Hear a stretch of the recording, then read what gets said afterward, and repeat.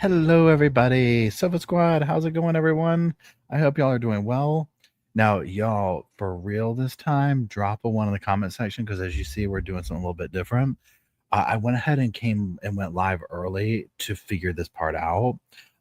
So let's start off with the basics.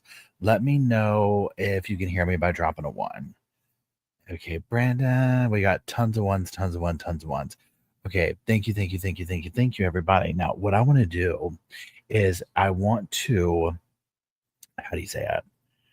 I'm trying to avoid this. So usually what happens is my voice is way louder than the thing playing, and so it's like jarring to people.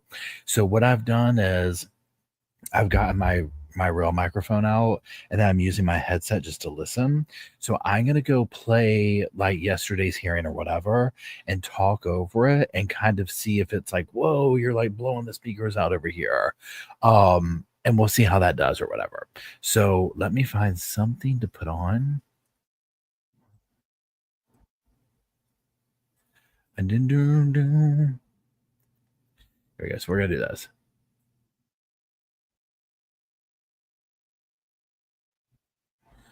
Okay, so we're going to share this tab instead. We're going to make it big. Now let me make sure that y'all can hear me. And then I'm going to say boom. And then, oh wait, I'm sorry, I do it wrong. Okay, so I'm just going to do it like this. Okay, so first of all, me talking right now, can y'all hear me clear? Does it sound weird or does it sound okay? Do I need to turn it up? Anything like that?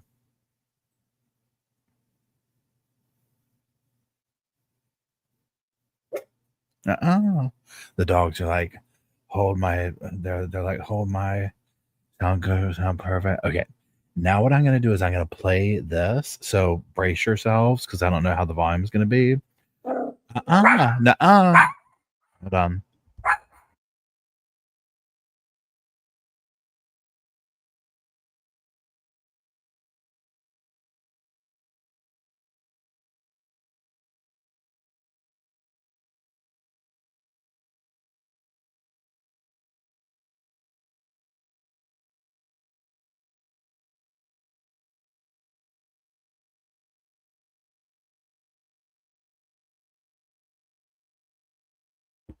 Okay, sorry. I had to mute Luke for a second. He's going to bark at them. Luke, honey, no. It's been a very barky day today. No, we don't need to do that. Okay, so let me go play this real quick. We're just going to work with the dogs. Okay. Over the bat. And then after a struggle over the bat, Tylee fell onto the ground. Drop a number one if you can hear. And Charles lifted up the bat to hit Tylee with the bat. The evidence will show you that I drove the children away from the residence towards JJ's school.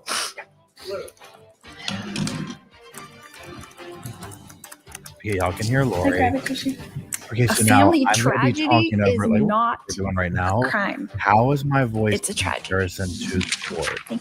To the TV or whatever you want to Counselor called mom getting emotional delivering her opening statement. We're talking about how Lori did on like day where are we one. at with it? Plus, a body language breakdown. What can it tell us? Now you're Our expert lower than weighs Vallow. in. Perfect. Plus, the deadly Sounds stabbing great. of a teenager at a Sounds track great. meet, grabbing the nation's Okay, attention. now what I'm going to do is Well, I'm this going to morning, mute a warning myself and from tell you if it police after changes. fake Muting now. information is deliberately being spread online. Plus, hope for the future. Convicted killers Eric and Lau Menendez speaking out ahead of their big hearing on Friday. It's all coming up next for you right here on Opening Statements.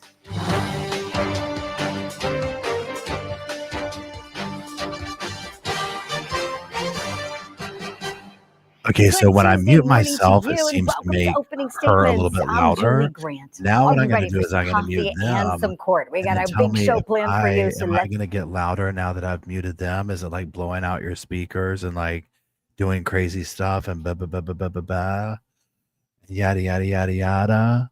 And dun dun dun dun dun dun dun dun dun dun Dun, dun, dun, dun. Okay, I'm lower than the video. So I'll say this. For me, I want to be lower than the video because if I say something like, and I'm just to say this, like, I'm more concerned about what they say. So I assume that's how everybody else is. You know what I'm saying? So I would rather be a little bit lower so it doesn't like throw y'all off and scare you if you're listening to it. And then all of a sudden I'm like, WrestleMania. Da, da, da, da, da. Hey Mark, how's it going? So we'll do that. Give me WrestleMania for y'all. Should we open up with? Should we do WrestleMania real quick? We should before it gets started. You know what? Let's do a quick WrestleMania. I think we need WrestleMania. So I was preparing the video for the main channel last night, and like Matt's like not paying attention, and all he hears is that when I did it super slow, it was like WrestleMania. He was like, "What are you watching?" I was like, "You don't want to know. You don't want to know." Okay, so hold on one second. Let's do this. I'm gonna come over here, and I'm gonna escape.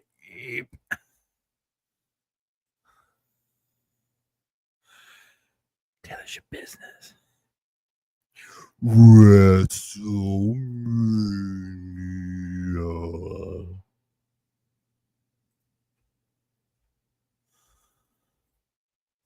WrestleMania. I'm gonna say that. That's gonna be my word for today.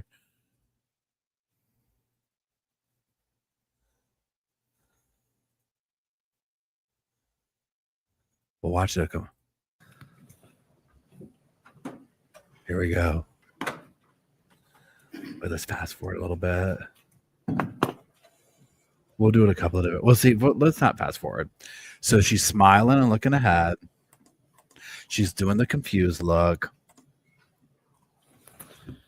All right. The court will call 24 CF 1048 State of Wisconsin versus Taylor Shabusiness appearances. Accordingly to the state. Court TV saying she did a good opening. Taylor Shabusiness is personally present. She is in custody with Attorney Curtis Jelka. All right. This matter is set for a preliminary hearing today. Mr. Jelka, what's the status? Your Honor, my understanding is we are proceeding. All right. Mr. Leach. Your Honor, I'm just checking. Okay, here he goes, y'all. Here he goes. So, but I'm also having connectivity problems here. I might need to run upstairs and see if she may be upstairs. Sure. And Judge, it sounds like just one witness. We're asking for. Thank you, Jackie. I appreciate it. Oh, here you go. Here we go. All right. It is one. Here you go. She's mad.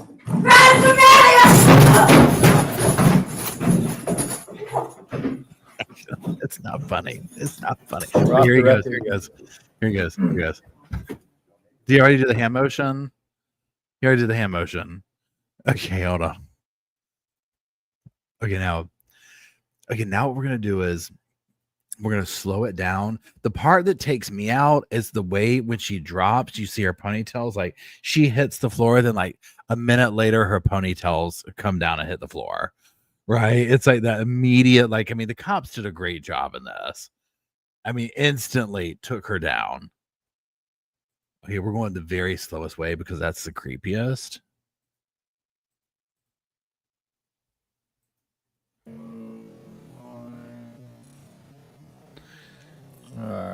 Okay, now watch. Look at, she sees the cameras and now she questions it. She's like, wait a minute. And then he turns.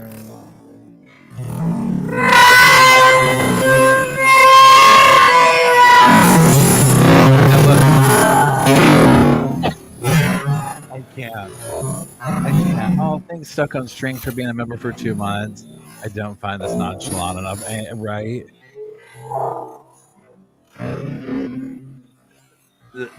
The attorney, whatever. Another Tuesday.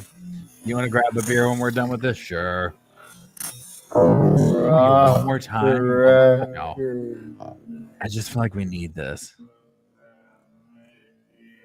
I like the way he talks. Like, see how he kind of talks sideways? All right. And she looks and she goes, wait a minute. They're making a mockery of me. Hold on now. You know what?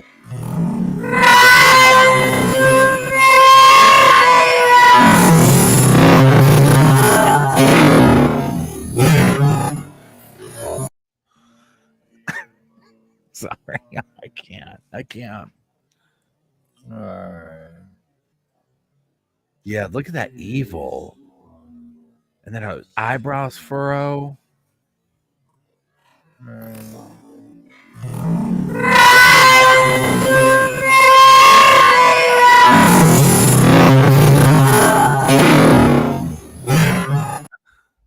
Okay. So I definitely, so I mean, 100%, I can't get WrestleMania out of my mind, but I think definitely like what she's really saying is why is the media here? Because when she looks over and she sees the media, she sees us looking at her, right? And she's like, and then maybe in her world, she's like, how do you say it? Thinking that he set her up. You know what I mean? Yeah, the lawyer's like, yeah, that Mortal Kombat. Remember that game if you played Mortal Kombat? That the way Nintendo games used to be. Cool. That's what she reminds me of in that. Yeah, the why is the media cool, and they take her out. But WrestleMania is more interesting. WrestleMania is more fun.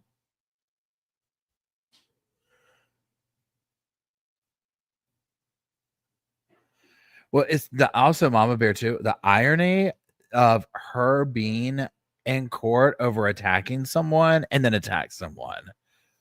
It's like, and yeah, so Matt brings up a good point. She had already seen the camera. I think she just wanted to show out. Hey, Sandy, how's it going? I think she just wanted to show out. Oh, wait, you know what? We do need WrestleMania.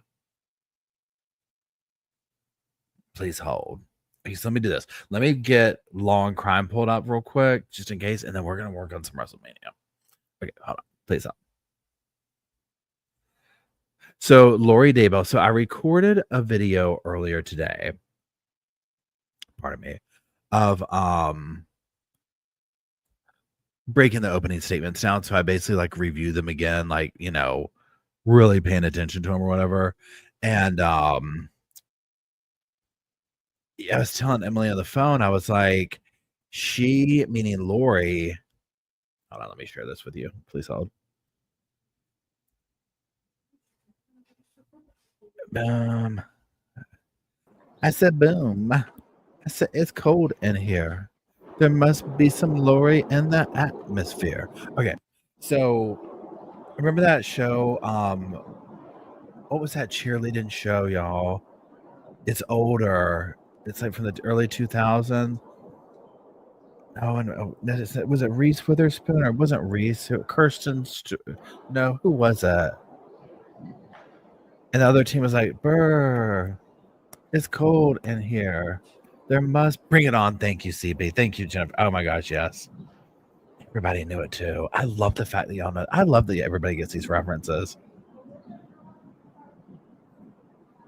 Oh, Bandit or Robin's Landon is doing the same thing to me. We got two. Well, two dogs. I don't know where the other one is. Where's Luke? Where's he? Hi. Oh, okay. All dogs are accounted for. Kirsten Dunst, thank you. Oh my God, Mac, that line, it's already been brought. That movie was so good, y'all. But yeah, that whole little tagline or that whole little thing they do, it's cold in here. I love that.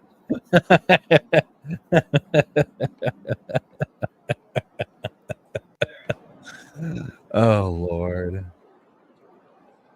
Okay, so let me go. So while we're waiting on this, we're just gonna talk. And hey Mary, hello fellow North Carolinian. What was I gonna say? Oh, I'm gonna go try and make a WrestleMania. And we also need a honey bun one. We need honey buns and we need WrestleMania. I mean, honestly, is there anything else to life? WrestleMania. I mean, I don't know how WrestleMania is now, but like 20 years ago, it really was addictive to watch. I'm addicted. Yeah. Okay. So I'm addicted on TikTok to watching Power Slap. I know that sounds crazy, but have y'all watched that? I said, "Brr, it's cold in here."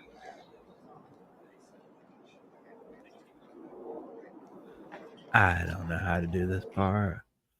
Okay, where are we gonna go? We'll do this. And then we're gonna come over here. Let me just check in with y'all real quick. Hey Tux, how's it going? Thanks for joining today, everybody. Welcome, Tux, to the sofa. I said, oh, let's see. Yeah, the crying in the opening statements, I was like, girl, no, it's way too late for that. So obvious. Okay. Let's see.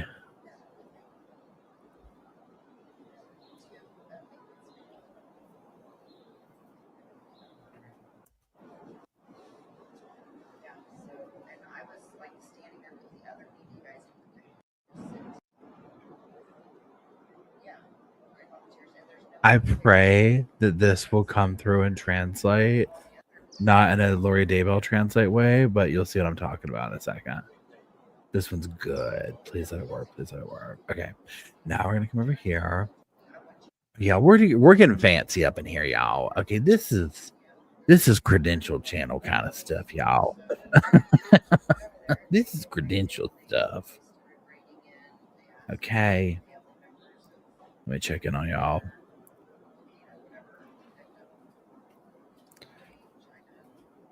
The evidence will show. I'm just over here. I'm just getting these emojis, trying to get them going. I said, "Brr, it's cold in here. There must be emojis in the atmosphere." I said, "Brr, it's cold in here."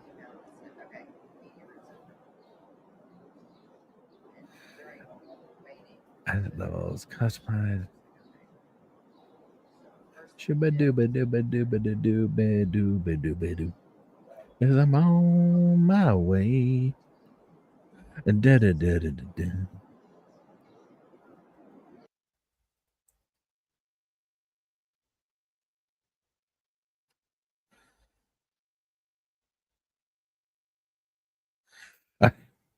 Please let this work.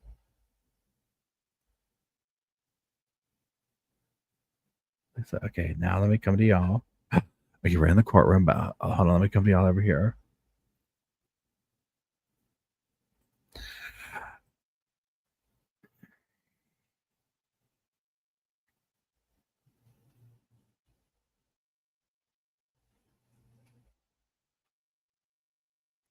Okay, y'all.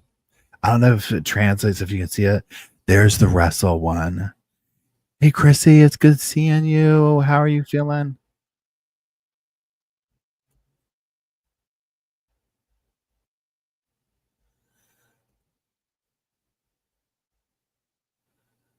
Now, if you're a member and you want to see it, I had to refresh the thing to make it show up. You see what I'm saying?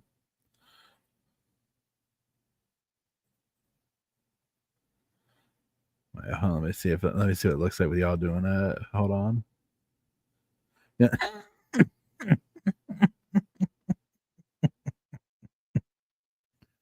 These will come in handy, like when we. So now we have. So also, so here's the thing, WrestleMania.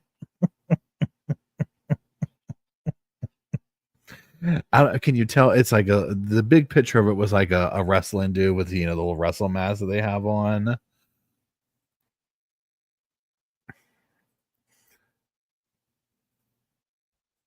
Okay, now hold on. What was I gonna say? Hold on. Where is this? Oh wait. So the chair here, that's for if we want to send her a zap. So if we're like, hand me the remote, we need to turn it up to a 10. Then there you go. WrestleMania is really just any moment that to me, like WrestleMania could be, we need to take her out, or hold on, Sandy says 825 Forest Road. Oh, where'd you watch it at, Sandy? I love good horror films.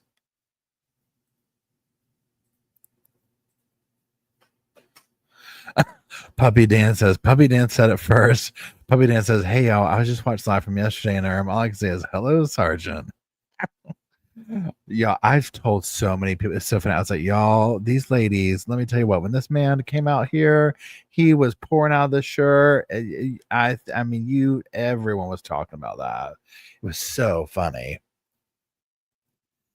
I bet you anything. I bet he's getting like, they're giving him a hard time, like at work or whatever, being like, dude, you got a fan club. The two cops did look like Charles. They had that vibe, right?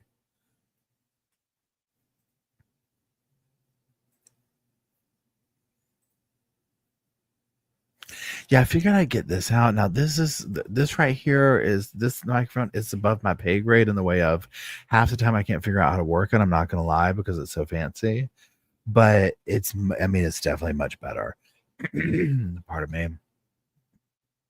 We might have to get rid of this thing because it is kind of annoying, but like this to me feels like it wants to fight. Where I'm like, what are you looking at? What you looking at? Dude, can y'all tell the difference when I put this right here? The Rock is cooking. Hey, Bookworm. Hey, Chrissy. Hold on. Chrissy says, still in the hospitals. Oh, no, Chrissy. We're sending good vibes and prayers. I hope you're going to be okay. Yeah, if you're a member and you can't see the WrestleMania thing, just refresh. Yeah, I apologize.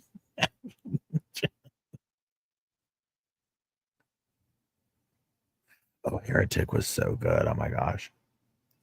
Sounds the same. Yeah. Isn't Lori going to get questioned by somebody? Like she made the questions up?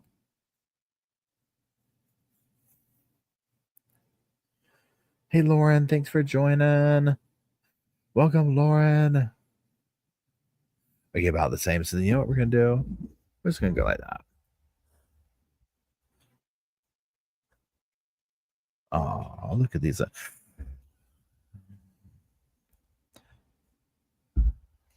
Yeah. All right, let's just go.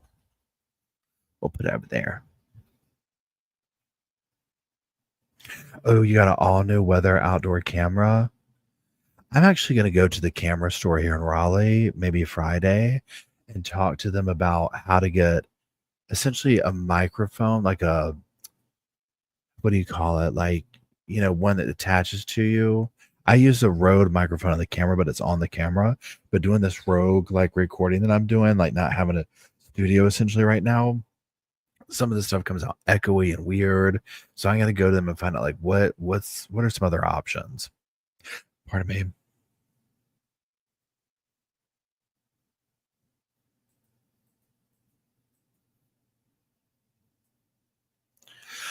If she took the stand, and now remind me, she's not taking the stand, right? Lori is not taking. Hold on, Culinary says court today starts with an immediate sidebar. Excuse juror number 4.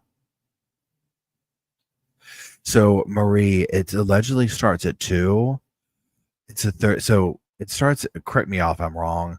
Doesn't it start at 1:30 their time, but or 1:30 our time, but it's 30 minutes behind, so it starts at 2. Is that how it works?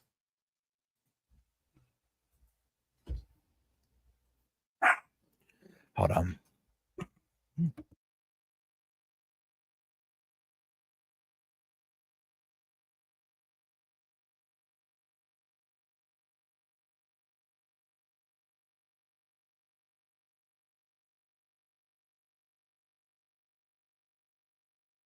Thank you, Stargazer. Lauren says I need to walk my dog. It's been unusually warm here. Oh, cool. No, you know what's funny? What's funny, Lauren, is it's unusually cold here today. It was like, hey, John, how's it going? Hey, Crazy Room. Crazy Room says juror number 4 is piecing out. John says it's 30 minutes late to start streaming. Excuse me. Hey, Lou. Happy thoughts. Hey, John Scott. How's it going? Courtney says, in Detroit, it's freezing. True Crime says, it's cold here too, snowing today. The only day. What? True Crime, where are you at? If you don't want to share, it's totally cool. Hey, Graceless Goblin. I like that name, Graceless Goblin. That's so cool.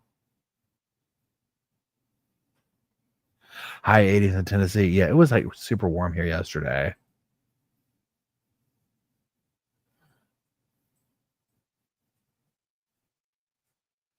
Dallas, Texas.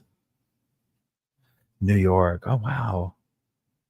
I got the heat on in DC. Yeah. It's cold here in Virginia. John, what part, if you don't mind me asking, you don't have to say, what part of Virginia are you in? Wait, where did you go? Is that John that said that? Hold on, where did it go?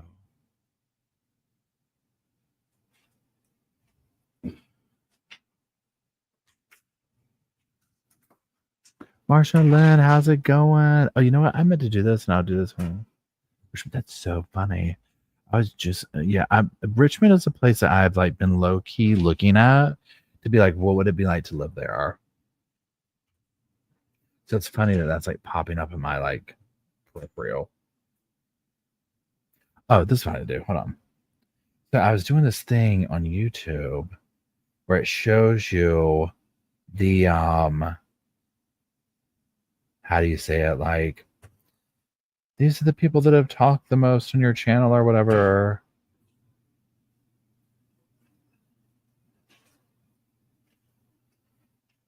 Okay. So community spotlight. We'll do this channel first. Okay, so featured this week. Now, I don't know what this means or how they pick this. Okay, so I'm just going to give shout outs to the first, well, only it's the top 5 here. Aaron Brock, shout out to you. If this is from the podcast channel. Ann Fisher, Tammy Kangas, Karen Chen, and Sleazy Moves. It's I guess y'all are the most active or whatever on that. Now let's go to the other channel, the main channel. Let's see who's over there. I said, a bada bing, bada boom. Shabadoo, shabadoo.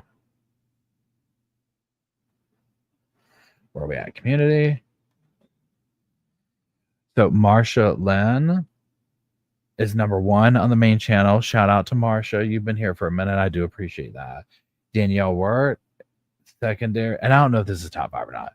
Leanne D'Angelo, Woman of Steel, and Rebecca Haley. Hey. I don't know if it shuffles y'all around or how it does it. Oh wait, hold on. What did Chrissy say? Hold on. I'm hitting the wrong thing. Okay. Wait, just want to say thank you. Oh, thank you, Chrissy. And yes, thank you everybody for showing love to Chrissy. She's not, well, I don't want to speak for you. But she's going through some stuff right now. And so we're definitely sending good vibes your way. I hope that all is well. I hope you get to go home soon. Anyway, John. Yeah, John, I might hit you up to ask you some questions about Virginia. Wait, hold on. Who else? Heather says, I'm in Virginia too. You had flurries this morning? See, it's like, I mean, it's cool here today, but not like that. You know what I'm saying? It's like 50s. Oh, thank you, Cindy, for being here for 6 months. That is amazing. I appreciate it. Originally from Norton, Virginia. Hey, Casey or Cassie. I hope you're doing well. Snowing in Cleveland, Ohio. Let's see what Nate Sam. I know it's like, what do you do when stuff like blossoms? You know what I'm saying? This early.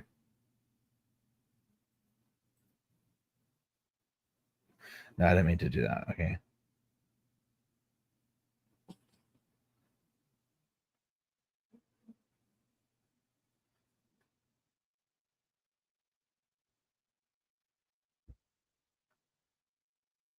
What was I doing? Oh, wait, here we go. Here we go, y'all. Judge is like, look.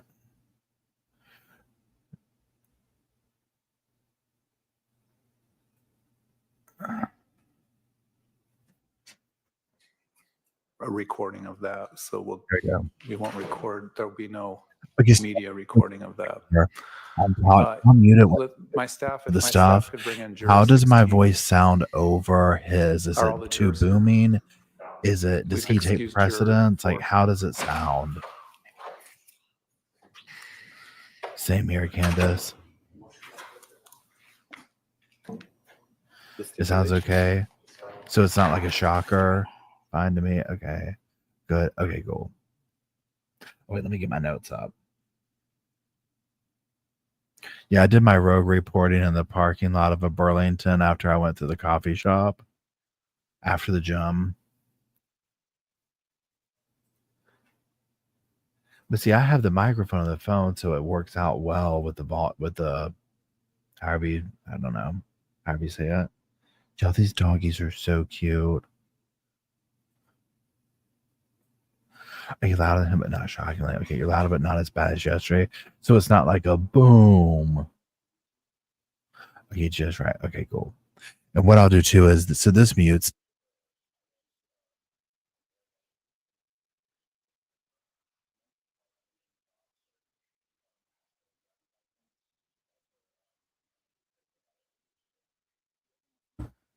Julia says that Lori slapped her thing down. It made a noise. You know what that deserves? You know what Lori's going to get for that kind of behavior? She's going to get a 1-2 takedown. She's going to get the old 1-2. Give her the old 1-2. Carla dropped it. You know what she's going to get for that? She's going to get that old 1-2.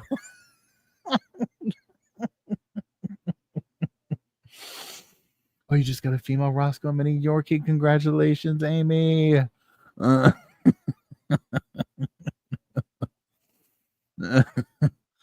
Lord, y'all. Oh, Lord. We haven't even started. No, we haven't even started. Yeah, she slapped her little post-it notes down. They kicked that belt up to about a 10. And then gave her the old 1-2. We can tell the story with the emojis.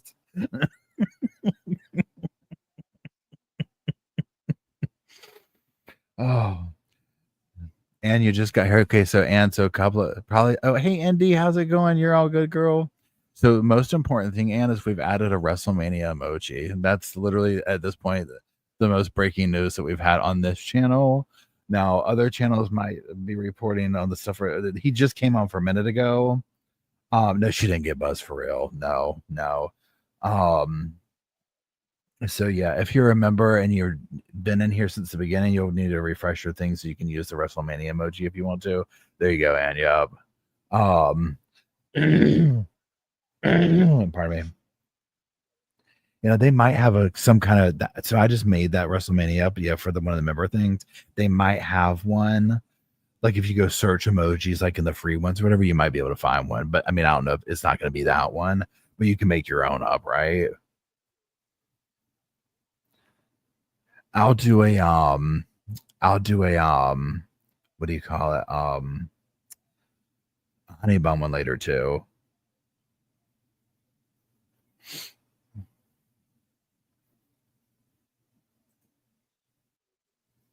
Veronica says I had to explain show business to my boyfriend last night after I was listening to WrestleMania.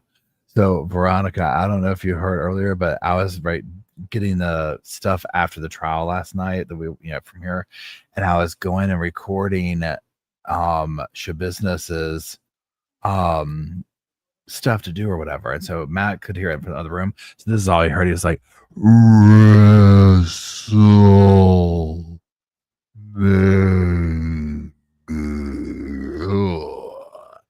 He's like, what in the hey diddle diddle are you watching? It sounds demonic, and honestly, it is. But then too, it's like, yeah, like how do you? It's like some of the stuff when you're like, explain. No. When you hold on. No. We don't do all that. When you try and explain this to people, it's like, how do you explain it?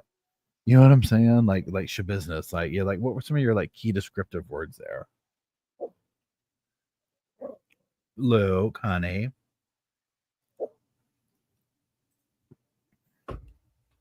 Today's been a very rough day for Luke. We had to record a video, which is very traumatizing. They actually made an appearance in it, but they were being bribed with treats the entire time. We were in Virginia Beach oceanfront. That's amazing. Katie Cat, welcome to the squad. Thank you. Indy, I hope everything's going well your way today. Is it super cold where you're at, Indy?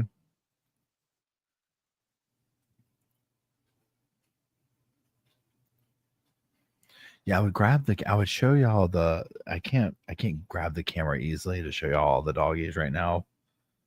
Jake's right next to me and Luke's in my lap, and then Bo's over there.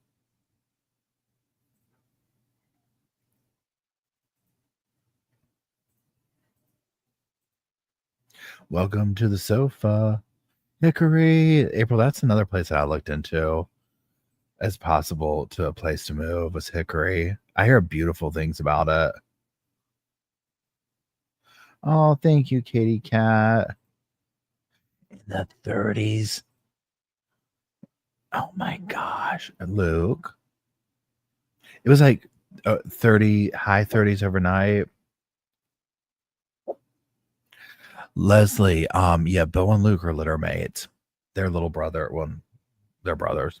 I mean, they're still little, but you know what I'm saying. They have a new groomer Saturday, so it's gonna be, you know, kind of treacherous for them, I imagine. Little Luke, or what's his name? What is your name? Luke. My gosh, little Luke doesn't know what he's in for. Yeah, so CrimeCon, I will be at CrimeCon. Emily's going to be at CrimeCon. Lots of Sofa Squad people will be there. And what we're going to do at CrimeCon is I'm not going to have a booth there, but what we'll do is we'll have an official meet and greet evening, and I'll find a place when I get to the hotel and announce it like the first day. And then I'll also find a place that I'll be like, hey, every morning at blank, I'll be having coffee here for like, 30 minutes or whatever. It gets tricky because it's like, there's like events going on constantly basically that you don't want to compete with, I guess you could say. But I mean, not everybody goes to every event or whatever. So, but I figured doing the coffee thing in the morning times and then one meet and greet thing. And then obviously if you see, just come up and talk, you know what I mean? So yeah, Denver, Colorado.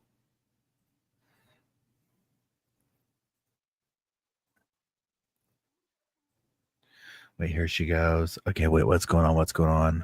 What? Walked into the house, proceeded forward, saw a patient on Here we the go, floor y'all. I'm going to on the mute. right, proceeded to the patient to start an assessment and evaluation.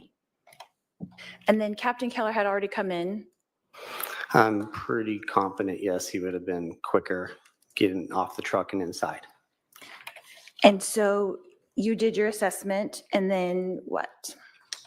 My assessment revealed that he was unresponsive, no pulse, no breathing, so I would have started CPR, started chest compressions. Did you do that with his shirt on? I would have lifted that out of the way so I could find the proper landmarks. So you had said that you saw that there was, let's see, 2 gunshot wounds. Is that correct? Yes. And then you saw that through the shirt? Or how did you assess that when you first entered? That's my question. Once I am doing CPR, I can see 2 bullet holes in the shirt. I can see that on the chest and on the abdomen. I can see the wounds as I'm looking at the chest and doing chest compressions. Okay. And then he had on what color shirt? I wouldn't have recalled other than, I guess, the video yesterday. I think it was a dark colored shirt I think we saw on the screen. And so you had talked yesterday about the blood being more blood on chest, not pooled around your knees, right? Is that correct? Correct. And so with the dark shirt, was it hard to see the blood?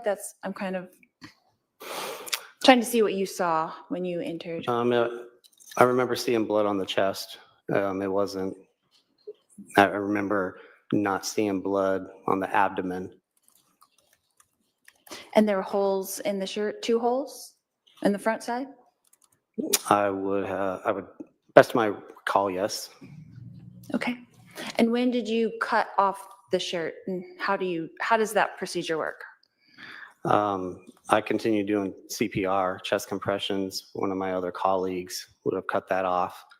And knowing that the shirt maybe is potentially evidence, that's why I said to her, don't cut through where the holes are.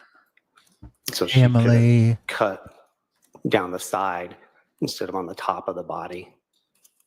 And do you use like a special scissors or something for that? Yeah, we have some trauma shears in our equipment. Okay. And who was that? Was that Phelps? That's funny. I believe that was firefighter Kaczynski. Wicked Okay. beekeeper. Gently, that's one I didn't have. Pretty today. So who all was sitting there with you that was on scene at that time? Firefighter Fife would have been there. Mhm. Firefighter Kaczynski, the 3 of us, kind of like we saw in the video or I get the picture yesterday. All 3 of us around the patient, while Captain Keller was standing back a little bit, like you saw in the picture. Okay. You said that you had been a CPR instructor for 12 years. Is that correct? Yes. Okay. And was that for the last 12 years or 12 years ago? Approximate dates 2004 to 2016, let's say. Okay. And so have you taught people who have never done CPR before? Have I taught those individuals? Yes. Right. And not just like people renewing their certification, but both? Correct. Okay. How many people would you say that you've taught that have never done CPR before? Never done CPR, and it's probably in the hundreds over that long of doing that. So you'd be familiar with how a first timer would react? Yeah, you try to forewarn them what to expect. Okay. So these first timers, they have to be taught the appropriate place to place their hands. Would that be fair? That is part of the course, yes. And so do you show them, or do you just tell them in class where to put their hands? It's a video-based system through American Heart. There's a curriculum that we would have been following. Okay. So if you could only tell them, like over the phone, that might be difficult for them to know the correct placement of their hands if they've never done it before. Yeah, I see where she's going with this. I guess it depends on the instructions that the dispatcher gave. Ultimately, if I was telling somebody over the phone, you want to put your hands on their chest, on the lower part of the chest. It's that kind of simple, so to speak. Okay. But without the video, if you were teaching a class and you didn't have the video, it might be difficult, right? For a bunch of first timers? Objection, speculation. Overruled. You can answer. Did me answer? Okay. Sorry. Can you repeat the question then? Yeah, so it might be difficult. If you didn't have the video, it might be difficult, for a bunch of first timers to know exactly what to do if you just had to tell them middle of the chest, lower chest. You could obviously show on a person, you could show on yourself. If you couldn't show them and you could only tell them, could it be difficult? I suppose it's possible depending on the person. Okay, that's fair. That's fair. So do you think that your CPR class would be fairly successful if you had no visuals? Objection, relevance, speculation. Next question. I got it, Your Honor. I got it, So Your Honor. if a person had never done it before and was just told how to do it, is it possible that they might not be acquainted with where to put their hands? It's possible. And it would also be possible that they might not do it properly. That could be possible too. And right now, when you're teaching CPR, and I didn't say you are teaching right now, but if you're teaching a class, are they just doing percussions now? There's no breathing in the mouth. Is that correct? It's going to depend on the level of the class. As far as the lay rescuer, people that have never done it before that just want to have the training, it's evolved and we're teaching compression only. That is a form of CPR now also, just doing chest compressions. And how long do you teach to do that for? How long of a period before you take a rest or? Well, it varies depending on if patient is an adult or a child. There are different guidelines that American Heart offers. So in those courses, they're getting to learn information for adults and children and infants also. Correct, right. So for an adult, how long, like 30, 100, 150? It's been a while, so just wondering. With an adult, they're also taught they need to call for help right away also. So that's a factor. Are they alone? Is somebody else able to call? Y'all get that? He called her out. Put the phone on speaker, start, while talking to 911. And then they would just keep going until help arrives. So there's no timing, like you take a 10-second break, you just do compressions? Not for that type of level of CPR, there wasn't. Okay. So it's helpful if you had someone there that you could take turns, like I'll do 100 and then you do 100, because it's kind of exhausting, right? Objection, compound question, relevance. I'll sustain it as the compound question. You can re-ask the question ask it in a different way. Go ahead. So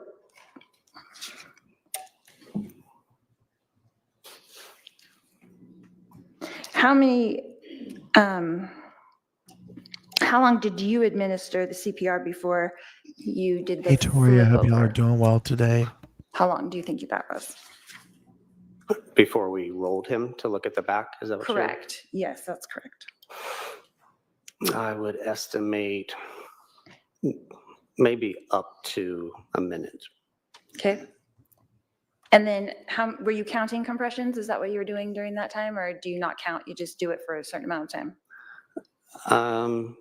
I don't recall if I was counting. I mean, I was doing the chest compressions while waiting for the rest of the team to arrive and for us to continue assessing, see if we're going to continue to work the patient and utilize more equipment.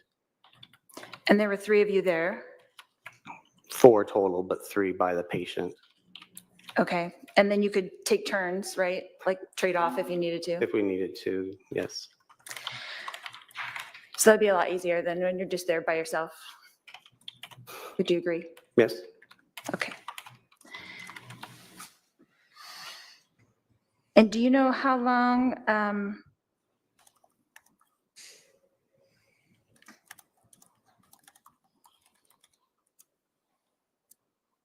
after the rolling over you started doing compressions again? Is that correct? Yes. That's what I had. Yes, I believe so. And how long did you do that for? I would estimate maybe upwards of another minute. So maybe 2 minutes total? During that sequence, yes. And was there another sequence? At some point, we would have stopped doing chest compressions so we could evaluate the heart rhythm. That's on the heart monitor. With the heart monitor? And you can't be doing compressions to evaluate that. Okay. And then you didn't continue compressions after the heart monitor at all? From what I recall, I resumed again in brief discussion as far as what direction we were going to go. And what were the results of the heart monitor? There was no electrical activity. And how long was the heart monitor applied compared to when you started the first compressions? I'm not sure if I understand the question. Maybe you can reword it or. Sure. How far into your treatment, I should say, did you guys stop and do the heart monitor? I would estimate that the monitor probably was on within 2 minutes of making patient contact. Okay. And how long does that take? To do what? To put it on? Well, yeah, to I've put it on, get a rejected this. reading, and decide what you're going to do next.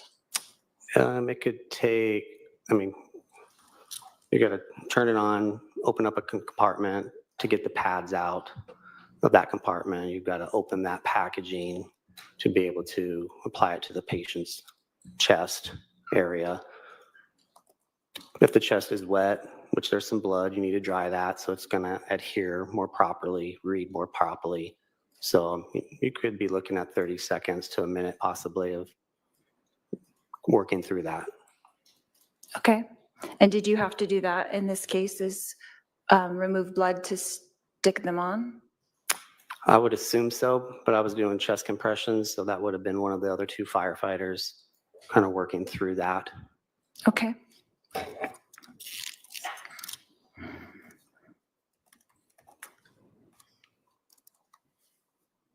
So I understand correctly, you said when you rolled him over, did you cut the shirt in the back also to see the exit wounds? Is that? No, we only had to cut the shirt one time. That was when he was still laying on his back. You cut it down the side and that opens it up to where then you can remove it from the body, pull it off. So you did pull it off completely at some point? More than likely, I would say yes. That's typically what we would do. Okay. But you don't remember if you did that in this case?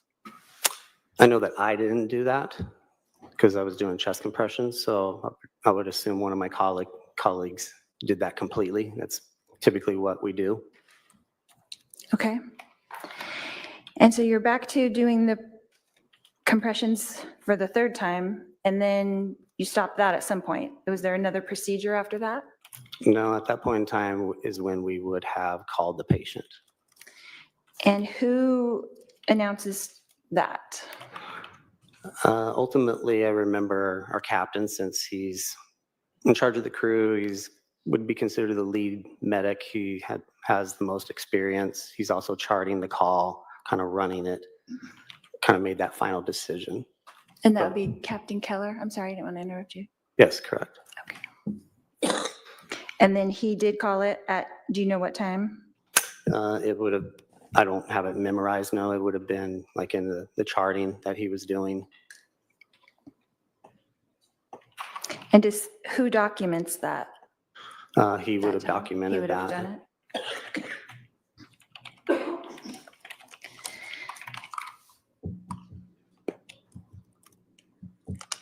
In preparation for your testimony here today, did you review the 911 call at all?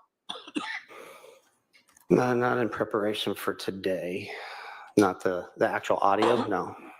No. No, not today, not for this. What did you review for today? I was able to look at the incident times were dispatched by Phoenix Fire Department.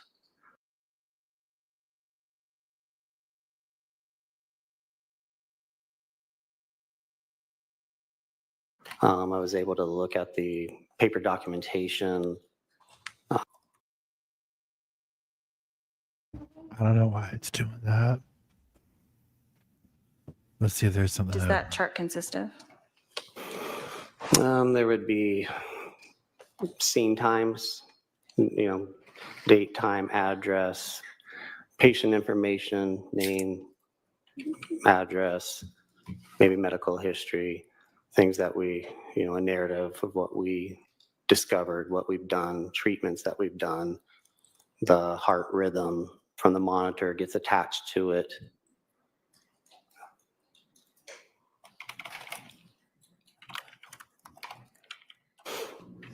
So that would all be in Captain Keller's report? Correct. And you did take a look at that in preparation for today? Yes.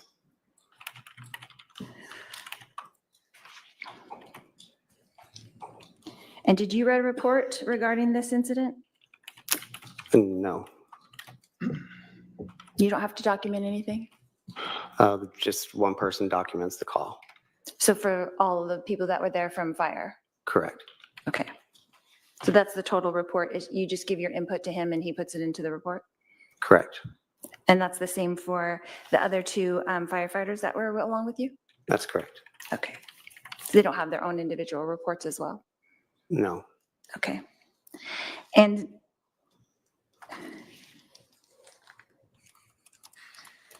what time were you dismissed from the scene? I mean, She just doesn't we want to go back to probably jail. Only remained an She's additional she doesn't want to go 5 back to to the 10 thing. That's minutes. literally what I've The deduced from chart would this. have that time. I don't She's just necessarily have it from talking. memory. She's like, what kind of So how movies do long you were like? you at the scene total? Like, If I had to estimate without looking at it, I would say approximately 20, 25 minutes. okay. And then you were like the driver of the truck, right? Was that your responsibility? So you Correct. drove in and then did you drive out Yeah, I as mean, well? this would be much more fun Okay. than going back to the So if you guys to the arrived unit or around the cell. 8:41 You know what I mean? or It's like, something like yeah, let's that, just sit here and then talk. you left around 25 minutes later? Would that be accurate? I guess when I was giving that estimate of like the 2025, I was even including like our dispatch time from the time we're dispatched driving to the scene. So if you're wanting to know actual on scene time, it might be closer instead of the 20 to 25, it might be more of a closer to 20 solid. Like 20 minutes? Yeah. Okay. And is that typical for a call? It can vary depending on the calls. Okay. So what other things did you do in that 20 minutes besides administer to the patient?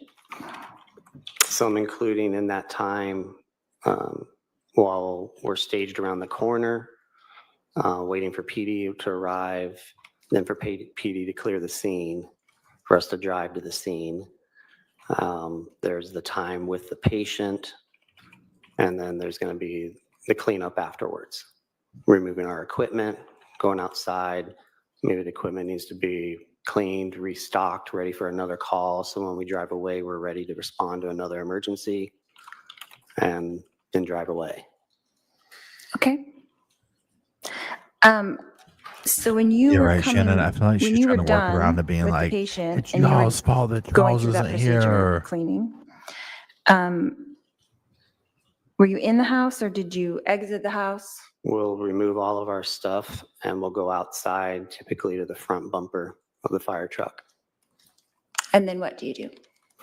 We have cleaning chemicals on the truck that we could get out to, clean our equipment up to reuse it. We've got cabinet with restock to be able to restock anything that might need to be. So we'll take care of those things to be ready to respond to another call.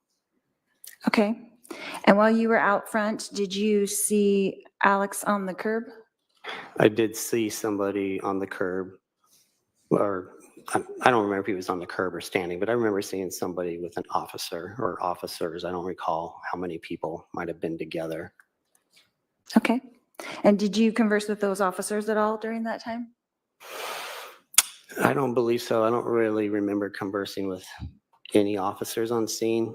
That would have been more Captain Keller, charting, documenting, kind of getting information from them. He would be able to answer that question. Okay. So did you,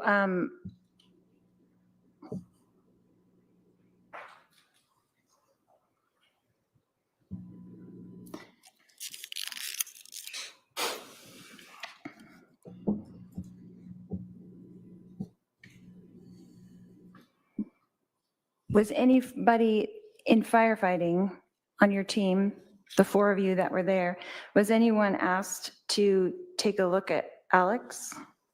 We were not.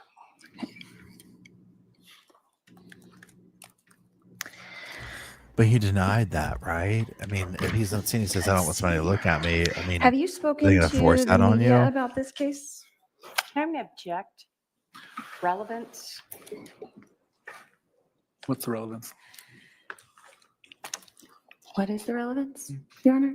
Yeah.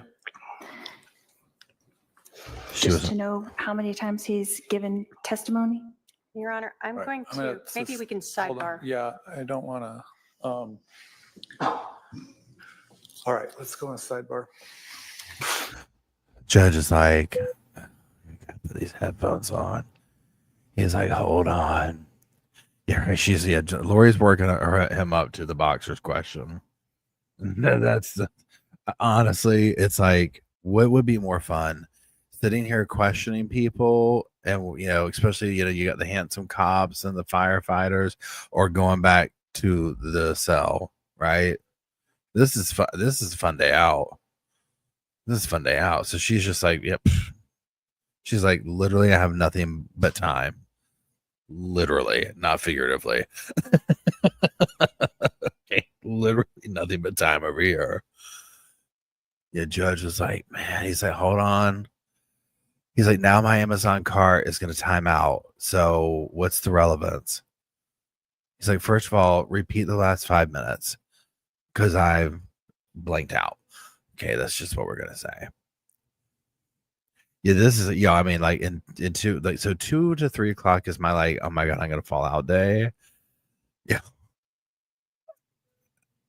I mean, I think the last note I took was like, let's see what the last thing I wrote for my video thing. I'm like, Alex makes it out like they could have told Alex wrong, and that's why it seems he didn't do it. The CPR thing. Now, I will say this, like some of like where she's trying to go, I can see, and I'm like, okay, cool, makes sense. It's like her trying to be like, this is how I interpreted it, where she's sitting here saying, oh, you're doing all this training over the phone or over the video or whatever, we could have basically been doing it wrong. And that's why, it looks like he didn't get CPR. And I'm like, okay, valid point. Like, I'm kind of surprised. That's pretty good there, Lori. You know what I mean? Like, but to me now what she's doing is dragging it out so much. It's almost like if she had done a couple, and again, if she's not a lawyer, right? She's a beautician. If she had just done a couple of things and then been like, bam, done, it would be way more powerful. Now, also, yeah, and I hope I'm saying her name right. Wickedrose, or Wikidrose, or I hope I'm saying that right. But they asked Alex 3 times. He said he didn't need anything. Thanks. Yeah, that's the thing where she's going in on this whole thing about checking Alex out and like EMTs, and I'm like, he didn't want to get checked out because he's not dumb. He probably let me recant that. Alex didn't want to get checked out because they caused the wound. Someone did besides Charles Vallow did that wound, right? They didn't want to get checked out because it would add up and being like, this is a joke. But just like they established yesterday, man's talking about getting hit upside the head with a baseball bat. He's walking out with sunglasses on, giggling. I mean, and another thing so earlier today, I recorded the video where I kind of like watched the whole opening statements and broke them down. And when Lori gets to that part about talking about like, oh, and then Charles got up and he was going to like to attack Tylee or whatever. If you remember back to Tylee's, and correct me if I'm wrong here, Tylee's interview compared to the story that Alex and Lori, especially what Lori presented in opening statements of the interaction that went on with the baseball bat and the argument and stuff like that. Tylee's version is way more tamed down. Lori makes it sound like more of a violent, like Charles grabbed the bat to come after Tylee, and I'm like, I don't think Charles did that, and I don't think Tylee made it out like he did that in the way that Lori did. My interpretation, again, correct me if I'm wrong, is Lori or Tylee's talking about, I kind of poked him with the bat and he grabbed the bat. I could see that happening, like, grabbing the bat, which would be a natural reflex if your kid. I mean, I know that that's not his, like, I get that part, but nonetheless, it's like stepdaughter, grabbing the bat from her. But for him to like kick it back and be like, I'm coming after you, I don't believe that at all. Was I there? No. I said this too, where I was like, if you look at the vibe that Lori gives off compared to, and again, I don't personally know the family members, but you talk about like Kay, Larry, Kresha, Colby.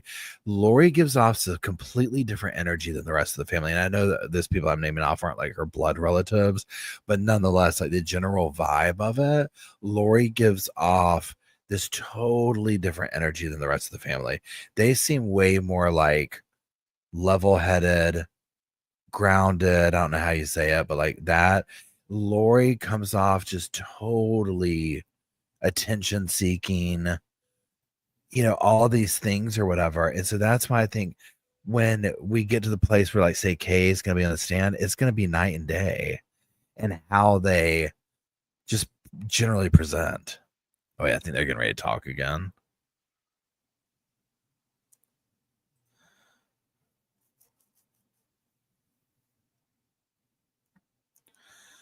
Yeah, this dude's like, I just want to go home.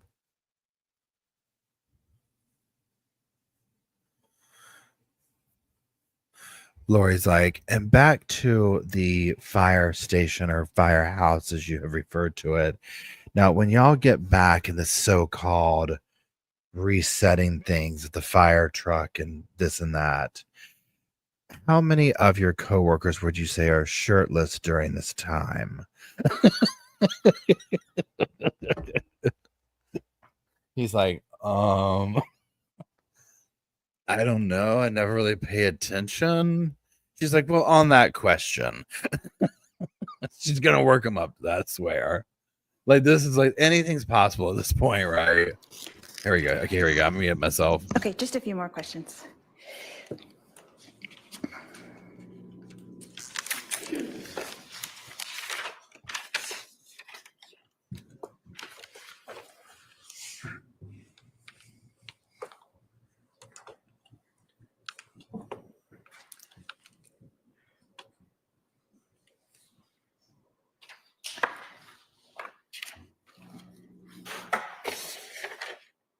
Mr. Cowden,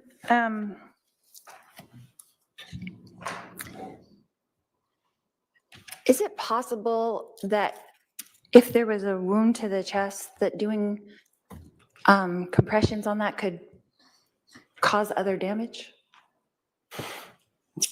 I suppose it's possible, but ultimately it doesn't matter. If the heart isn't beating, it's what you got to do. It's the appropriate treatment. So would a common person who doesn't know how to do CPR maybe hesitate about pushing on a bullet wound? Objection, speculation. Sustain. But you wouldn't.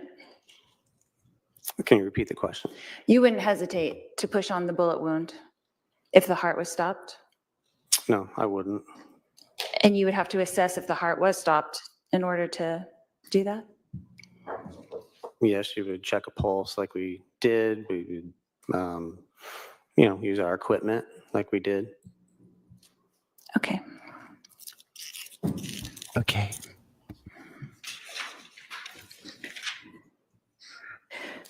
So the two wounds that you saw when you first got there, one was in the chest and one was where?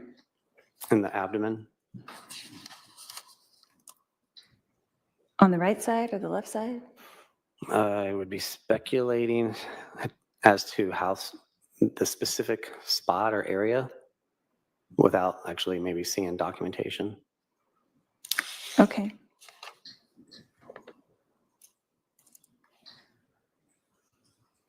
And can you tell me about I think there's a word for it, but I'm sorry, I can't remember what it was. The crunch. When doing the chest compressions? Correct. I don't know if there was necessarily a certain word that I used, but you feel the sternum crack. I compare it to, like I said before, cracking your knuckles. And how much pressure would you have to apply to get the crack? That could vary, like depending on who you're doing CPR on. Like on an adult male? I mean, it could still vary depending on, the strength of the person doing CPR also. It could vary depending on the size of that adult male also. So I've never seen like any science that might say you got to deliver this much pounds of force or anything. Right, So, like 400 pounds of pressure or something? Yeah, I don't know. Right. Okay. You're just going to push there isn't- hard. Hold on. Sorry. Sorry. Can't have you talk over one another. So he's finished his answer. Go ahead and answer your next question. So there's no determined amount of pressure, correct? Just hard and fast. When it comes to people doing CPR, for us, we're working as a team. We have equipment that can tell us if we're pushing hard enough. For a person without that equipment, just hard and fast. Okay, that's fair. And then they don't always get the crack, right? It's not always going to happen. If they're doing it forcefully enough, they would. So if they didn't do it forcefully enough, it wouldn't. That is possible, yes. But then when you come in, the professionals, and you apply the correct amount of force, then you would. She's loving the hard and fast conversation. Oh, yes. And is that circle possible back that around to happened in this that case? numerous times. It is possible. Okay, no more We're not questions. moving. Oh, thank you. All There right, is. redirect. Thank you, Lord. Please no. Please no. Please no.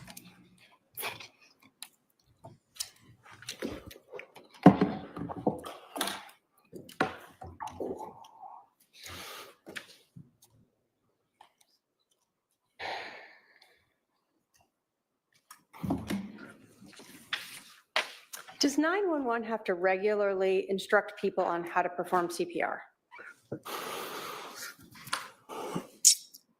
I don't know if I can answer that since I don't, do that since I'm not 911. Have you regularly heard while listening to a radio 911 instructing people on how to do CPR? We have had PTI information when we're responding to a call that will tell us that they are either performing CPR or being instructed to.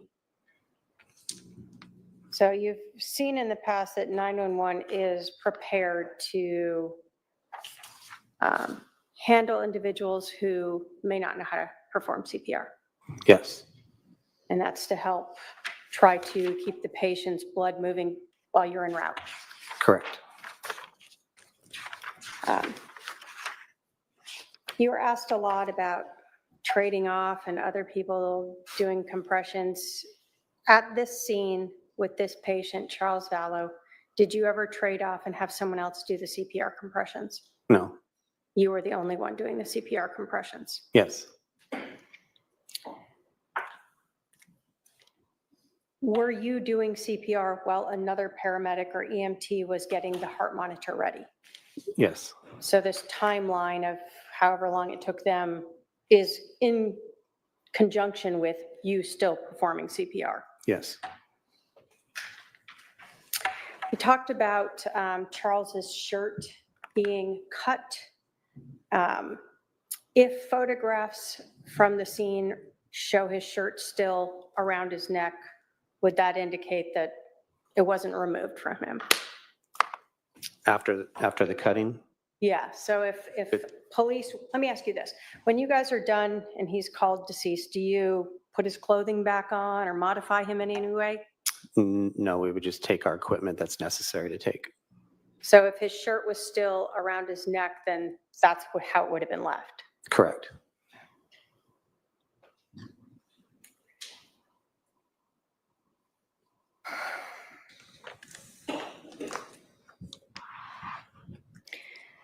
You were asked about whether or not you should perform CPR on a person who has a gunshot wound. Is there any reason why a person with a gunshot wound would not need to have blood circulating through their body to bring oxygen versus some other type of injury? No. Is the whole point of CPR to make sure that blood is circulating to get oxygen to their brain Yes. so that they don't go brain dead? Yes. And you said that ultimately it wouldn't matter if you cause more injuries because if they're brain dead, who cares, right? Correct.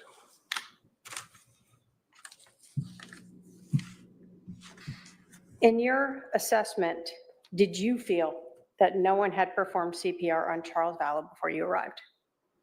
I had felt that, and I do know in my testimony to Chandler PD, I had stated that, or it's probably in my testimony that it was not efficient or something to those lines. But I felt like, no, it had not.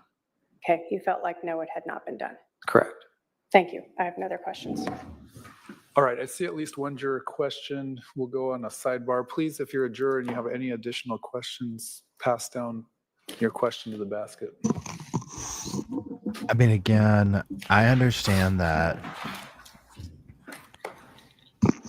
Yeah, so Ben asked a good question. Ben's a serious question. I'm in New York City. We have firefighters and EMTs. Are they one and the same in this area? So, and if somebody's from this area, could y'all let us know? Because I know it changes from different area to different area. I know where we're at, depending on like this area, or whatever, the more rural it gets, they will kind of act as the same in certain situations. And so like fire will show up to things, and then I guess almost like it depends on what the scenario is, where you're going to get fire or EMTs or fire EMT or whatever.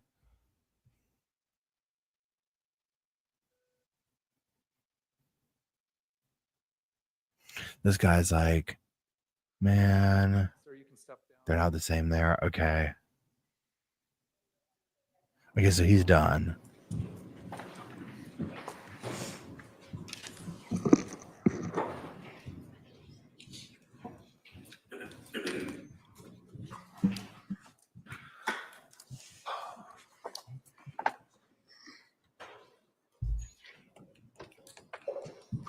Yeah. Boom Shakalaka says, but juror question, can I go home?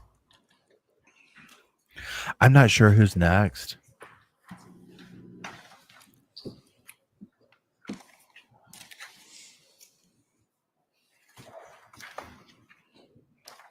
Yeah, I know where we're at here. I mean, granted, it's different than Arizona, but fire gets here first. And then depending on what it is, they might be what it is. I mean, what are we doing here? State calls Ken Keller. All right, so you're going to come on up here. Judge is like, I'm going to stand right here and be sworn in.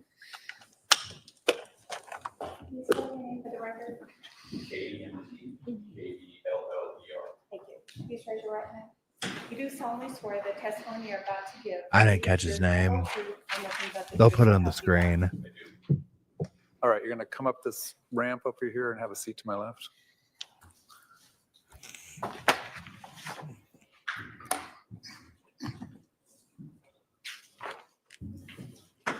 Stuck on strings. That's kind of like what it's like where I'm not here in Raleigh, but where I lived before. Sir, would you please introduce yourself to the jury? Here you go.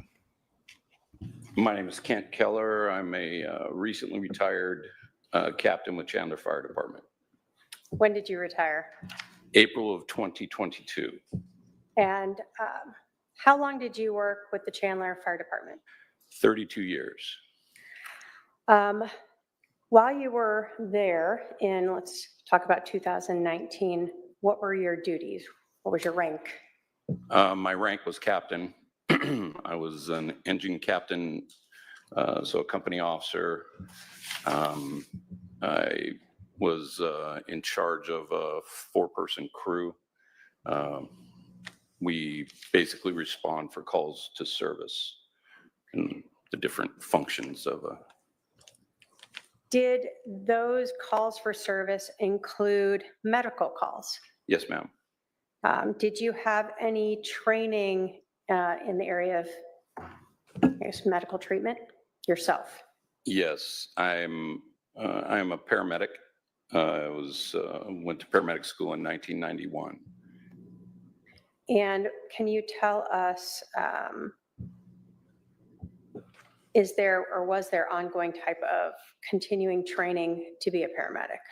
Yes, yes, ma'am. There is continuing education throughout the year.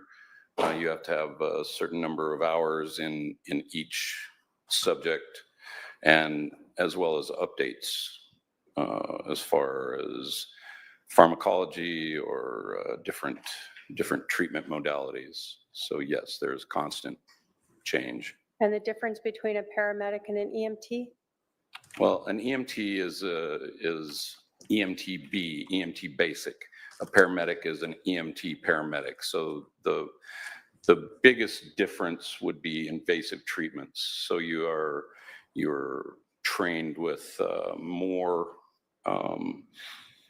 more ability to provide care, cardiology and pharmacology. When fire gets a call of a person who is shot, what is sort of the normal response? What does fire do when they are coming to a scene and they know a person has been shot? Well, what they normally would do is you get the dispatch, you look on a map, you route yourself in, and then you would determine a safe place to stage while the scene is secured by PD. Okay. And then how do you learn that the scene is secure? In Chandler, anyway, we have interagency communication. So you're on the radio both with Phoenix Dispatch and Chandler PD, direct car to car or to Chandler PD Dispatch. So you're actually then told by Chandler Police that it's secure and you can come in? Yes, ma'am. They will give you a scene safe or code 4 and cop talk. When you arrive on scene as the captain, what is your role when you get there? My role is scene safety, primary scene safety. That's rule number 1 in everything that we do. And in other words, as I arrive on scene, I'm going to make sure with PD that there are no more threats for our crew and get direction to where we need to do treatment. When you have this team of 4, how do you determine who does what? Well, I mean, that's an individual crew training, and some crews might have specific jobs. Ours is more of a fill and flow. As you come to, I guess I should say, one person is charting, one person is going to be the paramedic in charge of the call. So he's running the call. His job is bigger picture. And then that'll leave 3 people for hands-on treatment until a 2-person rescue would arrive, an ambulance would arrive to help, if that were the case.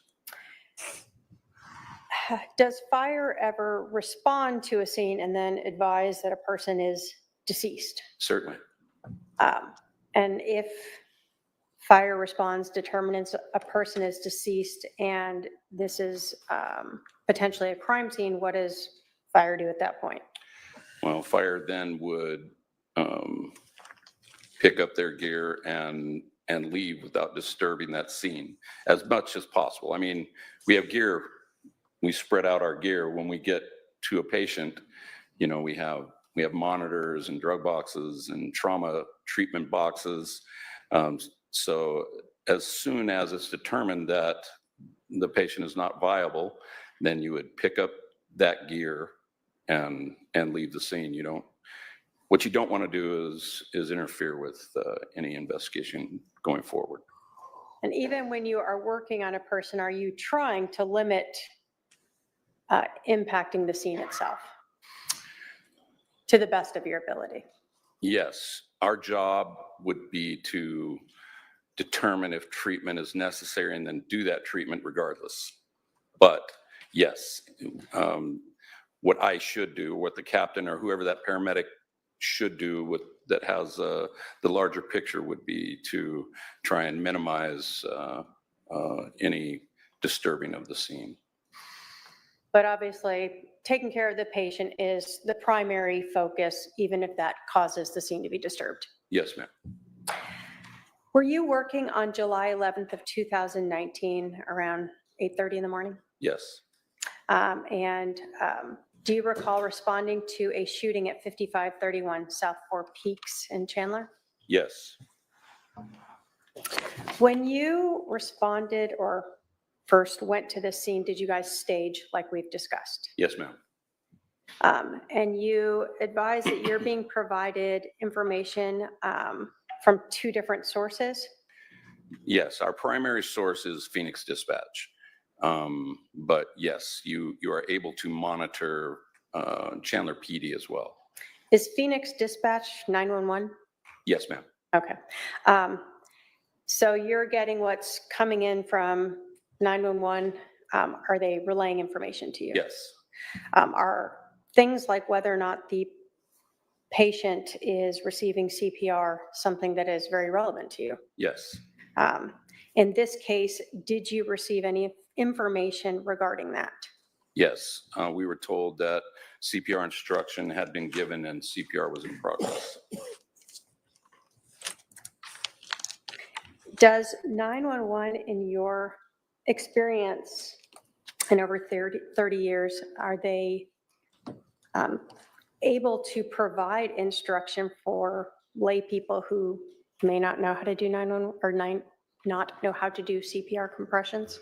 Yes, they are actually certified to do that. They train and are certified to give that instruction over the phone. So even though it's only verbal, they've been trained to how to present that to a person over the phone. Yes. So you are advised that CPR instructions have been given and that CPR is that compressions are being given? Yes. Been a little while, but yes, I believe that I was told. I do know that instruction. I do remember specifically hearing that CPR in progress. I believe I remember. I would have to, but definitely the CPR instructions had been given. Does knowing that a person has been receiving CPR impact the way you view a patient when you enter a scene? Yes. How? Well, because it would make the patient more viable.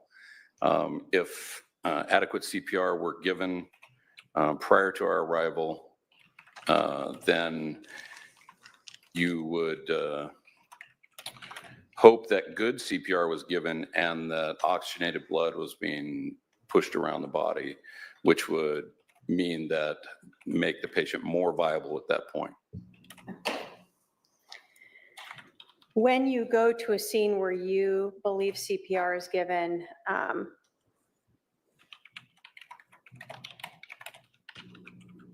such as this one,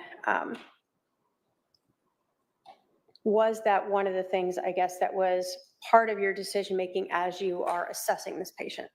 Yes. Can you talk to us about when you entered this residence, what do you recall? When I entered the residence, I recall thinking that the house seemed empty, like it was either being moved into or moved out of. So there was no furniture or anything. We had a clear path to where the patient was. And I remember thinking that there's very little in this room other than the patient. Okay. Did you notice at any point some items around the patient? The only thing I remember being around the patient was a baseball bat and a ball cap. And do you recall at this point where those items were in relation to him? Yes, I believe the baseball bat would have been on the patient's right and the ball cap above him somewhere in the room. I think the baseball bat was against the wall on his right. Do you recall ever seeing a bullet near the victim? Once we started assessing, I did see a bullet, a spent round on the floor. So that's sort of a little bit into you're in Yes, the scene. Yes. Wasn't something you initially recognized? No, no. While you're in there, was there any officers in the room with you or inside the house? There was at least one officer still clearing the house, I believe, or at least going through the house. I only recall for sure one officer being interior. Can you describe for us how the patient, how Charles was laying when you first observed him? Yes, ma'am. He was laying supine. He was laying on his back. As we entered, his head was towards us, so geographically, I think north.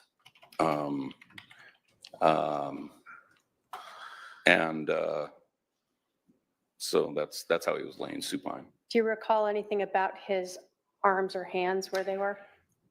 I don't. To his sides, I don't recall, honestly. Did you observe any injuries to Charles, this patient?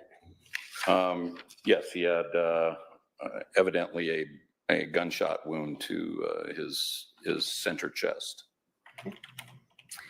Hole in the shirt and a small amount of blood. Did you recall or notice anything about where the blood was pooling from that shot to the chest? At that time, I did not, because we have to expose the patient, and the so he's a big guy, so he had a small amount of blood above his sternum. I'm showing you Exhibit 3 that's previously been admitted. Does that look like? If it adjusts a little bit, but Okay. you can attempt. Yes, ma'am. Go ahead. Are you able to see that there? Yes. Kind of. Does this look like the patient that you were working on? Yes. And in this, do you see the blood pooling in Exhibit 3 there? Yes. Is that sort of what you were talking about? Yes. Here in around the collarbone. So there's a divot here. That Would you describe this patient as a fit man? he seemed to be, yes.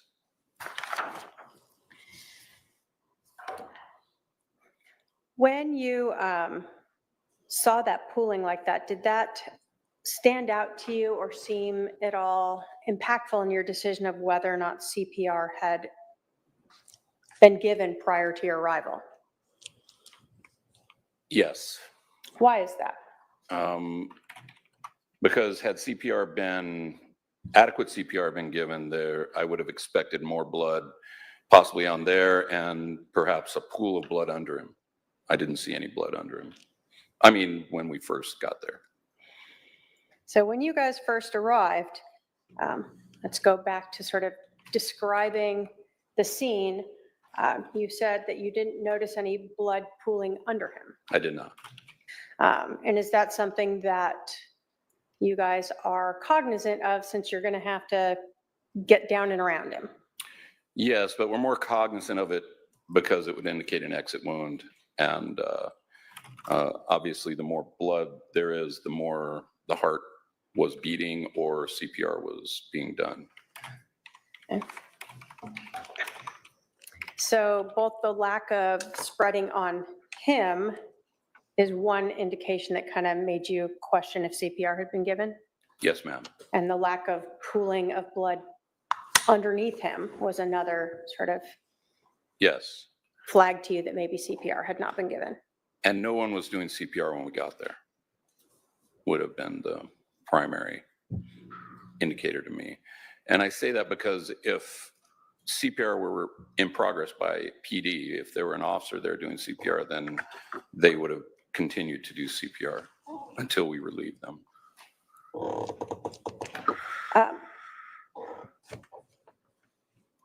If a person is shot and deceased and you start giving them compressions, can you still push blood out of those wounds? Yes, ma'am.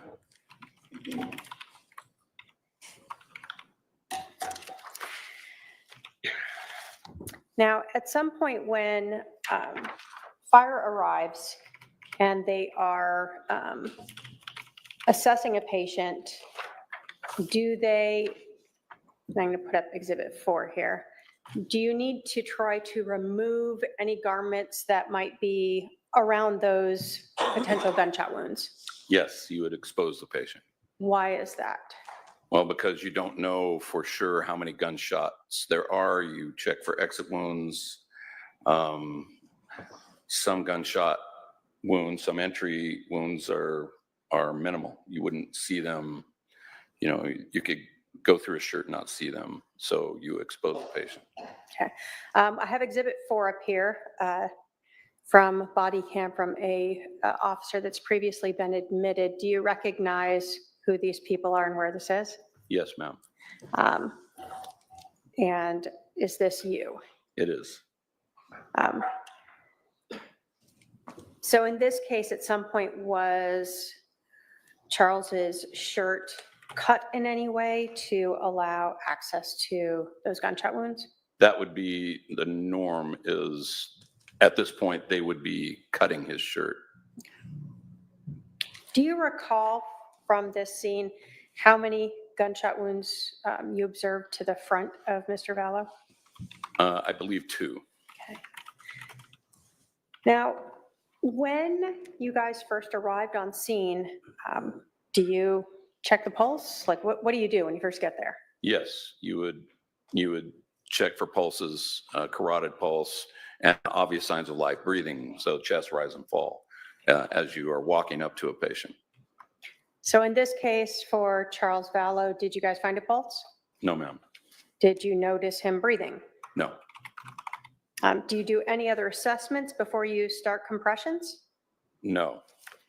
So if he's not breathing and you don't see that he has a pulse, why begin CPR? Why start compressions? Because you don't know how long he has not been breathing or not had a pulse. Okay. He could have just stopped those things moments before we got there, which would make him a viable candidate, or a viable patient rather.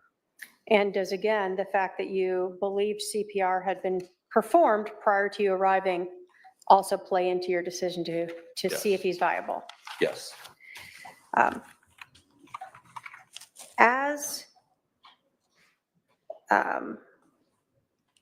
other officers are doing compressions, what are you doing there? So I am charting. So I am, in this particular case, I was running the call. So I'm going down a checklist, gathering information, getting, listening to what they're telling me, and having them, I'm directing them throughout the call. Okay. So at some point, are compressions stopped to assess the patient in other ways? Yes, after a heart monitor is on. Okay. And so are compressions able to be performed while someone else is getting the heart monitor ready? Yes, compressions continue throughout until you stop compressions to check for pulses. Okay. Do you ever want to check a patient who you see has gunshot wounds, such as Mr. Vallow here, to see if there's exit wounds? Yes, ma'am, immediately. So they would have cut his shirt, taken his shirt off, rolled him, checked for exit wounds, and then rolled him back and continued compressions. In this case, are you documenting your observations and others about what you observed when he was rolled? Yes. So when he's rolled, you're looking at his back? Back, right, from the back of the head to the back of the feet. Okay, so he's completely rolled over so that you can see his back. Did you notice anything about Mr. Vallow's back that may have indicated he'd been there for significantly longer than you originally thought? He did have lividity. So there was modeling, skin modeling and lividity. Once the shirt comes off, then you could see modeling on the skin, and lividity had begun to form. Can you tell us what modeling means? Modeling is sort of a patchy looking skin caused from hypoxia or not enough oxygen getting to the skin. I mean, you can have mottled skin for different reasons, but in this case, it would be from really bringing his this heart all Okay. And then there. you I said mean, in the lividity. state What is does that really mean? So bringing this lividity all is the out with pooling of this. blood. I mean, at And this that takes point, I longer, don't see how much the jury longer. would So, not see the blood will begin that to Charles had been laying there leave the dead tissues for a while and with no gravity drain CPR. to the lowest part of the body. It doesn't match the timeline. So when the blood isn't being circulated by either CPR or the heart, the blood just starts to pool there. Yes. Hey, Slow Morrison. Y'all, And so Slow you is the one who did noticed the that opening well when and he was closing rolled? song. Yes. Did you notice any exit wounds? I did notice at least one exit wound, yes. After you looked at his back, do you recall, I guess, when in this process you checked his heart monitor, when that was done? I do not. This all happens simultaneously. You ask what these different people are doing. They're doing all of those things simultaneously. So the patient is exposed, CPR has begun, and the evaluation, the rest of the evaluation is happening. So timeline, it's on the heart monitor, I'm sure, but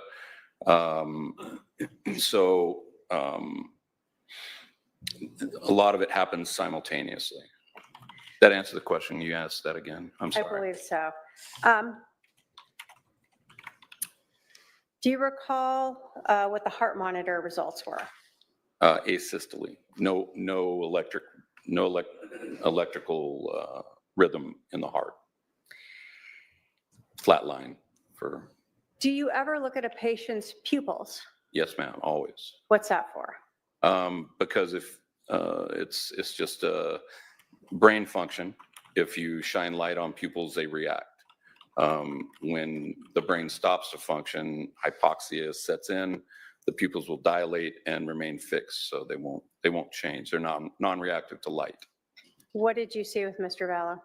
They were fixed and non-reactive. So we heard about the pooling of the blood on Mr. Vallow when you first arrived.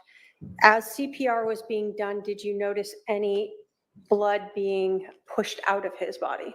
A little bit more. Again, he is on his back. Exit wound was in his back, but yes, we increased the amount of blood under the patient by doing CPR. When you first arrived, did you notice any active bleeding? No, ma'am. What's the relevance of no active bleeding? No heartbeat.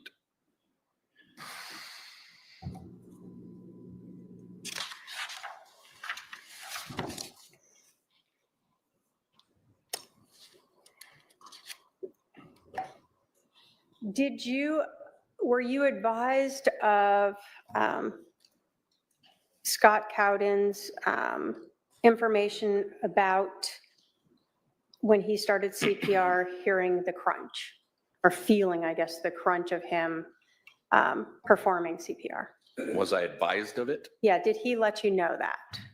No, but that would be expected. And is that expected if CPR hadn't been performed? No, not adequately. Again, big guy, so that the sternum will, the cartilage holding the sternum to the ribs breaks, it gives way, so, and that actually makes CPR much easier. In this case, you came in, he wasn't breathing, he was pulseless, his pupils were dilated, the heart monitor said there was no activity, correct? Yes. When you looked at his back, you noticed both mottling, which meant that the blood wasn't moving through his body? Yes, and mottling was on the front as well. Okay. So as that blood pools, so it leaves the tissue, that's gonna hasten the mottling part of it. So you noticed that when the shirt was then cut and yes. he was exposed, yes. as well as when he was rolled? Yes. And then you also noticed on the back the lividity of the blood pooling there. Yes. When you, I guess, obtained all of that information, did you end life-saving measures? Yes. Who decides to end life-saving measures? I do, as well as the rest of the crew. So Scott Cowden is also a paramedic, and he concurred. So then we call that in, and Thank you for being we a member, cease- sir. 7 months, cease life-saving Avery's. or attempts rather. When you cease life-saving measures at a scene where someone has been shot and is now deceased at the scene, do you leave sort of any attached medical devices with him? Well, as little as possible. So what would have been left on him would have been defibrillator pads, probably EKG electrodes, and probably a CPR puck. Okay. Now, when you arrived on scene or when you were exiting, did you ever notice any male outside that might have been with some police officers? Oh, a person? Yeah. Yes. One person, one male. And did you notice him when you arrived or when you left? Well, when I arrived, my job in particular is to kind of get a larger overview of the scene. So I did notice a person talking with PD. And when you observed this person, did you notice anything that he appeared to be injured in any way? No. So no obvious injuries to you? No. If you had been asked to treat him, would you have? Of course. Did you see that same person outside when you left? Yes. And when you left, did you observe anything about him again that he appeared to be injured in any way? No. Did you ever see a female and a female teenager at the scene? Yes. Where did you see them? They were across the street from the house we were at. Do you see that person in the courtroom today? I see the adult, yes. Can you point her out and let us know what she's wearing? Dark blazer at the defendant's table. Dark clothes, I'm not sure what it is. Okay. State will ask the record to reflect the witnesses identified the defendant. Good job. Did you overhear her talking or saying anything? I did overhear her talking with the police officers, or someone said something about not getting invited to a pool party because of the commotion at the house or something. So. What? Did you have any formal interaction with her? No. Did y'all hear her say, what? When you sort of completed and left this scene, looking back and assessing it based upon your training, your experience, what you observed and what was done to Mr. Vallow at the scene, would you agree that Charles Vallow was dead before you entered the house? Yes. Based upon your training, your experience, what you observed and what was done to Mr. Vallow, would you agree that it was highly unlikely that anyone had performed CPR on Charles Vallow prior to fire arriving? Yes. I have no other questions, Your Honor. All right, Cross. Oh, Lord. Y'all, I don't know if we can handle this. I don't know if we can handle this right here, y'all.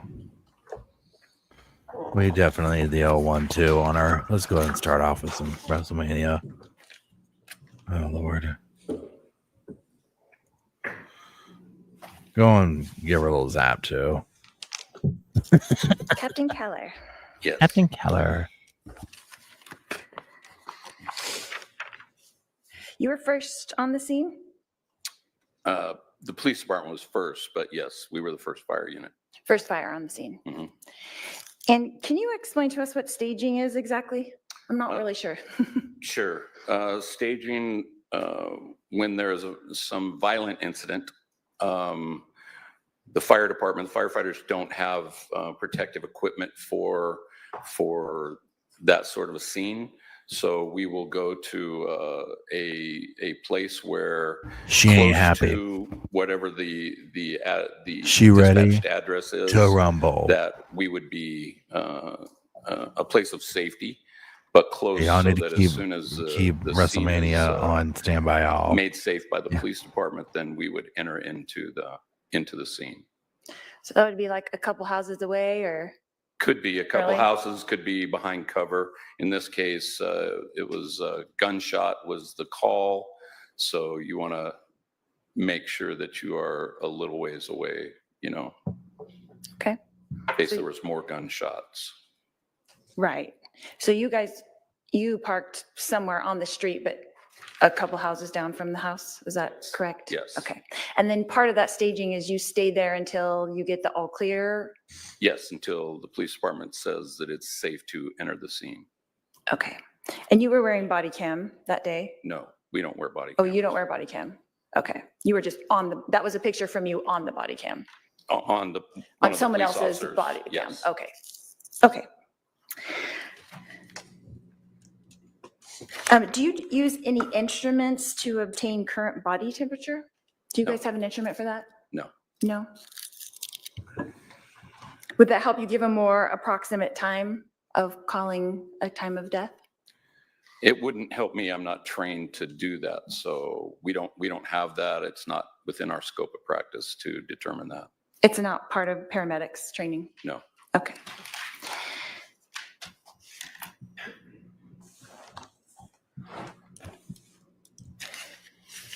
You explained the modeling being patchy looking skin Yes. because of no oxygen to the skin. Is that correct? Decreased, yes. And so will that continue to increase? I don't really understand. Would you say modeling is complete or in progress? How does that work? I would say in progress as less and less tissue had oxygenation. I would say it continues to model. So would you say it was in early progress or late progress? How would you estimate that? I could not say early or late, just modeling. That modeling was present Yes, yes. at that point. So how long would it take for modeling to become present? That's kind of my question. I don't know how long. So it could be like different for different people, I suppose. So it could be a minute? 5 minutes? Yeah, he's already indicated. Hold on. That's it now. Rephrase the question. I'll allow it, but make sure you let him answer before you ask your next question. Okay. So it could be just a few minutes, possibly? Possibly. I don't know. Okay.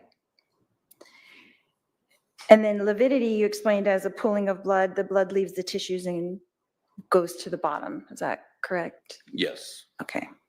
And you saw that as well? yes. And in your estimation, would that have happened soon? That's not a good question. In your estimation, that had begun? Yes. And was it advancing how far? He had lividity on the back of his torso, So does lividity backs of his arms. start immediately after the heart stops? Is that what you were saying? I suppose it does. Okay. And if you were on any kind of medication, would that affect that as well? I couldn't say.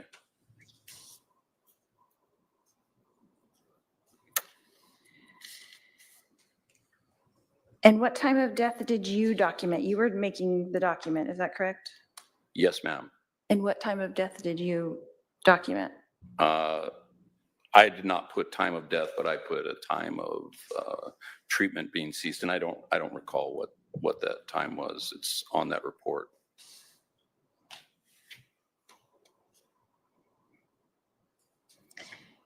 And you had stated that you were listening to dispatch on the radio, is that correct? Yes. So were you listening to the actual 911 operator speaking? No, whoever is calling, if you call on the phone to a 911 operator, they would give that information to a dispatcher who would then dispatch a call with the pertinent information. Okay, so you were getting kind of updates as it went along? No, you get the initial call, and then if it were pertinent for us, like the scene is secure, PD says the scene is secure, go in, then we would get that. PD would call dispatch, and dispatch would then call us. Okay, so were you aware at all that they had asked him to come outside? No, Okay.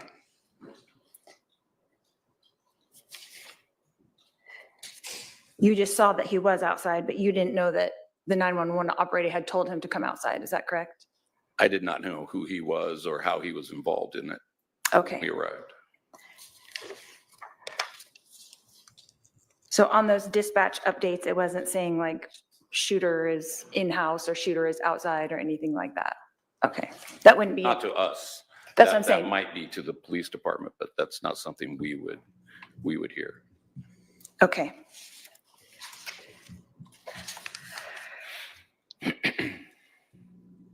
In this case, Captain Keller, do you know for a fact that CPR had not been given? I do not know for a fact. And do you know for a fact that CPR had been given? I know for a fact that we gave CPR. Prior to your coming in? No. No further questions? Literally shocked that that's all there is. Here's that little pink comb.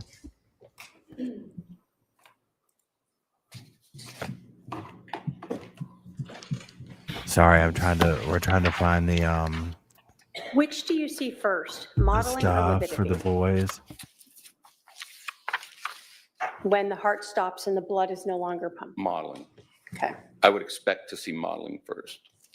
And you told us, I think on direct, that lividity is something that you see much later.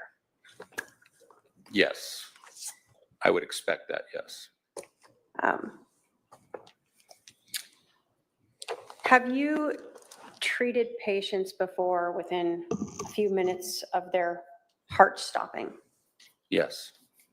Do you see lividity in those people? No. Do you see modeling in those people? No. You see skin conditions change in those people, gray or cooling, moist, moisture, but not modeling or lividity. So you're not here to tell us how long it takes for those to form, right? I don't know. All you can tell us is that it's something that you see in patients who are deceased Yes. and have been deceased long enough, whatever time period that is, for that to happen. Right. It is an indication of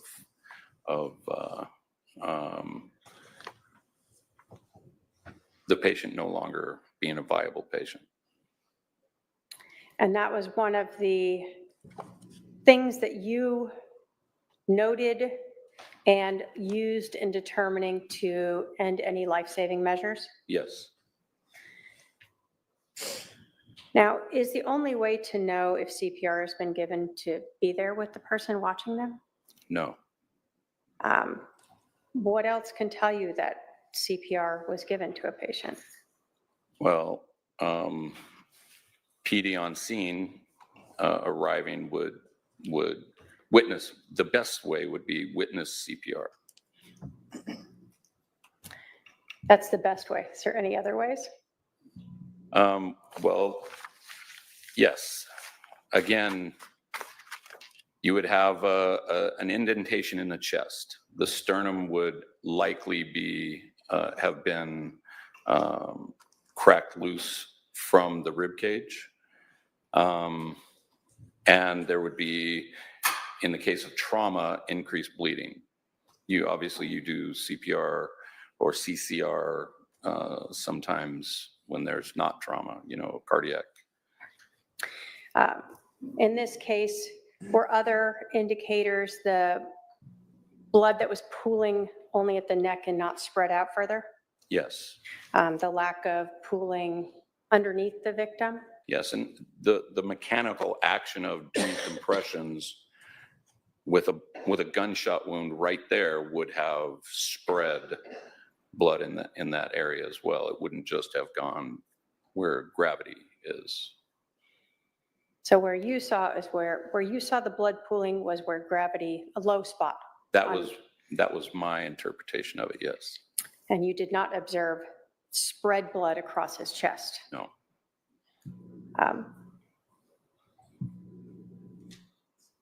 Would ongoing Hi, CPR Tori.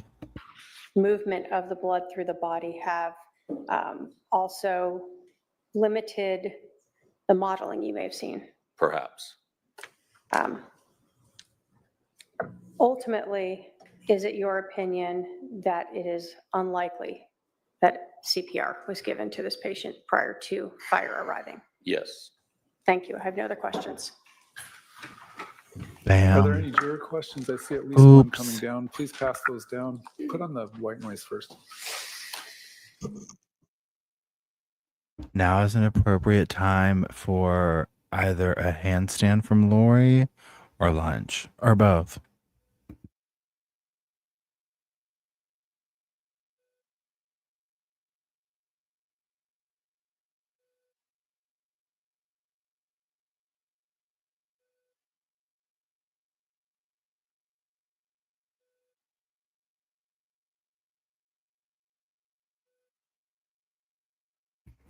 A handstand would be ideal.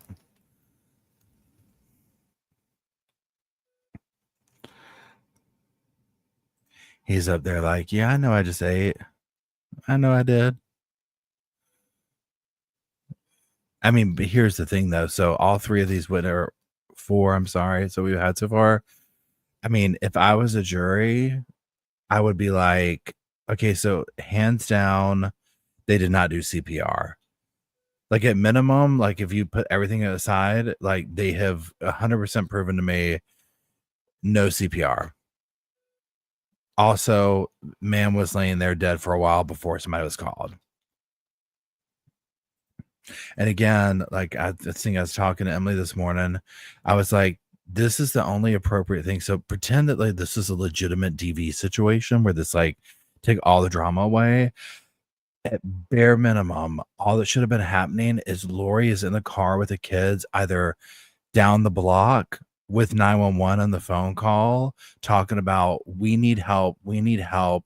There's a confrontation in my house. My brother just had to shoot my, husband. Get here now.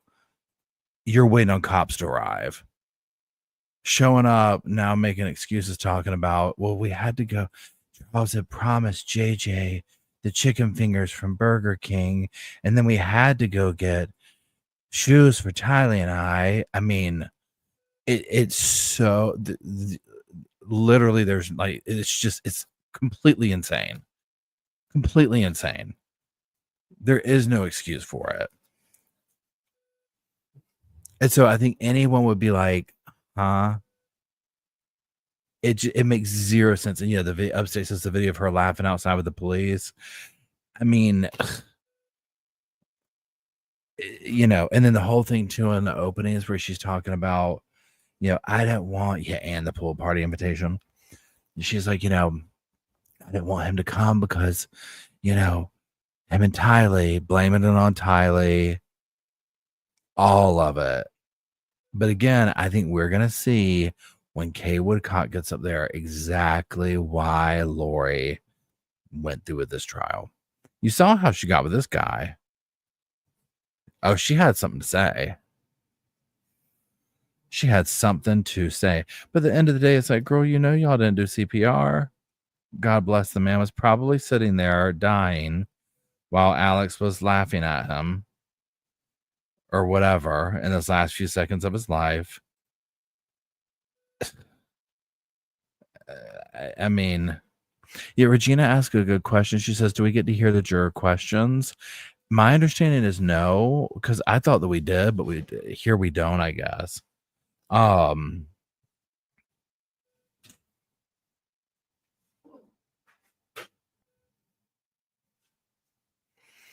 he's looking at the jury. He's like, yeah, y'all got her. He's like, wait, this is not a death penalty case, or is it?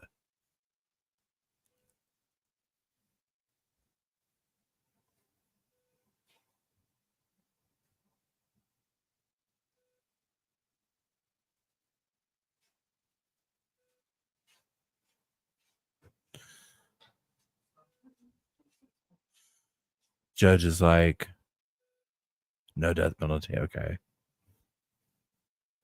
I know Cheryl says, I love his turned down smile. I can't unsee that, Cheryl. When I look at him, it's like I see it. He's got an amazing beard, goatee, whatever you want to call it.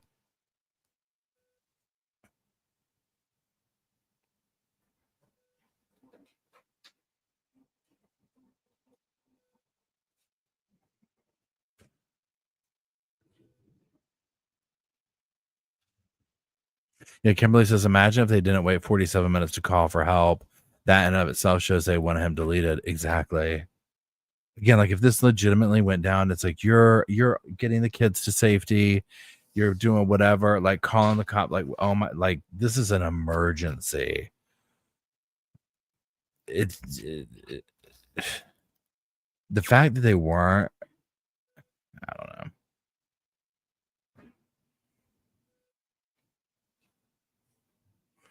Dun dun dun dun dun.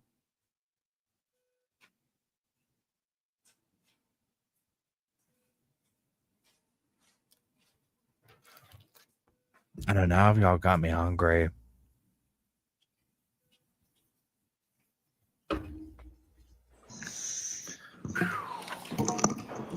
All right, we have some juror questions for you. Was there any attempt to gain venous access to administer medications to aid the heart and functioning, i.e. ephedrine? If no, why not? It's not indicated for trauma. It doesn't, if Oh, so we did get to hear him. if there's no blood to pump or the heart has stopped pumping, increasing how fast the heart pumps with ephedrine would do nothing. So in trauma, it is not indicated. Was ACLS protocol followed? Yes. Was there a physician patched in? No, there's no patch required for cessation of treatment. It is part of our ability and part of our training to determine non-viability. Are fire department personnel allowed to call a patient's death? Yes. However, time of death is a different thing if that's what you're asking.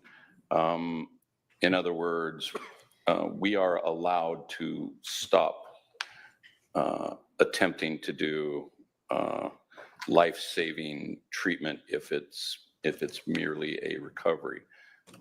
So does that answer? Well, what I'm going to do is I'm going to have if the defense, first of all, let me check. Are there any other juror questions for this witness? I don't see any. The defense can follow up based on those questions if you want. No questions, Your Honor. All right, how about the state? No questions, Your Honor. Sir, when would you use ephedrine? Well, if you had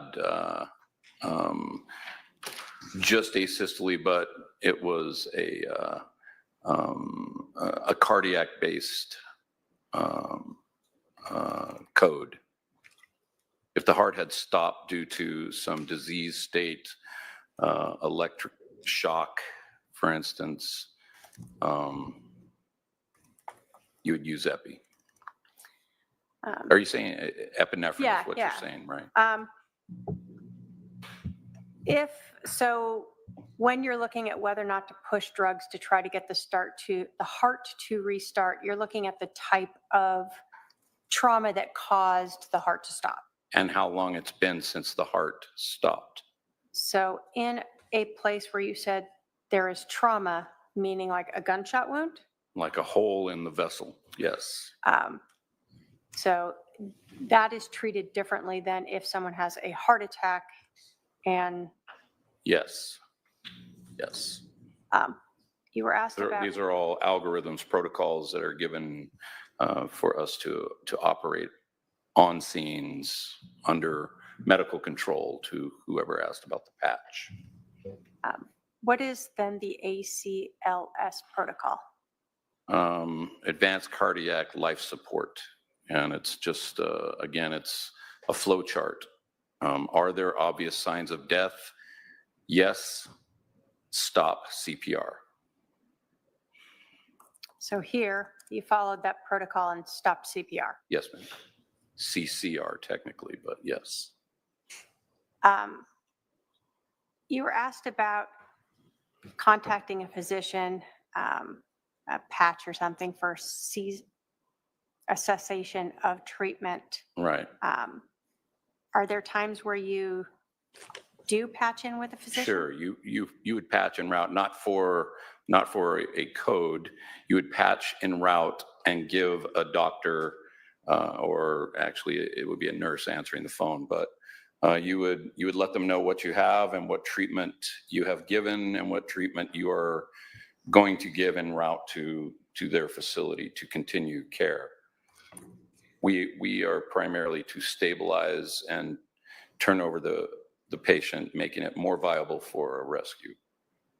So when you terminate treatment because a patient is not viable, you cannot revive them, you don't need to talk to a doctor about that. No, you need to call in that you did it.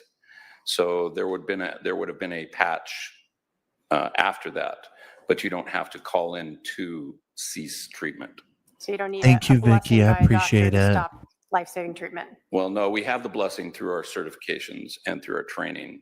So we are operating under a doctor's license at any time we are operating. So that doctor or this group of doctors usually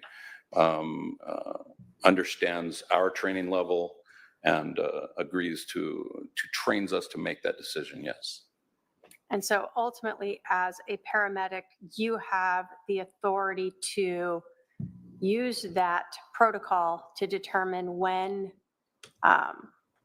you are no longer able to revive or save the life of a patient. Cease life-saving functions, yes. And that's what you did here. Yes, ma'am.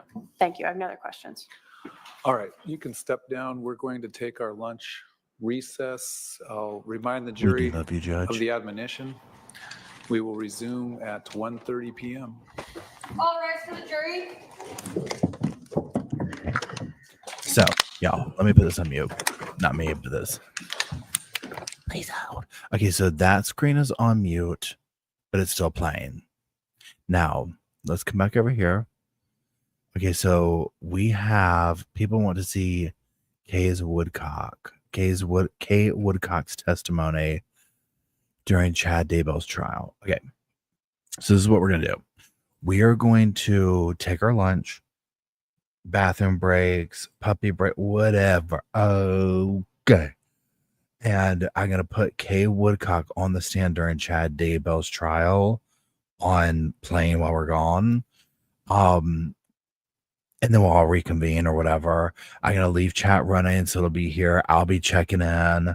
I'm just going to be right here, but I'm going to grab my lunch and stretch my legs and stuff like that. Pardon me. And so Culinary says 5 p.m. our time. So right now, my time, it's 3:46 p.m. So like 5 o'clock. And then we'll reconvene. Wait, what is this? Hold on. The other concern comes from the fact that Wait, hold back on March 18th, when the state was filing motions to preclude Lonnie Dworkin, the court had a discussion with the defendant about this, about whether or not she wanted to waive time to have time for her expert to do this. And at that time, the court asked her if there was any one device that she wanted to review, which was from the defendant's own mouth, Charles Vallow's phone.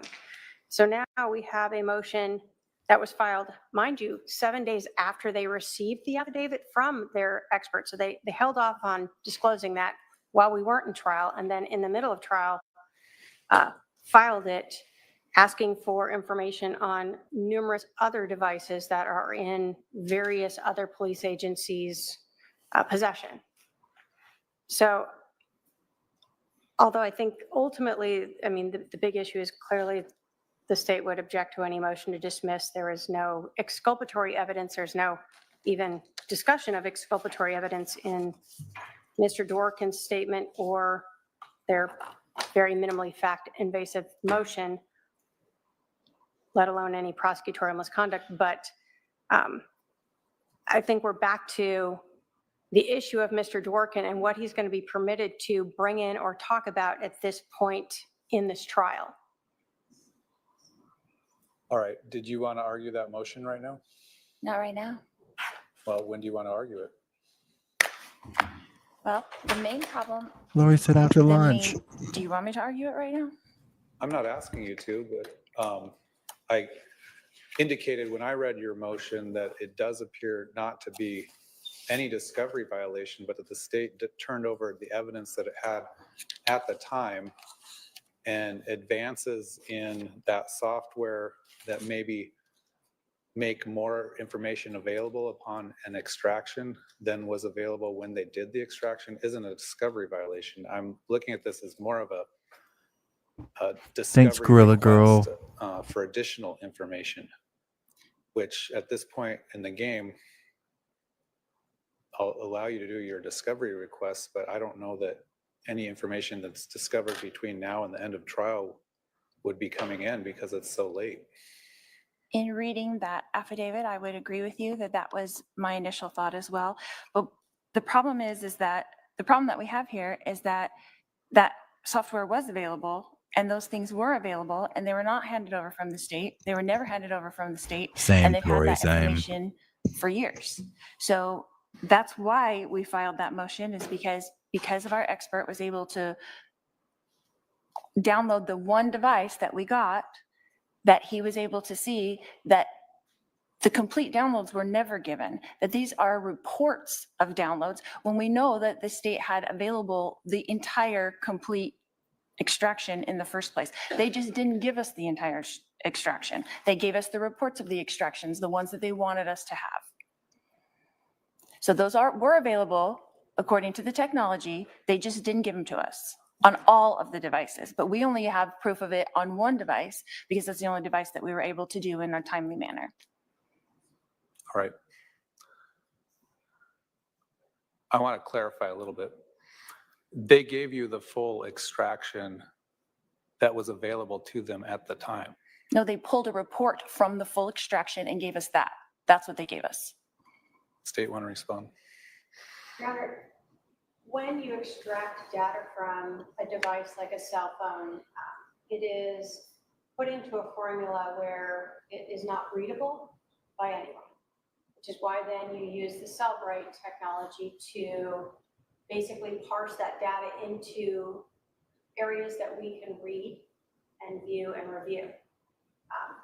So Is that what was given to the that defense? is what was given to the defense, was the 2019 or 2020 version of the Cellbrite technology that was used to take that extraction and put it into a readable form so that you can look at, for instance, not having to search through all this data to try to find out a text message.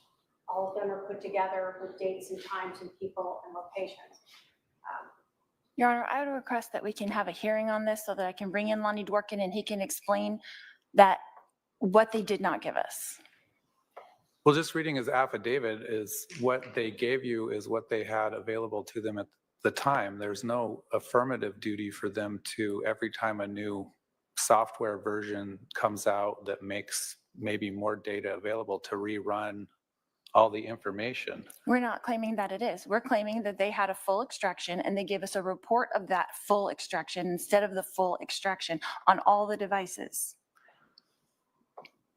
It's not what only was available to them. They did Well, have that available. They excuse just me. didn't give it to us. It's cherry picking.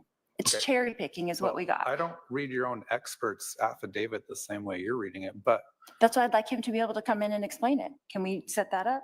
well, we can set that up at some point, but again, this is all late and it's unlikely that anything that's happening would lead to him being allowed to testify, but maybe we'll do that this Friday or something. I don't know. We'll have to squeeze it in, but I'm not going to make the jury wait to do that. Okay. We'll be at recess until 1:30.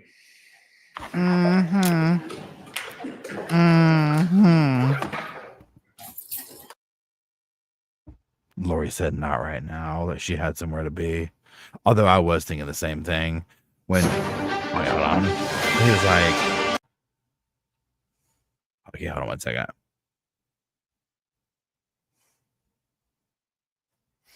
When he was like, do you want to do it right now? I was like, no. No, we don't. Absolutely not. That, if she needed a good zap, and y'all are right. Definitely a 1-2. Minimum of 1-2. Right? Minimum 1-2. At least possibly a level 3 on the zapper. That was for going over into lunchtime. Judge is like, look, I've got DoorDash. They just dropped off. My shopping cart's going to expire again. What are we talking about here? Yankee City Girl says she's on the phone to Keith Morrison this very moment and asking for his manager. I mean, she's going to be dropping. Okay, you know she's going to be dropping interviews when this is over with. I can't believe the jury didn't see it. They didn't see it my way. So here's what we're doing. Okay, so now it's lunchtime, 5 o'clock. So it's 3:54 p.m. my time. They're going to resume at 5 o'clock my time. So this is the time for people use the bathroom, grab your lunch, do all the things, pet the dogs, check your phone, make that TikTok, whatever you got to do, right? I'm going to play, this is Kay Woodcock testifying at Chad Daybell's trial. That's what went out on the poll that we did. And that's going to be playing. I'm not going, well, I mean, I'm going to go grab my lunch and do stuff, but I'm going to turn my camera off kind of a thing for a minute while this is going. And that's it. So we will see everybody, you know, we'll reconvene here in a few minutes. I love y'all. Goodbye. For now. Hold on, let me do this. Some guidance on what he can or should not do or say after being released as a juror. I did discuss the issue with counsel in a sidebar on the record, but outside the presence of the other jurors as well as the public. So we do have additional alternate jurors as we continue forward. So at this time, the state's continuing with its case in chief, and if the state has another witness to call, we can do that at this time. The state would call Kay Woodcock. All right.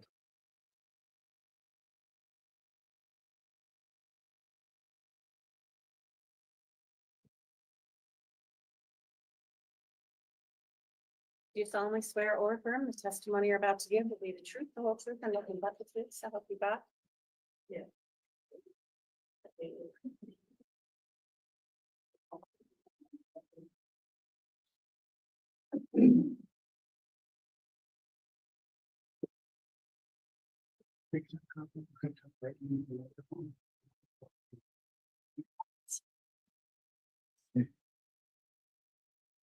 All right, Mr. Wood, you can inquire. Thank you. And before I do, Your Honor, may I be handed States Exhibits 4 and 6?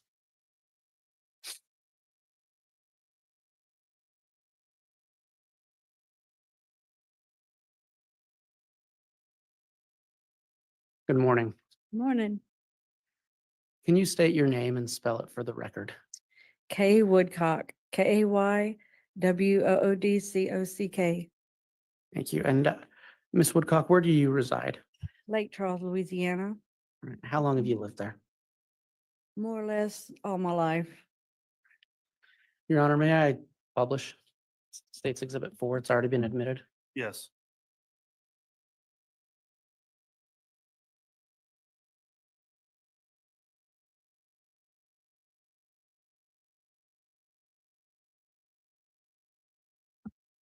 Ms. Woodcock, do you recognize the boy in that picture? I do. That's Who is he? my grandson, JJ Fallow. Can you tell the jury how you're specifically related to him? My son and his girlfriend had a baby, and when he was born on May 25th, 2012, he was, they called him Canaan Todd Trahan. And they were unable to care for him. And so he came to live with me and Larry, my husband. Okay, so he is your biological grandson. Yes, And you stated that your son and his girlfriend were unable to care for him. Is that accurate? yes. Did JJ spend a significant amount of time? I'm just going to refer to him as JJ, if that's all right. Yeah. Did he spend any significant amount of time at the hospital when he was born? He was in the hospital, I think it was 6 to 7 weeks. He was born at 10 weeks premature. So he was like 2.5 pounds. And he was born with drugs in his system. So he had a bit of growing and to getting healthy. And after he left the hospital, where did he first go to live? He came to live with me and my husband, Larry. All right. And how long did he live with you?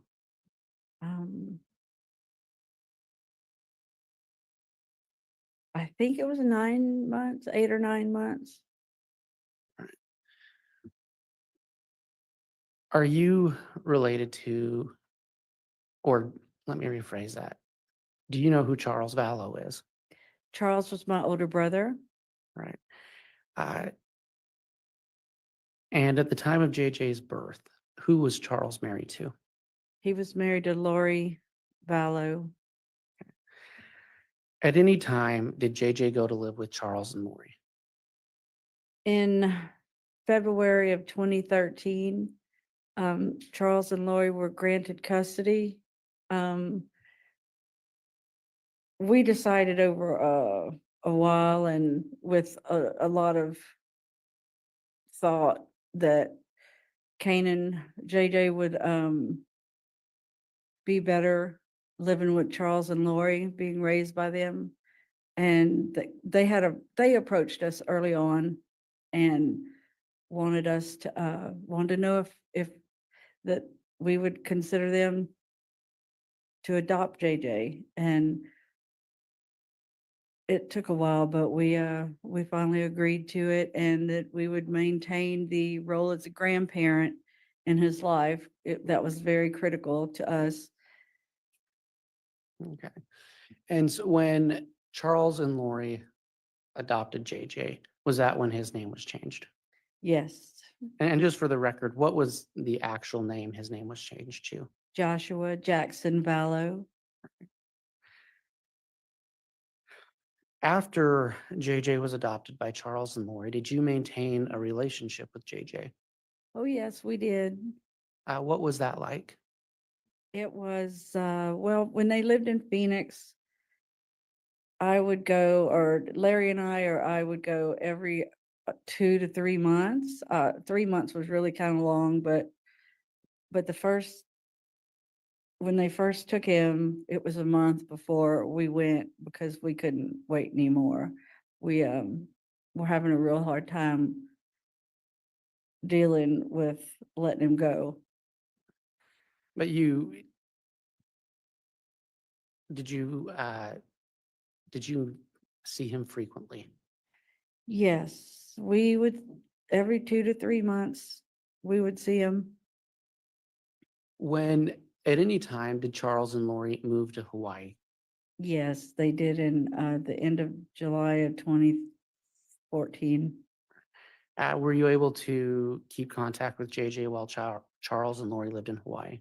Oh, yes. The difference between Phoenix and Hawaii was then when I would go to Hawaii or Larry would come with me, we would stay for longer, 7, 10 days, sometimes a little longer. to be able to spend time with them. And what was your relationship like with Charles and Lori? Charles and I were very close. I mean, he was, you know, he would, what's the word? The proud dad. He would send pictures and videos of JJ all the time. And we were very close. We were close even before JJ, but anyway, I guess we got closer. But Lori seemed to be a wonderful person. Well, and I was, not to interrupt you, I apologize, but I was going to ask, when you visited with JJ and his family, did you have occasion to observe him with his parents, Charles and Lori? Yes. Oh, yes. They were very doting, loving. They really got into, they read a lot about his autism and how to handle him with, you know, with meltdowns and all the little things that they need that are not typical of a child with no disabilities. And I've asked if you visited with JJ, but when you did that, were you visiting with Charles and Lori and their whole family? Yes, we would, but I mean, it was, as a grandparent, if you have your grandchild and mom and dad are there, you don't get the child's full attention. So we would, Charles and Lori would often leave and go away for a day or two, just so Larry and I could have him to ourselves. And same thing, I guess, with Tylee and Colby, because they would also be, they would just kind of scatter when we came to visit. So I don't know where Colby and Tylee were, you know, but I know that Charles and Lori would take some time and go and give us some quality time with JJ. Were there times though that did you spend time with their family as a whole as well? Yes, I did. Do you recognize this individual? I do. And who is that? Tylee Ryan. From your knowledge, who was Tylee's mother? Lori Vallow. And you mentioned Colby. Have you met Colby Ryan? Yes. And did you meet him when Charles was married to Lori? Yes. Right. Did you ever have occasion to meet Alex Cox? Yes. Did you spend much time with him? Not really. I mean, in passing a handful of times, I guess, but never really sat down and had a conversation with him of any substance. When approximately did Charles and Lori move back to Arizona from Hawaii? That was at the very end of December of 2016. And they just, I don't know, they moved back. Okay. And did you continue visiting with their family and JJ after they moved back? Yes, at least then I could go more frequently. All right. I want to call your attention to the year 2019. Mm-hmm. Did you see JJ in January of 2019? I believe it was like February 1st. Lori and Charles had separated at the very end of January. And I flew out to Arizona when Charles told me that Lori left, and to help him with JJ because he was very distraught. Were you aware of where Lori had gone? No, nobody knew where she was, or nobody that would tell Charles where she was. And during the period when in early 2019 when Lori was gone, Did you have any occasion to watch JJ or take him? Yes, Do you recall approximately when that was? there were many occasions, in that, like in February and March, I would sometimes bring JJ home with me to Louisiana, or if Charles was working, I would stay with him in in Houston or Chandler where they were living. Um, I was there to help him take care of him. At any time in 2019, are you aware if Charles Vallow moved from the Phoenix area? Yes, towards the end of March, I helped him pack up his house in Chandler or Gilbert, I don't remember. Uh, and we moved him to Houston so he would be closer to us. Okay, so you said closer to us. You live, at the time, did you live in Lake Charles? Yes, And how far is Lake Charles from Houston? it's 150 miles. It's a 2.5 hour drive. Straight down I-10. And during the time that Charles was staying in Houston, did you help with JJ? Yes, again, when Charles would work, he would be gone a few days, mostly like 3 days, and I would go and take care of JJ, and we would have a good time. That was some very good times.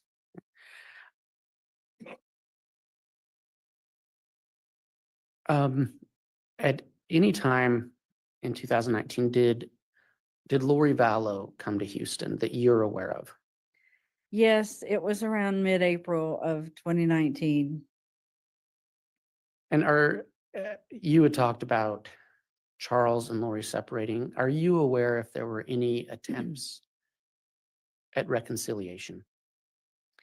I know Charles really wanted a reconciliation, and everything I heard from Lori about Lori, she was not at all interested in it. I believe at that time she came back it was her motivation was to get some more. Judge, I'm going to object. Calls for speculation. Sustain.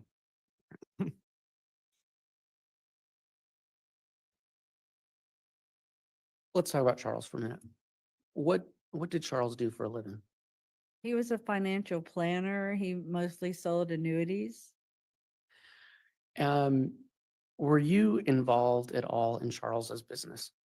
Yes, Larry and I owned a business, and I guess because of that background, Charles was comfortable in asking me to help him with his business, and I would do accounts payable, receivable, payroll, do Excel spreadsheets, things like that.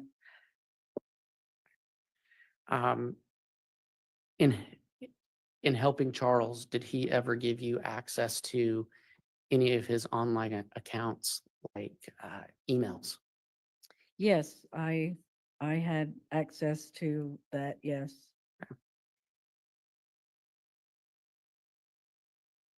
So you stated that in around mid-April, Lori came back to Houston.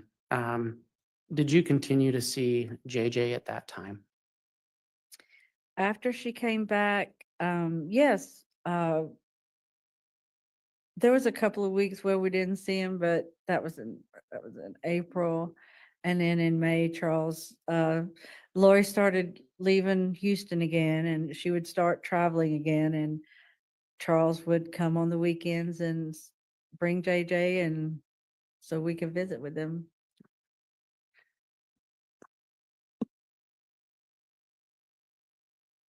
You said that, you said that Lori started leaving. Are you aware if she made living arrangements back in the Phoenix area? In June, yes, she did. Charles rented her a house in Chandler.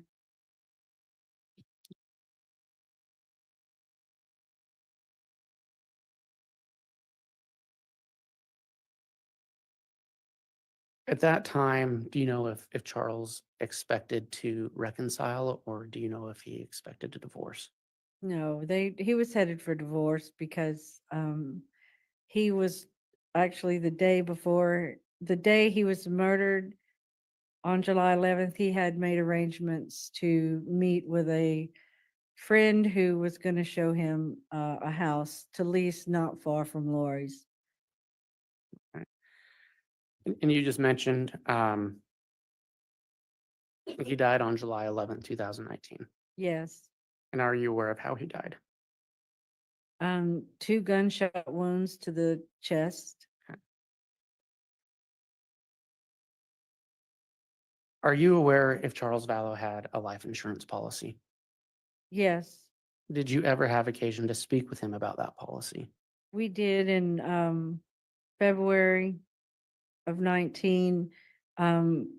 He said that Judge, I'm gonna object. It's hearsay. Sustain. All right. Did you ever have a conversation with Charles Vallow about you being the beneficiary on his life insurance policy?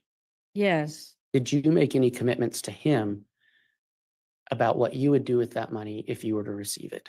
yes, What commitments did you make to Charles Vallow? he had $1 million life insurance policy, and because of Lori acting the way she was acting. Judge, I'm gonna object at this point. It's Okay. non-responsive.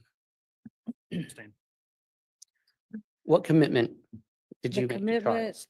I made was to give each of Charles's 2 adult sons each $250,000 out of the million, which I did do in January of 2020. And then Charles said the other 50% was for me and Larry, because we were going to end up raising JJ if anything happened to him. That was the conversation, a very short conversation. I never knew if he followed through and changed it. So that was the only conversation you had with him? Yes. And it was it your impression that Charles believed if something happened to him, you would end up with JJ? Yes. Do you know, you stated that was the only time you spoke with him. Are you aware if you were in fact listed as the beneficiary on that life insurance policy? No, we never spoke about it again. I never asked about it. And I didn't know until the insurance company called after his murder. Okay, so were you contacted by the insurance company? Yes. And were you then informed that you were indeed the life insurance beneficiary? Yes. Right. And did you receive that money? Yes. Months later. Did Lori Vallow ever contact you about that life insurance policy? All she ever did was send me a text one day. It was towards the end of July of 19 that she found the change of beneficiary form to me. And I can't recall exactly the comment, but it was something to the effect of, is this why you want JJ? Something like, I've got 5 kids and no money, and you get everything. So yeah, that was all. That Okay. was it. I want to switch back to talking about JJ. Do you recall the last time you saw JJ Vallow in person? Yes. When was that? It was the weekend of May 17th in 2019. Yeah. Where did you see him? He and Charles came to Lake Charles for the weekend. And his birthday was May 25th. We had a birthday party for him a little, like a week early. We had it at a pizza place and had friends and cousins all come and gave him his happy 7th birthday. The last birthday we'd ever have with him. After the last time you saw him in person, did you ever have any type of telephone or digital contact with JJ? Yes, Do you recall when that was? the last time we saw him was on a FaceTime, August 10th of 2019. After Charles's murder, we had a very hard time trying to contact with him. Lori was very evasive and oftentimes wouldn't respond to requests. Okay. So you said the last contact you had with him was August 10th.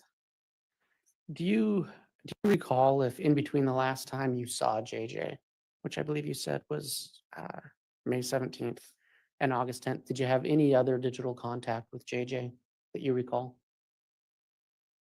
Yes, we had from the time Charles was murdered to that August 10th date, that was a 1 month time frame, and only 2 times we were able to see him on FaceTime.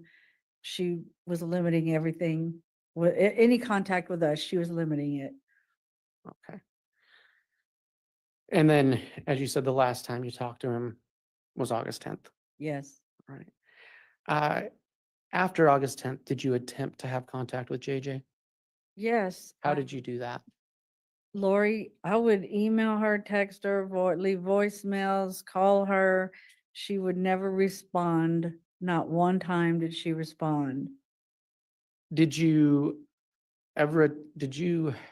attempt to arrange with Lori for JJ to attend Charles Vallow's funeral services? Yes, his services were like August the 4th of 19, and I had arranged with Lori that I would fly to Phoenix and pick up JJ and bring him back to Louisiana, and he was going to stay with us for the week, and then I would take him back to Phoenix, and then I would return home.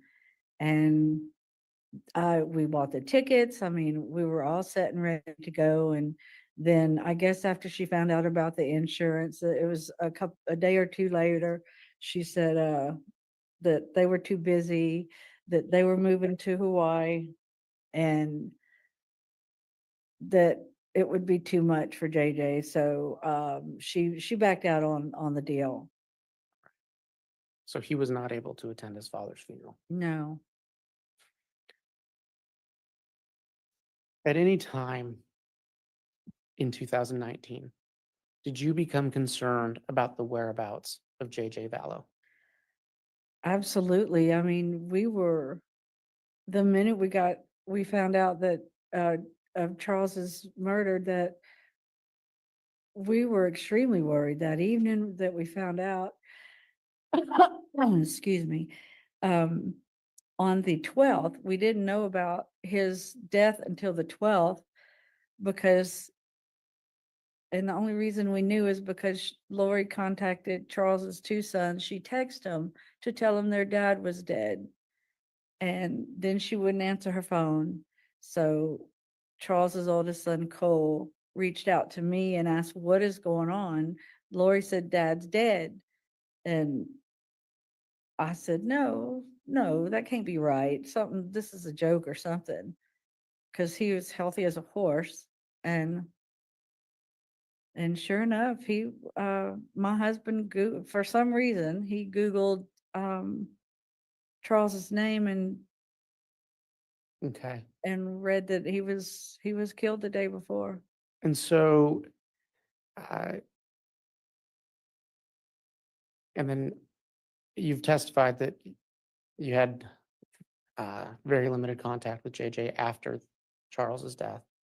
Yes. And then, so after Charles's death, was it partly because of that limited contact that you became concerned about JJ's whereabouts? Absolutely. We were working with detectives in Chandler, so we had to keep a real low profile. Okay. So I wanted to ask you, did you ever contact law enforcement about JJ's whereabouts? Absolutely. I mean, that was once we knew Charles was dead, we knew he was in trouble because Lori didn't want JJ anymore. She didn't want Tylee anymore. She didn't want Charles anymore. She was done. Do you recall which specific law enforcement you reached out to or that you first expressed concerns about JJ's whereabouts to? To a detective at Chandler Police Department. Right. And do you recall who that was? Detective Nate Moffett. Right. After your last FaceTime with JJ, which I believe you said was August 10th, Yes. did you speak with law enforcement again about JJ's well-being? I don't believe there was a time when I was in contact with them on via phone because we talked often, that I wasn't expressing my concern about where JJ is. Did you take any steps beyond law enforcement to locate JJ? Yes. After Brandon's attempted murder, Brandon and I started talking, and because he hired a private investigator to try and find out where his wife Melanie was, or I think that was the situation. And because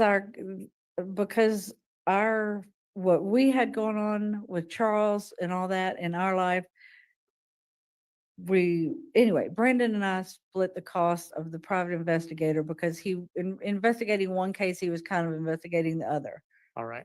So did you, based on what you just said, and for clarity of the record, you were in contact with Brandon Boudreaux? Yes. All right. And you hired the same private investigator? Yes. Were you ever, did you ever become aware of where Lori Vallow was in the fall of 2019? Yeah, she was in Rexburg, Judge, Idaho. I'm going to object some foundation. That's so ruled untimely. I want to speak to you about November of 2019. At any time in November of 2019, was JJ Vallow ever with you? No. We spoke earlier about Charles's online accounts. Did you have access to his business bank accounts? Yes. Did you have access to his emails? Yes. And did you have access to his passwords to look into those accounts? Yes. Was there ever a time in November of 2019 that you looked at Charles Vallow's Gmail account? Yes. It was When was that? November the 8th. Okay. And tell us about that. Why did you look at that account? I was trying to hook up his printer to my computer, and I was having trouble with it the night before, so I left it alone. I woke up at 4:30 in the morning with a compulsion to go finish hooking up that computer to my computer to his printer. And anyway, long story short, I noticed his Gmail account was open on the screen, and it was a login page, and I had never really logged into his email before. And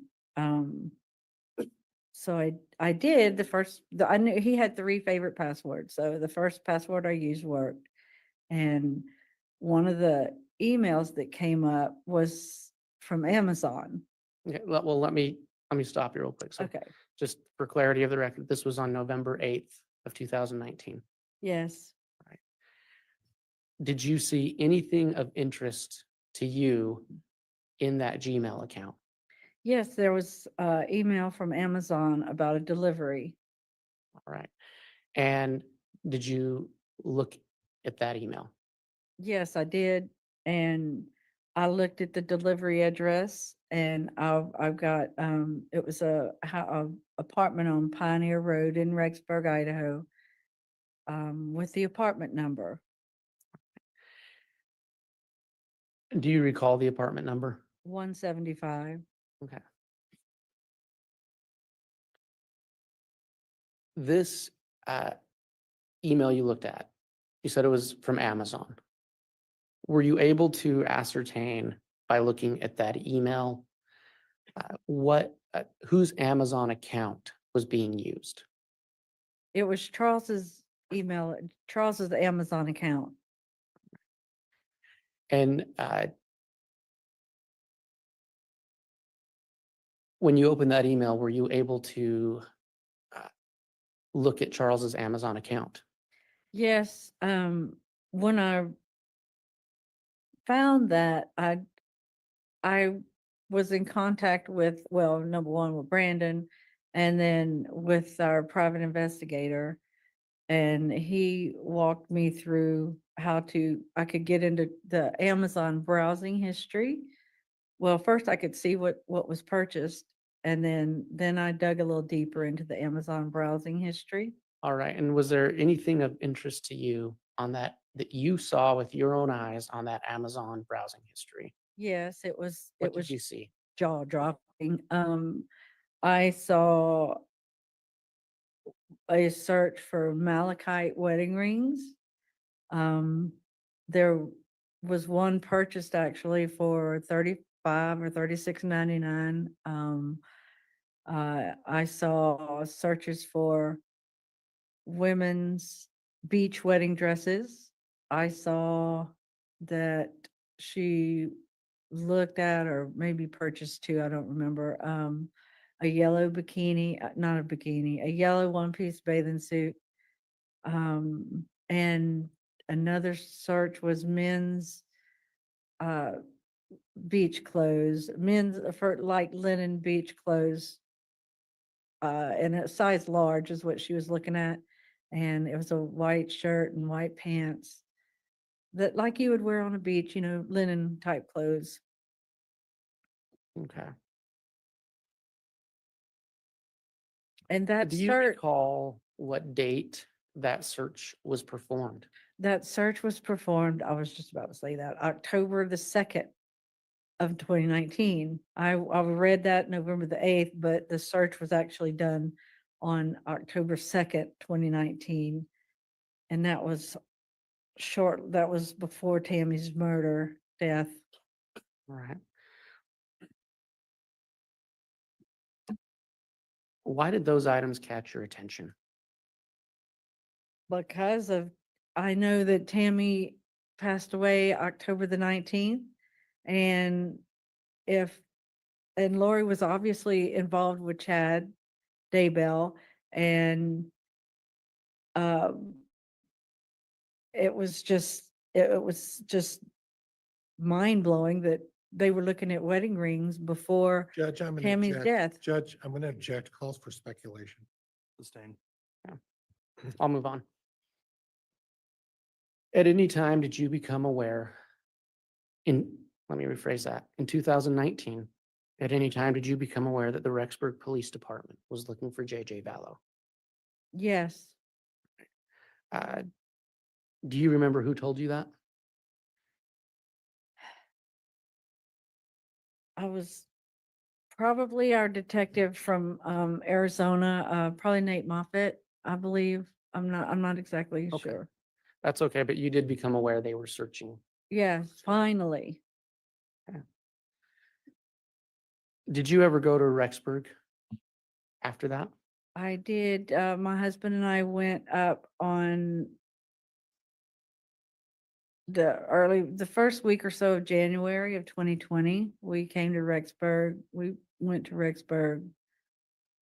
Okay. Did you put out a reward for information on JJ? We did. We put out a reward looking for him because Lori or Chad would not answer questions regarding the JJ and Tylee missing.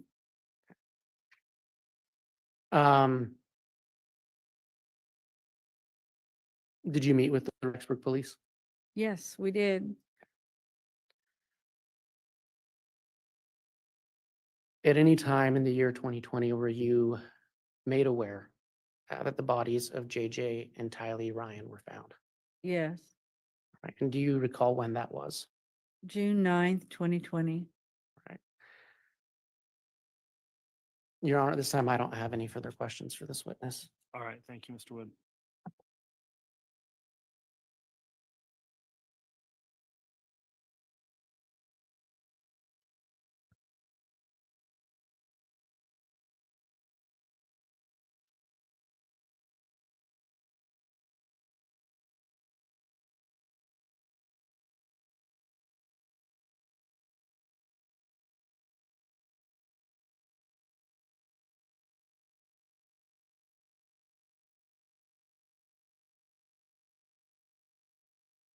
Cross-examination, Mr. Pryor. Thank you, Judge. Judge, before we start, I'm going to move for admission of Exhibit 32, Defense Exhibit 32. It's been a stipulated exhibit by the parties. All right, let me. If the state could just inquire as to what that exhibit is. What is the exhibit, Mr. Pryor? It's beneficiary information. We have no objection to that. Okay, on states, or I'm sorry, Defense Exhibit 32's admitted. And Judge, could I return to my desk to get my laptop? I failed to bring my laptop with the court's permission. Yes, of course.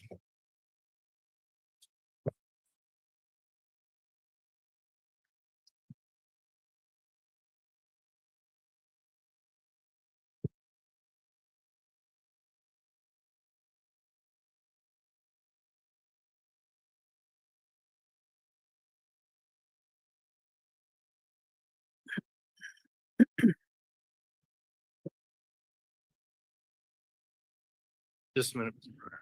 Thank you, Judge.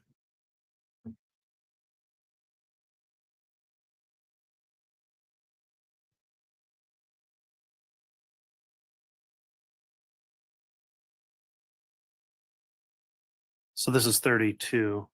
She's noting also the clerk was there's a 32A through F separate, but we're just on 32, correct? No, Judge, 32A through F as well as 32 was stipulated by the parties. Okay, so you want 32A through F also admitted? Yes, Your Honor. All right, does the state have any objection to the 32A through F in addition to 32? No. All right, 32 and 32A through F are all admitted.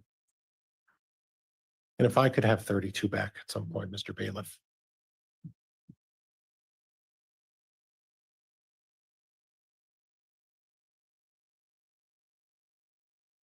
Thank you.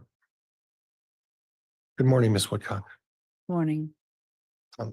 If you could go through with me the history that you went through with Mr. Wood regarding the living arrangements of Charles and Lori, I would appreciate it. And they got married when?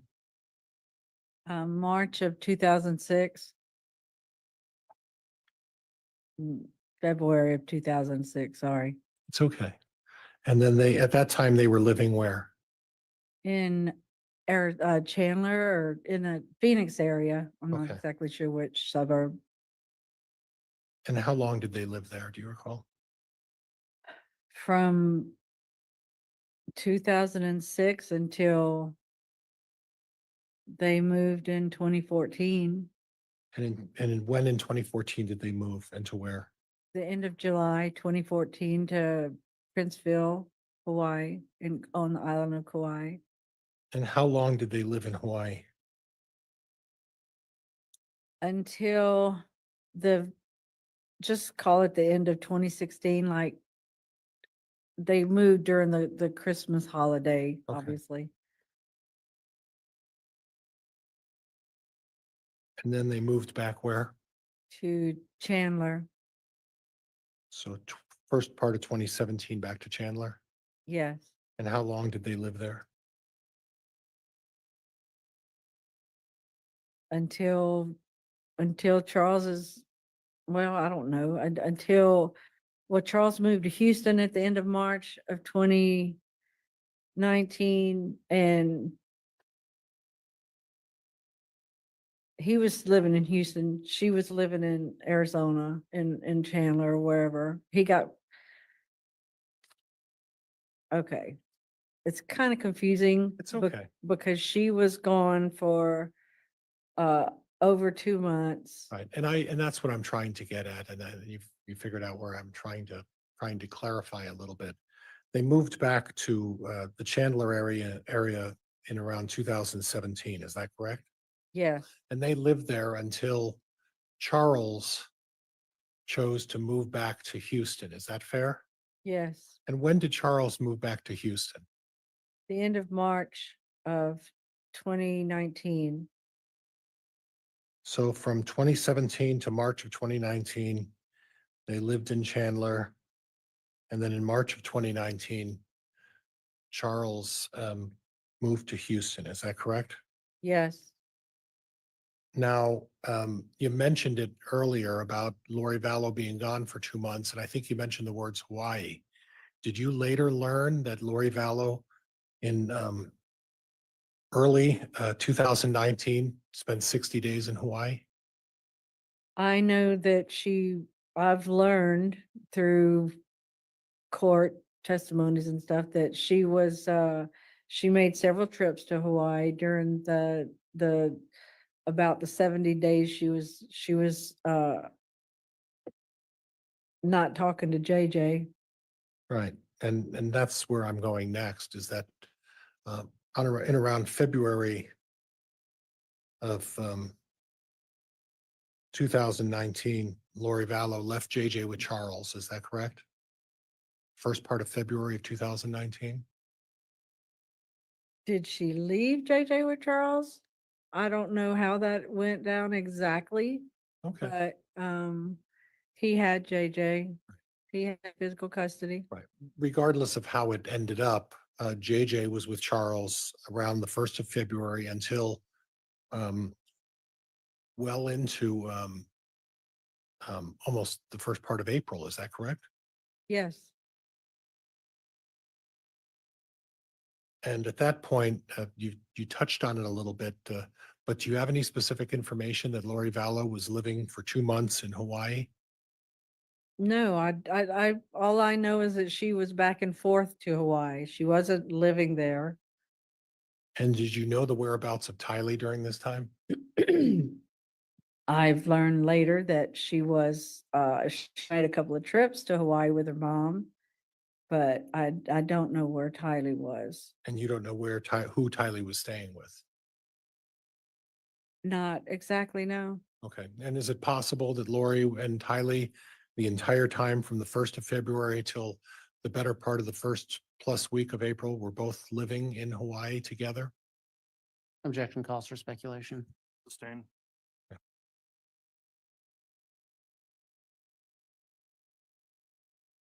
And would it be safe to say, based on your experience and understanding and close connection with your brother, that Lori Vallow from the 1st of February well into April had little or no contact with JJ during that time? No contact. Okay.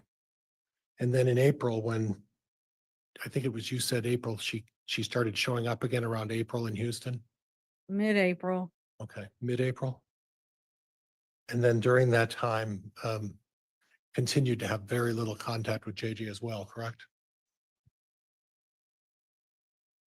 I don't know how much contact she had with him after that point. JJ continued to stay with Charles during that point for at least a little while. Yes. Okay.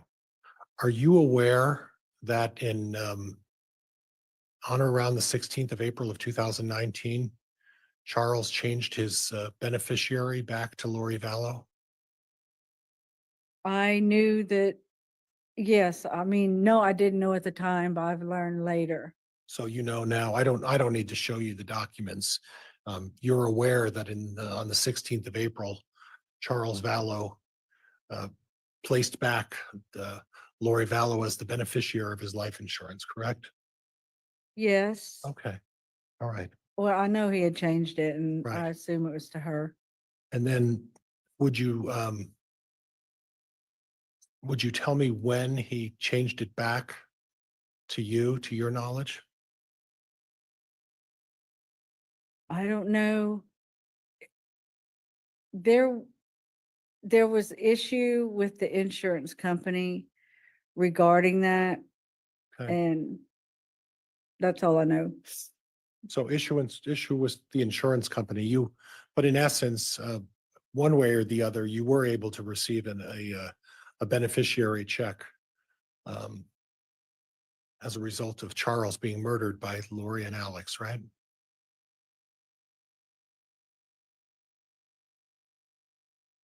Now, I don't know if they were the only two involved in this murder, but yes, But you did get a beneficiary check. yes. Okay.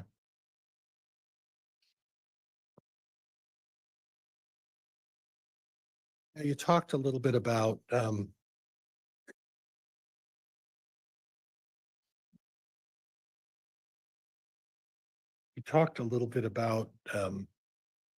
this Amazon search, and you talked about wedding rings, wedding dresses, bathing suits, and large beach clothes for men, right?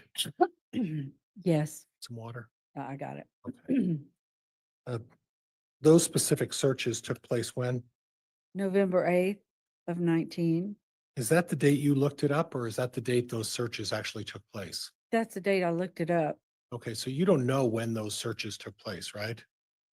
If you go into the browsing history in Amazon, you can tell exactly when they were, when it happened, Okay, when the search So happened. do you have any recollection of when she started looking for those searches of those items? She may have done it before October 2nd, but I don't know. But I only know that I saw that Okay. browsing history that day. So if- On November 8th, I saw she was searching for items, October the 2nd, a wedding dress and rings. And it's Wedding interesting, I'm sorry. And it's interesting to note that you made the point of emphasizing that the search was done by Lori Vallow, correct? Yes, And Chad Daybell didn't have any access to Lori Vallow's account, right? I have no idea. Right, and you don't have an idea whether or not Chad Daybell even had knowledge that Lori Vallow was planning to purchase these items, do you? Say that again, please. Well, you don't have any specific knowledge that suggests that Chad Daybell was involved in helping her purchase these items, do you? Actually, I guess not, because it was on Charles's credit card. Right. She was And- buying new wedding stuff Right. on his credit card. And there are only two people that had access to Charles's credit information. That would be you, correct?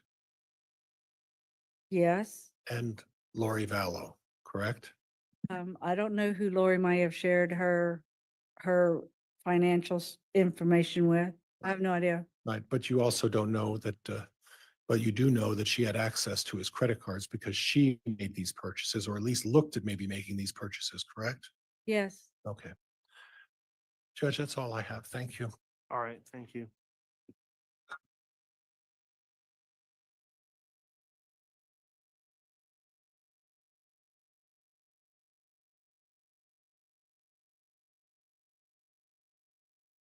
Redirect. I'm sorry. I got it right here.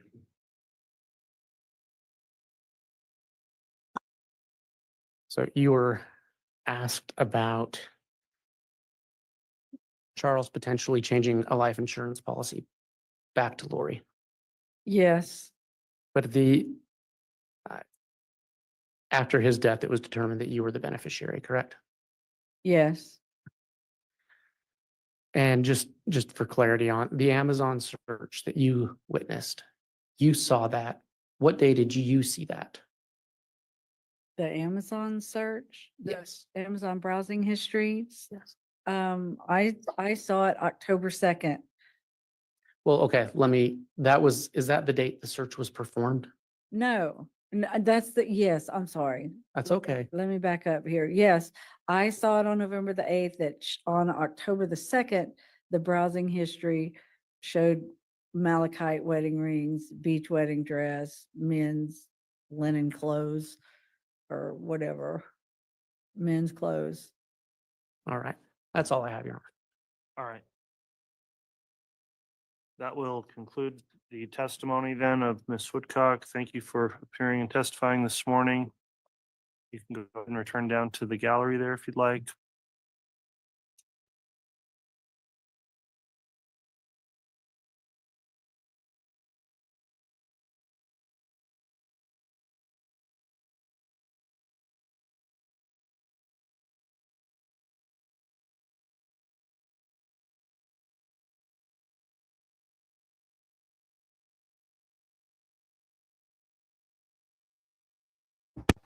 Well, hello there, Sofa Squad. You're tuning into WRAL 101. The Sofa Squad, or however you say those things.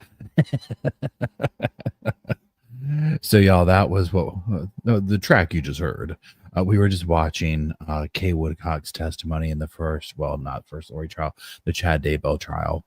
I just wanted to kind of, well, I gave everybody the option of that or Lemma. I think everybody made the better choice. Watching Kay Woodcock, just to kind of give us a feel, especially for those people who are new to the case, to kind of see Kay's demeanor, how she is in the stand, going up against someone like Brier, who I anticipate, I anticipate Lori to be way more ruthless and like snappy with her than even Brier was with people. Now, if you've been watching the trial today, the one we're doing right here, yeah, WKRP in Cincinnati, Jen Ray knows what the deal is. If you've been watching the trial today, you'll know that Lori got pretty snappy with the last guy.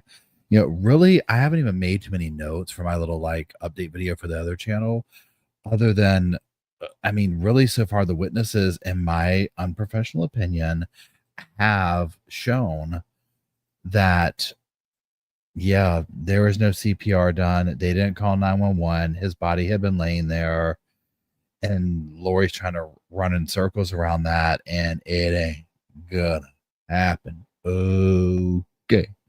Now we are just moments away from the second half of the day. So while we're here, just let y'all know, keep in mind, there is no court on Friday. There is no court on Friday. We will be resuming, well, depending on how everything goes today, we will resume streaming once the day's wrapped up today. Tomorrow, most likely 2 p.m. Eastern time. I usually sign on a little bit before that and start talking, make sure, you know, the volume and all that's working and whatnot. And so yeah, we'll kind of see what goes on. See what goes on. I hope everybody is doing well today. I hope everybody's doing well today. The time is 4:49 p.m. Eastern time. Temperature is 60 degrees outside here in the Carolinas. A little bit chilly, a little bit sunny.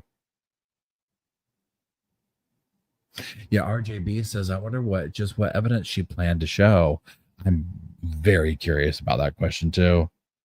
Very curious myself.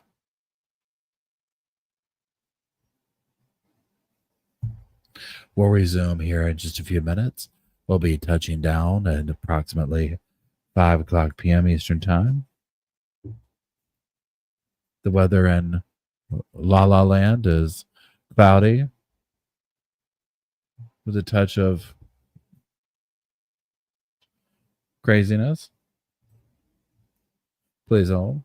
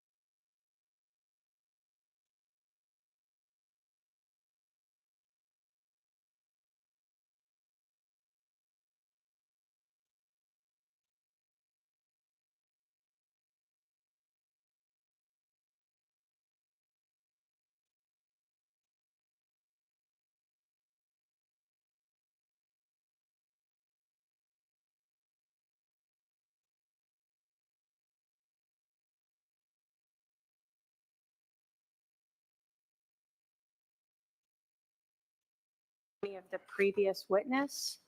I don't know if it was coincidence, but right after that, he put a question into the question box. We did have a very detailed medical questions for Captain Keller. Is that the gentleman with the white hair and the glasses? Yeah. Okay. So I wanted to see if we could ensure that there isn't any additional All right. investigation going on. Let's bring juror 15 in.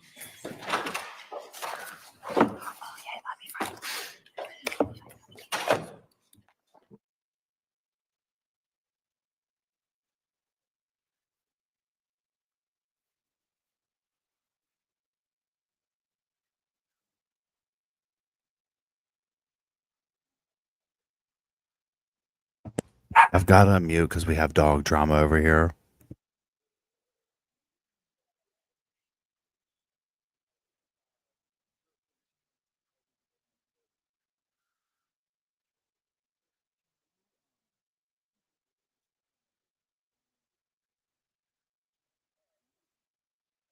So y'all, am I correct in saying that they're saying they saw a juror on the phone looking something up, and then he came up with all these tricky questions? Like, what did they say exactly?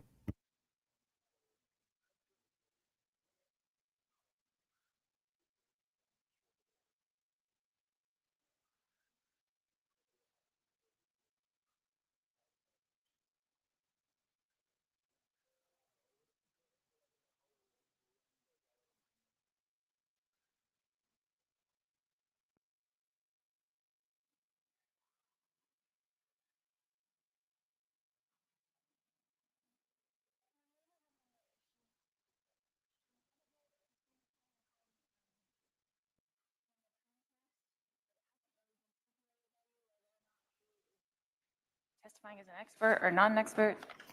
Are you calling him next? Yes, Your Honor. Okay. I last week on Monday asked you if you were objecting to him as an expert as much as late disclosure, and your at that time said it was late disclosure, that the case had been pending for 4 or 5 years, and that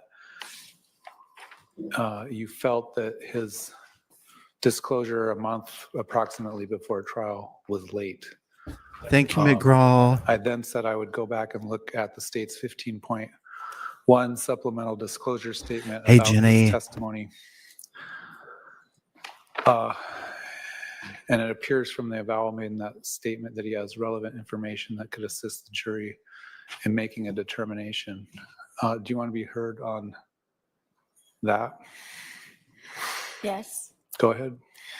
I feel like it was the state just putting him on as an expert so that he can give his opinion. I wasn't objecting to him as a detective and someone who's been there on the case, or as the scene agent, but he went from scene agent to expert so that he can give his opinion. And I don't think it is relevant that he can give his opinion at this time. We weren't allowed to have enough time to get someone to rebut his professional opinion.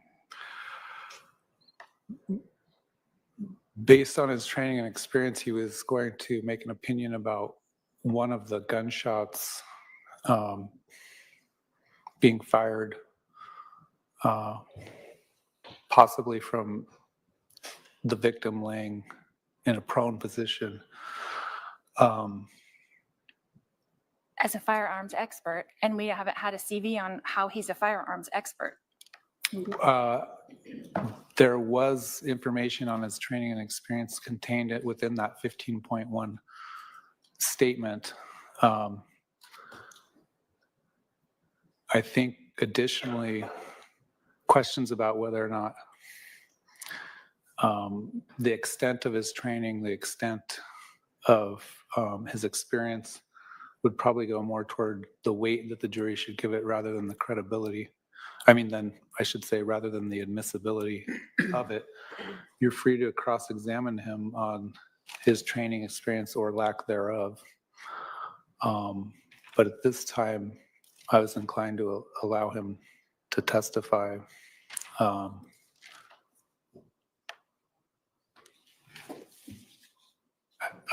hesitant to use the term as a full expert, but he has training and experience that could assist the jury in making a determination one way or the other based on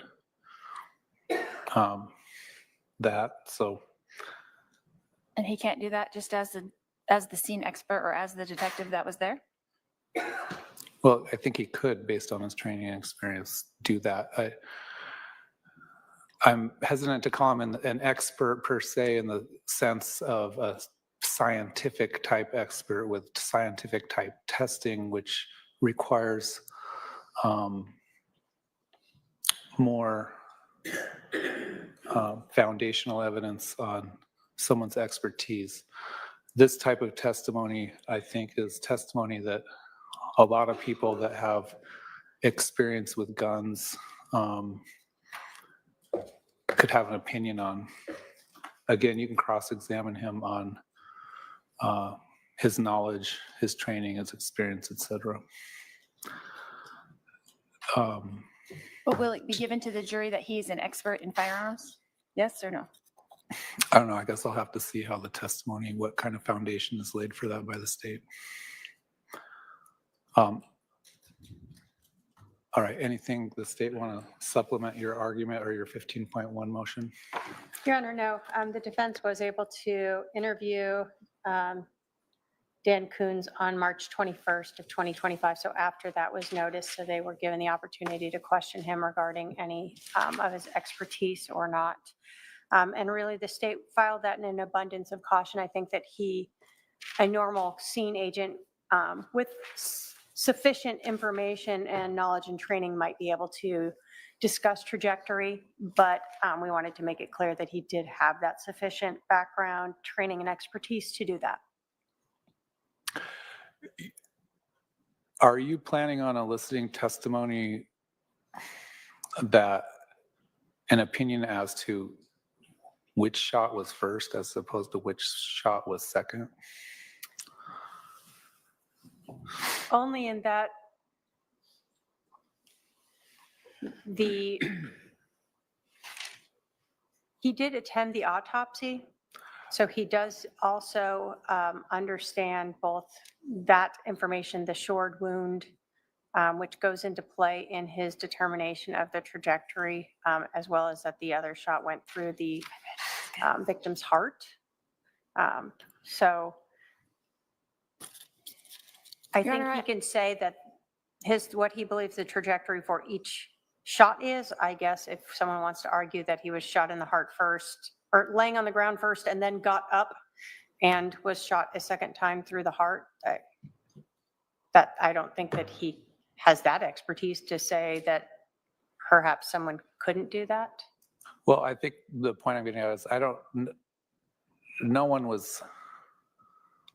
observed it that is going to testify to the shooting, as far as I know so far. And that I don't even think your medical expert could definitively say this was shot 1 and this was shot 2. So that's fair cross-examination. But other than that, I'm going to allow his testimony. If you have a foundational objection or any other sort of hearsay objection or evidentiary objection, you can make it depending on what the question is. Okay. I don't really understand how the trajectory is relevant to conspiracy, so I would like to make that objection. We're stipulating that there was 2 shots. Okay. Your Honor, just for the record, it's because the defense has noticed self-defense. Right. All right. Let's bring the jury in. All right, here we go. She's saucy, but she's ready. Yeah, why don't you do that? Hey, I was meant to ask Trey how to move that.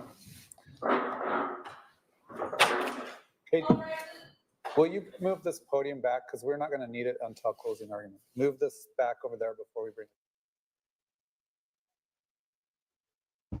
He's like, get this podium out of my way.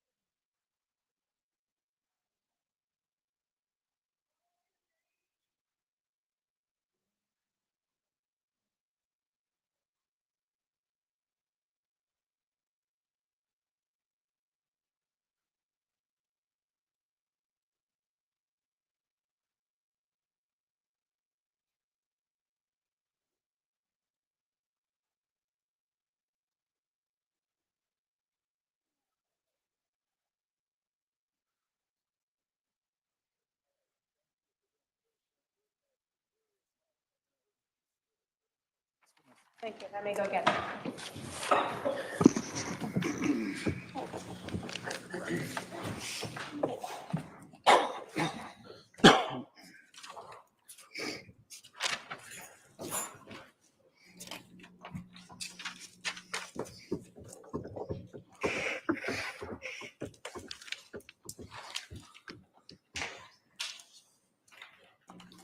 State House Daniel Coons.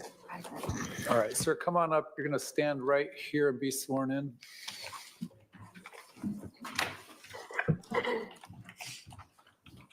I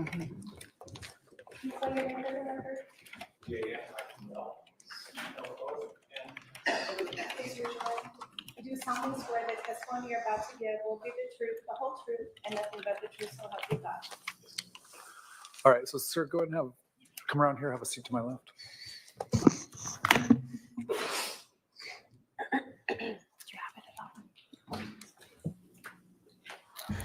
Did she just ask for some gum? Sir, would you please introduce yourself to the jury? My name is Daniel Coons. And where do you work now?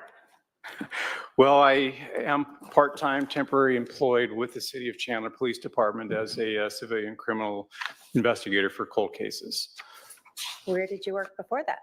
Before that, I worked as I finished working as a detective with the Chandler Police Department. Specifically, the last assignment was robbery homicide unit. How long did you work for the Chandler Police Department? Just over 30 years. Can you walk us through your different assignments at Chandler Police Department? Sure. After my basic training at the academy, I was assigned to patrol. I did that for a little bit. And while I was in patrol, I was assigned as a crime scene officer. Now that's still a patrol officer, but it's additional duties such as collecting evidence, processing crime scenes, taking photographs, things along those lines. After I did that, I went to crime prevention for a couple years. I did that and came back to patrol, found a calling to go into detectives. I became a family crimes detective for 5 years. And from there, I became a homicide detective. During that time, I was also assigned part-time. We don't have a full-time SWAT team, so I was on that for just about 20 years. Can you talk to us a little bit about your training to become a SWAT officer and what a SWAT officer does?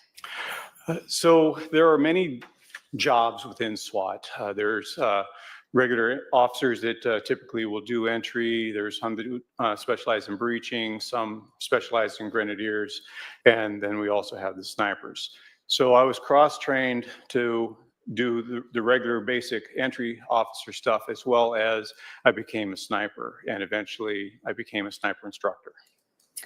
Okay, so what kind of training did you have to go through to become a sniper and sniper instructor?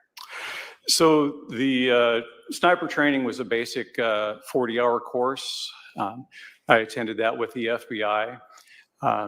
And as time progressed, I would attend advanced sniper trainings so that I could enhance my skill set. And eventually, after having been on as a sniper for a while, I attended a 40-hour sniper instructor course. Who is that with? That was with the American Sniper Association. As a trainer for snipers, what did that entail? It entailed having to have a good working knowledge of the actual job, the ballistics that the rifles need to perform, knowing how to train new snipers, knowing how to keep snipers that have achieved certification to keep their skill sets up, and to keep meeting the mandates of what would be expected of a police sniper. Did you ever become a shooting reconstruction expert? I did. Can you tell us, what does that mean? It means that I attended a course. It was a 40-hour course where it was completely hands-on. There was classroom, a lot of hands-on with you not only see the results of different impacts and things like that, but you watch it happen, and then in some cases you actually get to make it happen. And then after that, you, as a class, you work together, putting things back together. And at the end of the 40 weeks, there is a test that you have to pass to get certification. You said 40 weeks? Or sorry, 40 hours, sorry. So what does, I guess, shooting reconstruction mean, if you had to explain that to us? It means being able to take information from a scene and being able to put it together to reconstruct as best as possible or humanly possible what happened. For instance, you have bullet strikes. In some cases, you can actually get a good angle or ballistics information so that you can backtrack it and get an approximate area where the shooter had to have been. In many cases, you can help articulate whether information given to you was factual or if the information given to you was not. And this is very handy when there are no witnesses and you only have basically the person saying what happened. Is there any type of certification process to be a shooting reconstruction expert? Yes, at the end of that course, I had to successfully complete a test in order to get certification. And when did that occur? That was in, I believe, early 2017. Who is that through? Who puts that on? It was with Michael Haig, his company. Who is Michael Haig?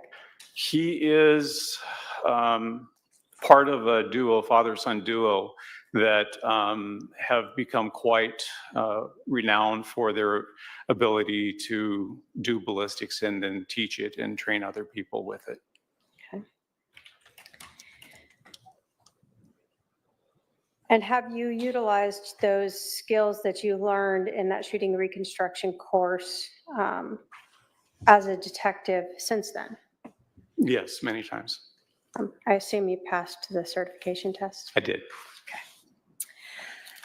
So on July 11th of 2019, were you working as a detective at that time for the homicide unit at the Chandler Police Department?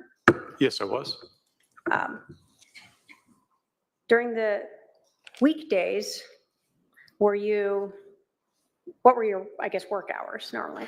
My normal work hours were Monday through Thursday, about 7 to 5. When you are working as a detective, we've heard a patrol is out driving around. What are you guys doing? Well, we carry a caseload. So many times we are working on the cases that we've taken previous days or weeks ahead of time. We're trying to come to a conclusion for those particular cases. But many times we also will have our radios on, just kind of listening to what's going on. So are you at your office is at the main police station? Correct. Okay. On July 11th of 2019, did you hear some police radio traffic of a shooting at 5531 South Four Peaks Place? Yes, I did. Did you respond to the scene? After collecting some equipment and putting it in my vehicle, yes. Is that normal then for detectives with homicide to go out to the scenes? For the unit at the time, yes, it was. Can you describe for us what the scene looked like when you arrived? There were police vehicles around. There were officers that had established a perimeter. Some crime scene tape was already put in place. And they basically had frozen the scene. Do you recall about how far away this scene was from the station where you were located? 15, 20-minute drive. When you arrived there, were other detectives arriving? How does that work? There were several of us that had self-deployed, and we were in various stages of being on our way there. So other detectives did arrive. How do you decide which detective is going to do what at a scene when you all just show up there? Well, a lot of times it's just a matter of who speaks up first saying, I'm going to take case. If it's after hours, then the person that's on call will usually be the person to do it. But if it's during regular business hours, it's kind of like a little wrestling match to figure out who's going to end up taking it. What role did you get? I got assigned the scene. Okay. What does that mean to be assigned scene? So the scene work, assigned scene means that you're Lori's going to responsible question this for man for making the sure rest that of the scene is day. I can processed already tell properly, y'all. accumulate whatever evidence is necessary, report back to the actual case agent your findings so that they can stay aware of how things are transitioning and being learned, and then they can start making informed decisions on what the next step is going to be. Do you do that alone or do you have help? Might run into It tomorrow depends on the too. scene. In this particular case, I had Detective Duncan along with me. And do you have any, does Chandler Police Department have any like crime scene specialists or people that come up to help as well? Yes, when I left the crime scene officer program, they had actually started a civilian program so that they could free up the officer's responsibility. So Chandler has several crime scene techs that will respond out when called. And was someone called out to that scene? Yes. Do you sort of, as the scene agent, help, I guess, tell them what to do? Are you the person who's overseeing the whole scene? It's more of a collaborative effort. We do provide direction on things that we're specifically interested in, but I've worked with them for many years, so it's pretty easy for us to just understand some of the basics that have to be done, such as overall photographs. Before we even think about manipulating anything or marking anything, we want to try to capture the scene as it was that we walked into it. As the scene agent, did you create a diagram to just reflect what the scene looked like? Yes. And is that to scale? It's not to scale. It's close, but it's not to scale. Your Honor, if I can have my paralegal approach with Exhibit 5.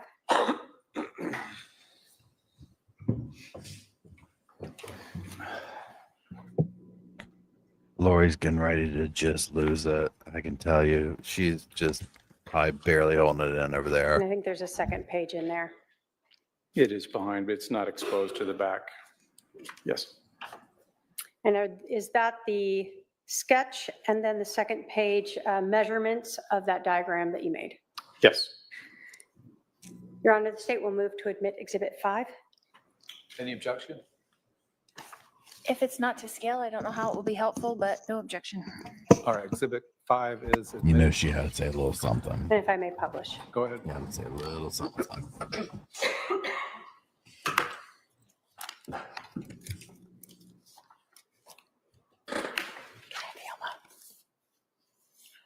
we go. Hold on. That's not lit up. Get ready for the 012 and yeah, go on and fire that belt up. This is when we're going to see how that belt works. I can tell you that.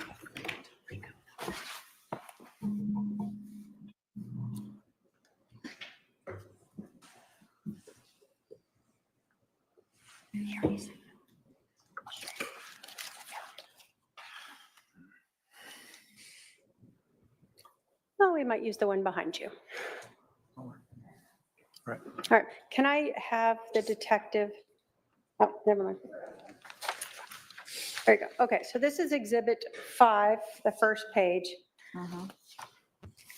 Is this sort of an overview of the entire residence as well as the items of evidence that you collected? That is correct. So we understand where we see these little yellow placards. What do those indicate on your diagram? On this diagram, they indicate the items of evidence for that particular room. Okay. And do they each have a number associated with them? Yes. And is the second page of your diagram a reflection of what each of those numbers refers to? Yes, it is.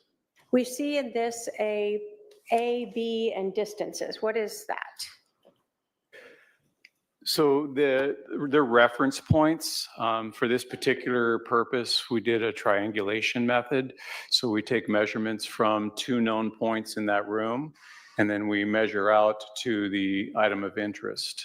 And then that was how we get a point A and a point B measurement. All right, so at the first page here, that's the actual diagram. What is the reference points that you are using to make these distance measurements? So the reference points are not depicted on this diagram, but in this particular room, if you look at the wall where items number 2 and 12 are, the upper or the left upper corner is B, and if you go straight down towards the kitchen area, that along that wall, that corner is A. Okay, so when we see a reference measurement from A of 21 feet to the bat, we're talking 21 feet this way should be where the bat was? No, you're talking 21 feet from that corner, straight line to the bat. Okay. So whatever the closest measurement or closest way to get there would be? Correct. So the bat, it would be something like that. Correct. Okay. And then when we see reference point B for the bat, then you're talking from this point to the bat? Correct. Okay, just so we understand that.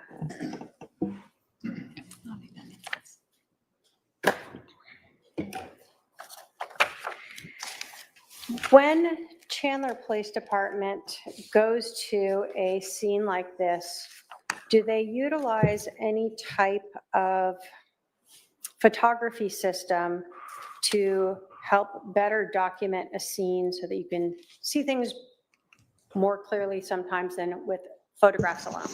Yes, depending on the scene, we would use a system called the Lizard Q.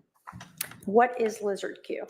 It's, in essence, a 360-degree photographic system that you set up on a tripod inside or wherever your location is, inside, outside. And you start the process, and the internal computer for this system specifically takes a set number of pictures where it's overexposed all the way to underexposed and images in between. And it does this at various locations along the path to create enough overlapping images. And then those images are stitched together and actually create a 360-degree sphere of the scene. Did you have to get trained on how to use Lizard Q? There was some training involved, yes. If, again, my paralegal can approach with Exhibit 139, you can take a look at that.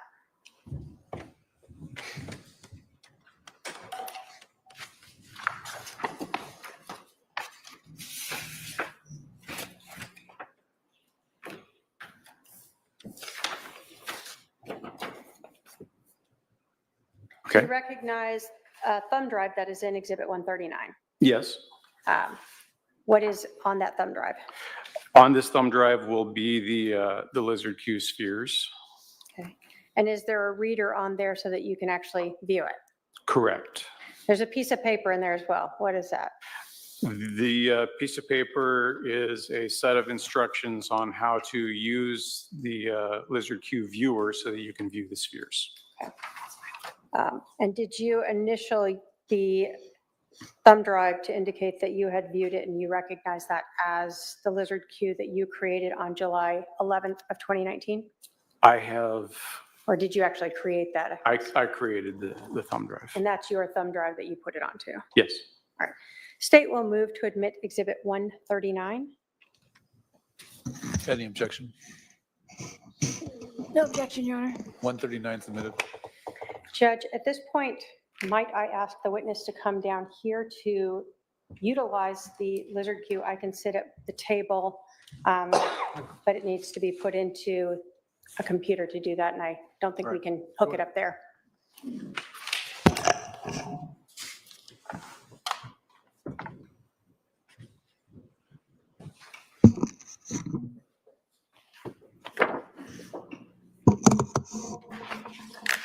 All right, so if you can insert that On the laptop.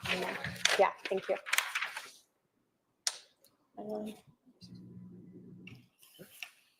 I'm sure I might have to log in. Yeah, Lori's gonna have to find some have to log into my basic computer, parts of this. sorry. This is all very technical. Nope, sorry. This is the very technical part of the trial.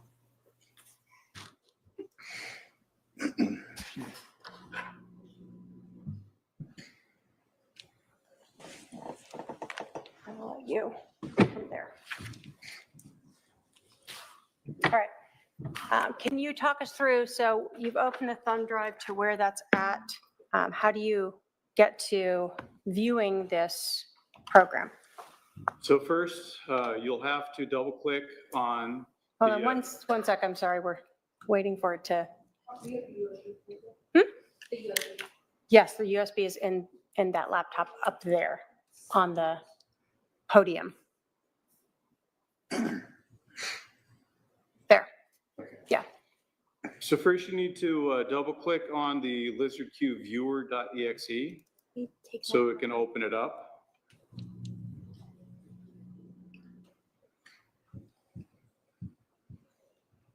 And then it's going to ask you where to look for the spheres.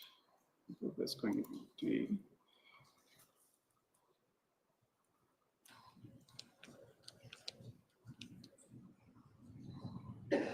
and then you just double click on the sphere you choose to open up and it will open it up for you. Can you make that larger so we can? Waiting for it to respond. Got it. He said just simmer down there. I don't care if you're the state. He said you just simmer down there. We'll give the world 1-2 over here too. So once you have the sphere open, you want me to just. Yeah, if you can just tell us how to work that first, and then we'll ask a few questions. So once you have the sphere open, if you depress the left mouse button, you can actually move the images around.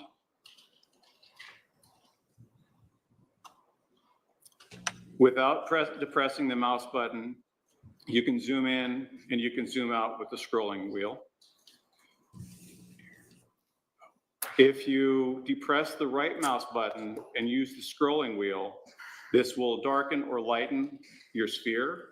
It will give you the ability to look outside as opposed to just the photographs washing it out normally so you can see inside. With this particular program, you can open up multiple windows, but you'll really only be able to view one at a time, but you can go back and forth between them. So for this sphere that we're looking at, we see Charles Vallow there, correct? Yes. And then there's some white cards that we see around the room. What are those? Those are 3x5 cards that officers have dropped in the scene. A lot of times they'll do that to help identify to detectives items that they observed and to be a warning to other officers to watch out for these items as you're either moving through or exiting the scene. Is the Lizard Q program then used prior to the scene being documented? And let me say this. We saw in your diagram, Exhibit 5, that there were little yellow placards or numbered items. Is that something that's actually done in the scene? So we were looking at the bat, for instance. Correct. So in this particular moment in time, we just merely left it with the placards there. Again, it was attempting to capture the scene as we as an investigative unit found it. There can be times that we'll do this first and eventually go through putting evidence placards down and then maybe do another sphere showing all the evidence placards. So would it be fair to say that this is done to document the scene prior to police going through and maybe digging through areas to find potential evidence? Right. It's much like when we do overall photographs with the 35 millimeter camera. This is just another enhancement of that. For this room where we see Mr. Vallow, do we have two different spheres? Yes, in this particular room, I did a lower sphere, and then I raised it on the tripod that you can see in it to another height, and then I did a sphere there. So we have a program that we can combine those and make it a measurement sphere. So we could do measurements linear, but not to and from the camera because of its limitations. So what is provided here is without measurements. That is correct. And without anything being marked yet. Aside from the 3x5 parts. Can you show us the lower level sphere as well? This is the lower level. Okay, then the upper level one, sorry.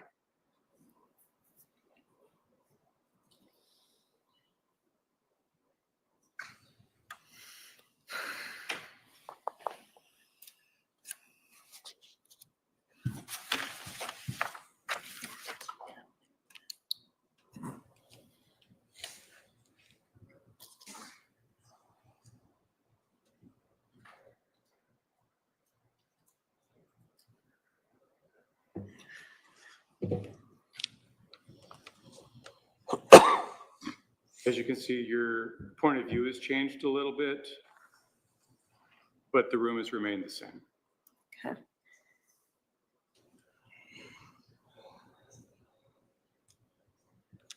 And that's all using the same initial placement of that tripod, but just moving the camera height up higher or lower? Correct. The tripod has the ability to elevate to the platform that the camera is actually on. All right, thank you. Your Honor, could I have the witness go back to the? Yes. Thank you. I'm gonna terminate this for now.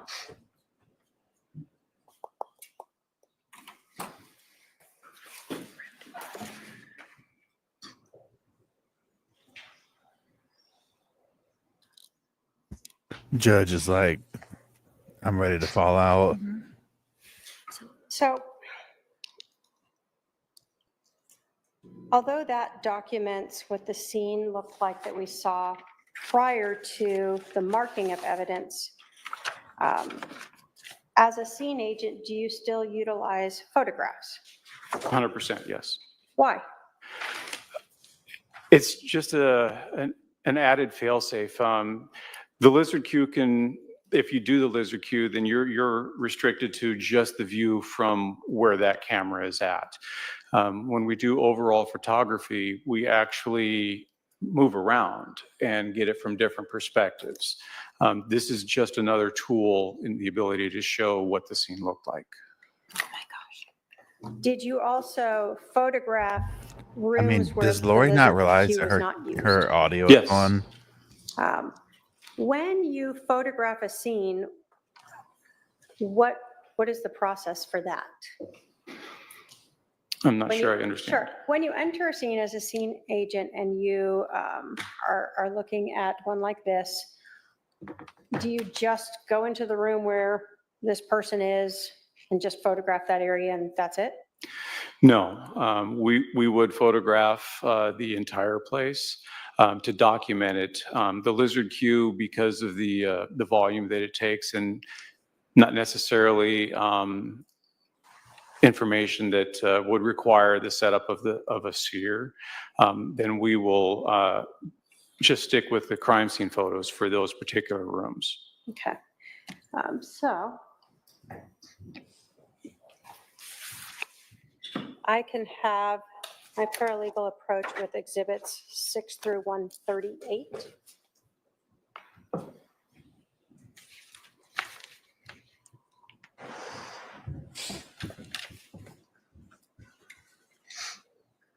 If you can look at those and let me know if you recognize what those or photographs are.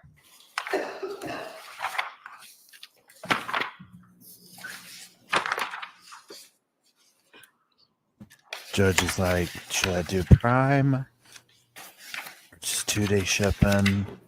Or I could do this for the extra and get tomorrow morning by 8 o'clock delivery. Decisions.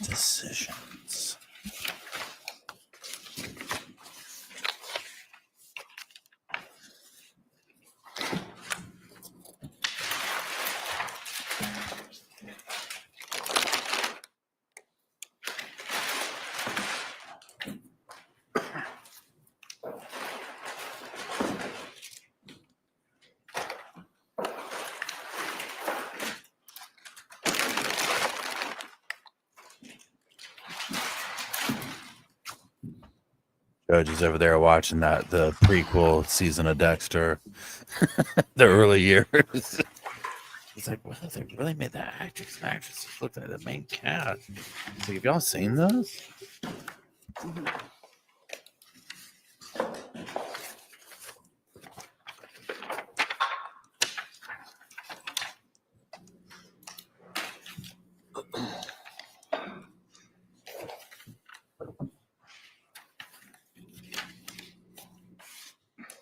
She pulled out a bunch of bags or stuff. She might not even be done with this dude today.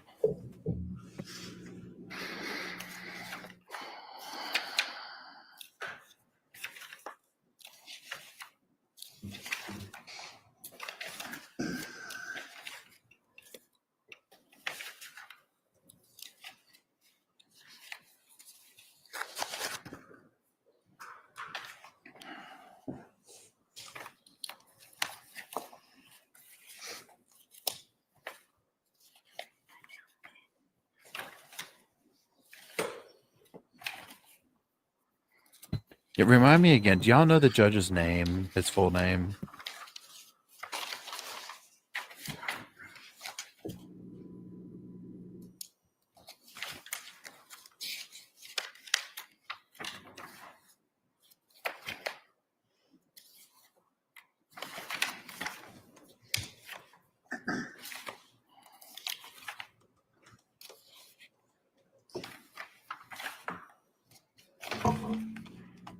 Judge Cutie Pie.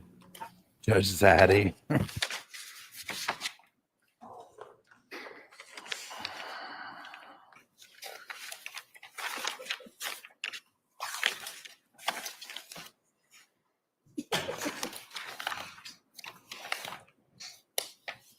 It's playtime here with the dogs. You don't hear them.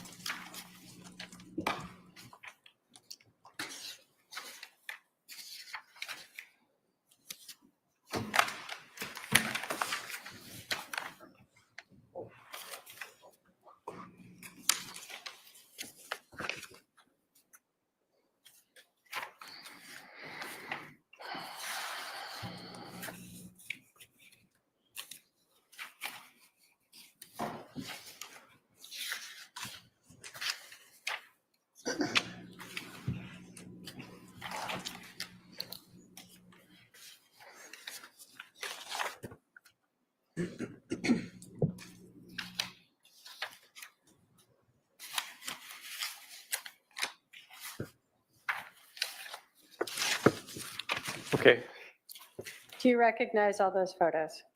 yes, I do. Do they accurately depict 5531 South Four Peaks Place, both before and during and after processing it? Yes, through various stages of the investigation. Your Honor, if I can have those shown to the defendant. Yeah. I'm just reading like commentary, comment sections on the judge. This judge. That's Now, what I like Detective, researching. when you guys Yeah, are everybody's in processing a love with scene, them. in addition to photographing it, are you also looking for items that you may want to collect and actually bring back with you? That's correct. Can you talk to us about what procedures you use to collect and impound physical items of evidence that you're going to take with you? Sure, it depends on the type of physical evidence, what the circumstances of the offense are. So the type of collection method can vary, but inevitably we'll identify it first, then we'll document it with photographs, and then we will come up with the plan that we're going to recover the evidence. And typically on scenes, I like to work in a particular direction collecting evidence. Others have their own method, but that's the method I typically use. And then I work along with the crime scene tech, and we'll go through exactly what we talked about. We'll have the overall pictures taken. We identify things that we believe are going to be relevant, and then we'll, for identification purposes, we'll usually affix some form of evidence tag, a marker, things along those lines. Not all items are actually taken. Some are actually just documented because it's impractical to remove certain things, such as a slab of concrete or something like that. So depending on the situation. So after it's documented, first with photograph, placard, photographed again, and then we will collect it. If DNA is an issue, the crime scene tech will be the one that'll take care of the method for doing it, and they will take the protective measures, whether they do gloves, swapping gloves out, or they do face masks, depending upon the nature of the evidence. If it's super DNA critical, then we will pull all the precautions out. In this particular case, it was not DNA critical. Do you still wear like gloves or anything like that when you are collecting these items of evidence? Absolutely. And are you using them and changing them to ensure, for instance, you don't transfer blood from one item onto another? Right, and typically that's what our crime scene techs will do. We will They're really direct setting this the up for his method that testimony. the order we're I'm going to guessing collect, that and then we'll go through that. And they'll be they're the gonna ones drop that'll some photograph. bombshells. They'll change the gloves, place it in the envelope. Typically, it's a paper envelope, and then we'll move on to the next item and repeat the method.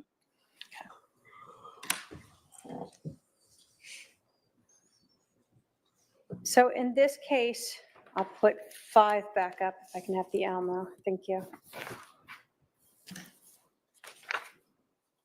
He seems to be married with 2 kids. What the was judge. your process for how you wanted to go through this home in reviewing, collecting the evidence? So for this particular method, I chose to work from the north towards the south, collecting as we went. Item 1 being the hat, which is at the north end of the room. And then it was kind of a toss-up between 2 and 3, so I just decided to go ahead and go for 2, and then we would work our way down from there. Okay. And so we see in this diagram, north is up this direction. It's to the left of the image, yes. And so in the photographs that you're taking of these individual items, do you see those placards or something that shows a 1? Yes. Okay.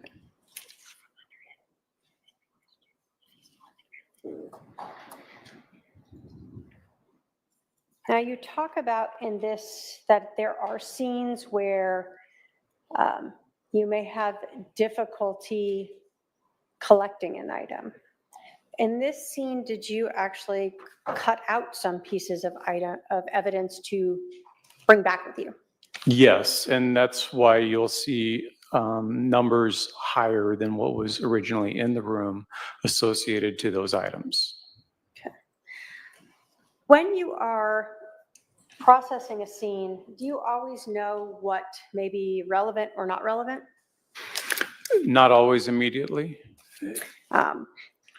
Is that one of the reasons why the entire residence is photographed instead of just what appears to be relevant here in that one room? Correct. So that later, if anyone wants to look at another room, that's been documented adequately. Right. When you're going through a house, even though you walk in and you see Charles Vallow on the ground there, are you still checking all of the rooms to see if there could potentially be something of evidence there? Well, certainly. I'm no stranger to not having all of the information initially when I show up. So I will go through and I'll look at the residence to see if there's anything that actually stands out immediately. And maybe I'll be able to ask a few questions of whoever's doing the interviews to see if there's any relevance to it. So are you looking for instance, any bloody items? That would be important. Are you looking for any projectiles or anything else that might be not in this room? Certainly, bullets pass through walls. Are you looking for any evidence that might be related to this individual, Charles Vallow, like wallets or things like that that might have been left somewhere in the house? Yeah, anything that could properly identify who was or may have been present at the time. Okay. And that's sort of all those photographs as well. Correct.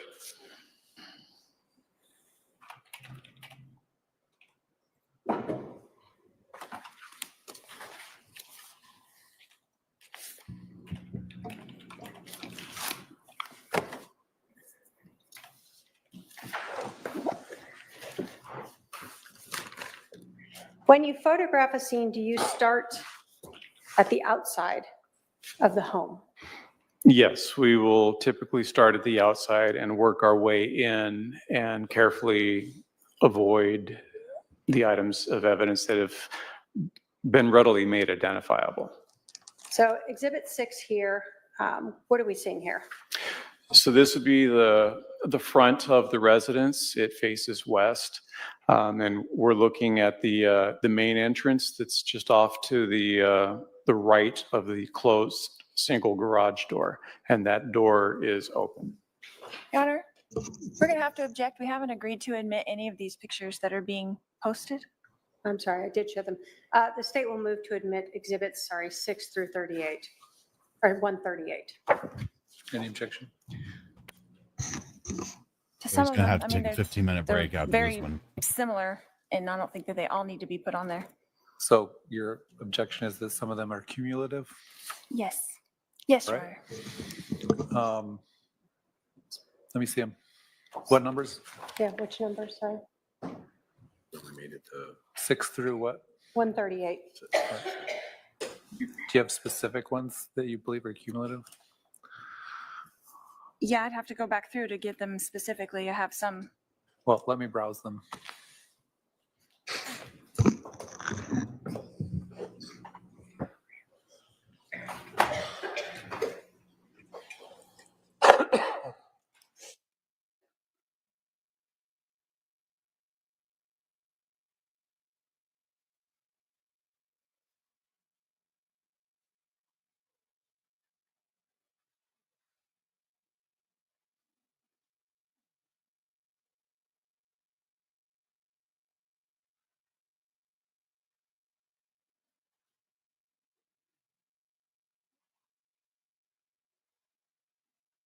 Luke's getting very upset. It's that hour over here.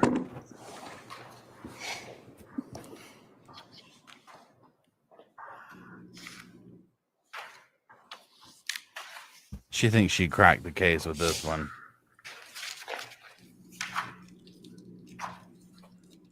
She's gonna make him go through it. I'm telling you, we might not get through the state question this guy today.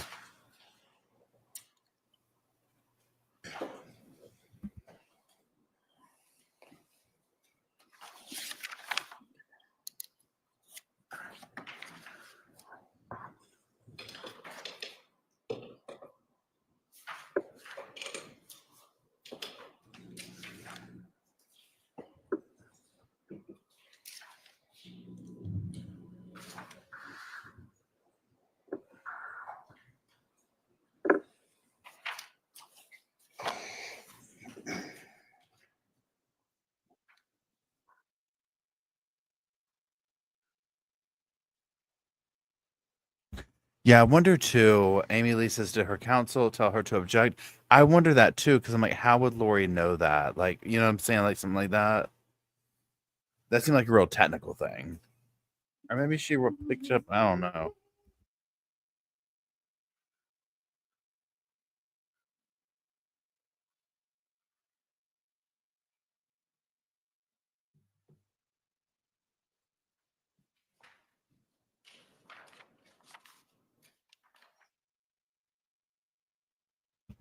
Witness is zoning out. Yep, Crafton. Witness currently zoning out. Aisle 3.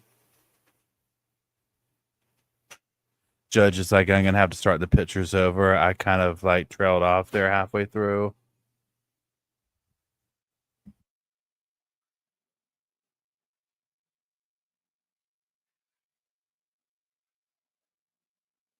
Yeah, Luke and Bo just got into it over here. So that's when I was doing this number. I was picking Luke up and handing him over to Matt.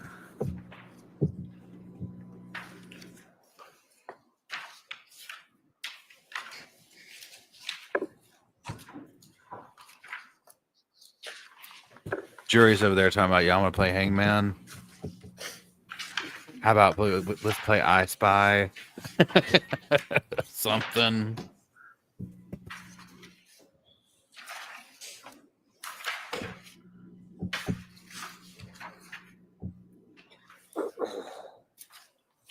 Oh, thanks, Stephanie.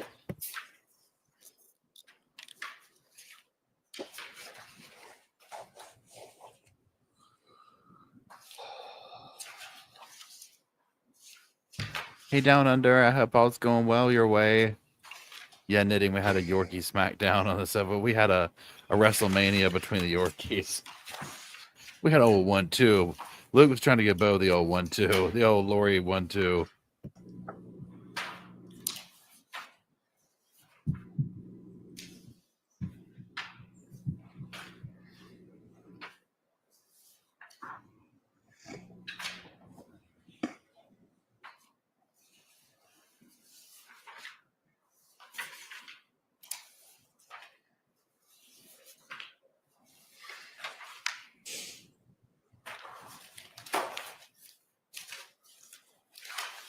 All right.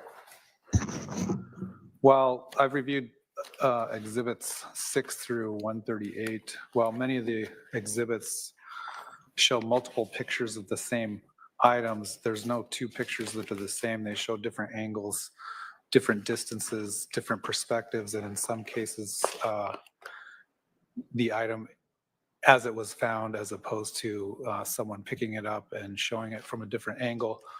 So they're somewhat cumulative, but the court will admit those exhibits. They may help assist the jury in visualizing the scene and determining where things were at the scene.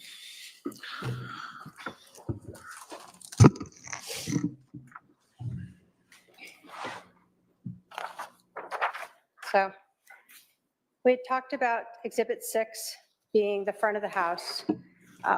The door that you were talking about there, is that the door we saw in the lizard queue that was in that front room? Yes, that's the double front main door. Exhibit 7 and 8, was that to document a vehicle that was there? Yes, again, to try to do overalls of the scene to show how it was when we got there. At that time, did you know whose vehicle that was? I did not have the opportunity, nor did I run the license plate of it, but it was documented, and I believe later on it was learned. Okay, thank you. But not something you were responsible for? Correct. When we get to Exhibit 9 and then 10, is this sort of coming up to, and I'm going to pull this Thank back you, a little. Emily. Yes, that's approaching closer to the door. 11, which way are we looking as we enter the door here on 11? So you would be looking to the northeast, northeast.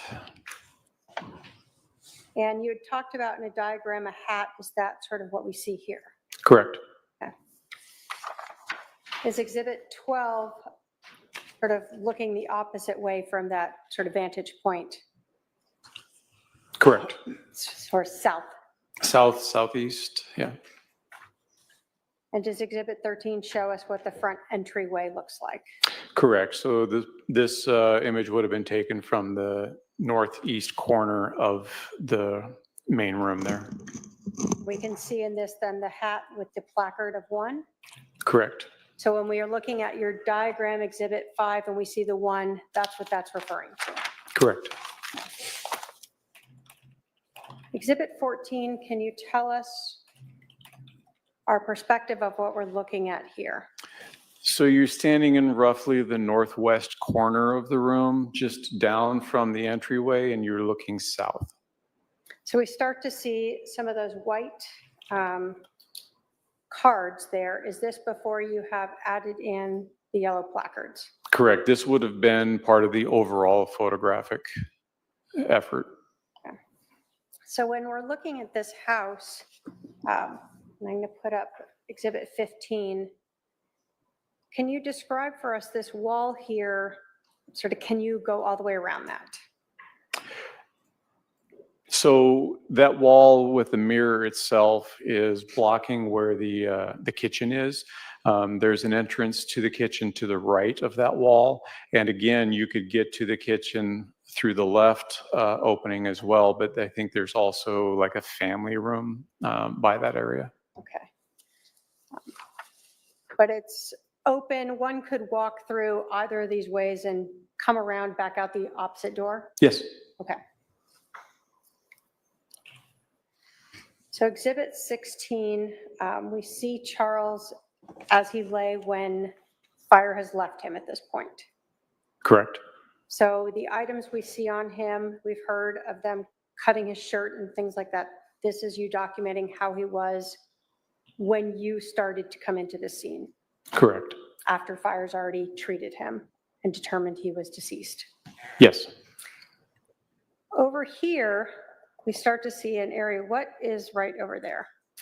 So just past that most southern index card is a hallway that extends to a bathroom and I believe at least 2 bedrooms. Looking sort of to the north, what is this hallway here? So now we're just looking north past the entryway. You can see the hat in the right part of the image there. And that would lead up to the master bedroom garage.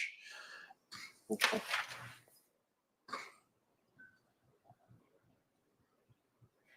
When you are looking at a scene like this, where you have a shooter, are you wanting to document all the different views of the items and the victim where they lay in the scene?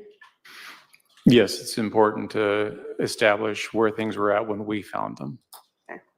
Now, are you able to tell us, for instance, if a casing rolled or a bullet rolled as fire is there or initial officers coming through? Yourself? Having not been present to see it, I would not be able to tell you if any item happened to have been manipulated. Okay. Does 19 show us part of that hallway that we're talking about to the bedrooms? Yes, it does. And then right next to it, would that be the sort of doorway into the kitchen? Correct. That's past this mirror on the left would be where the wall rounds a little bit and leads to the kitchen.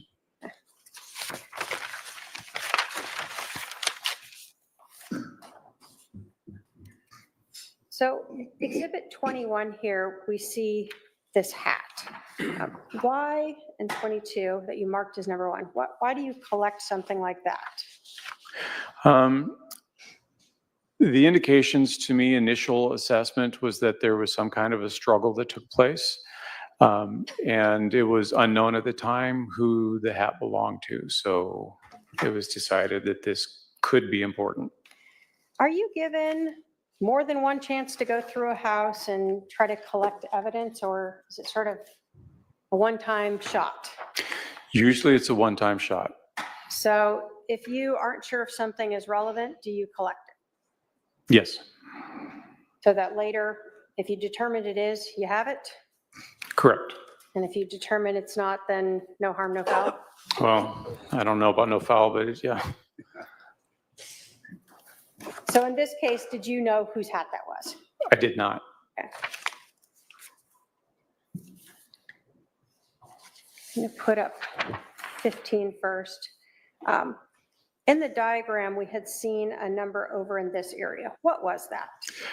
The item should be marking a baseboard, and there is a bullet strike in the baseboard.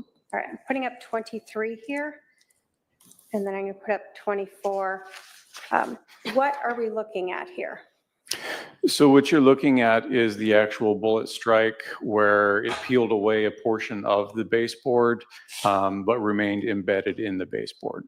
So I'm going to put up, as we kind of go closer, 24, 25, 26.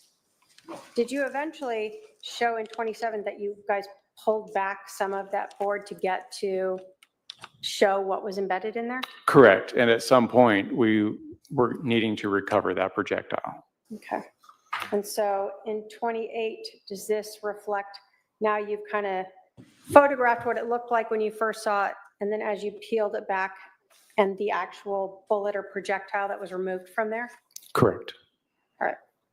And 29, show that bullet from a different angle? Yes. When you were looking at this, and I'm going to put 30 and 31, was there actually some sort of white paint transfer on part of that? There's a little bit of transfer of material to the nose of the bullet, yes.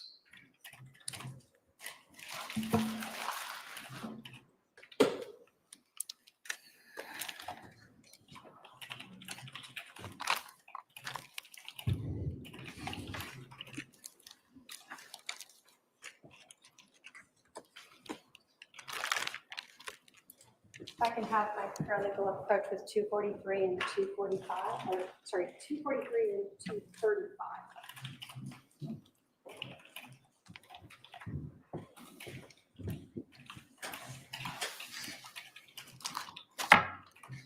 Detective, do you recognize what those are? Yes, I do. What are those? This would be the section of baseboard that we removed from the wall, as well as the projectile that we had removed from the baseboard. All right, I'm going to put up 34 here. So that shows sort of after you pulled out that section of that baseboard? Yes, after it was cut out. Okay. And then it's the projectile that you recovered in there?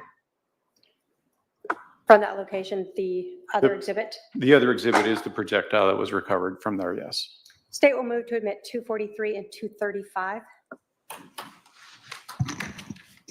Any objection?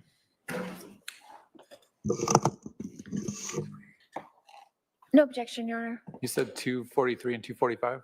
35. Oh. 243 and 235. It's ordered admitting 243 and 235. If I can have my paralegal go retrieve that. I don't feel like we've gotten any like big like So bam from this dude yet. put up, to give us again a different perspective, 17 here.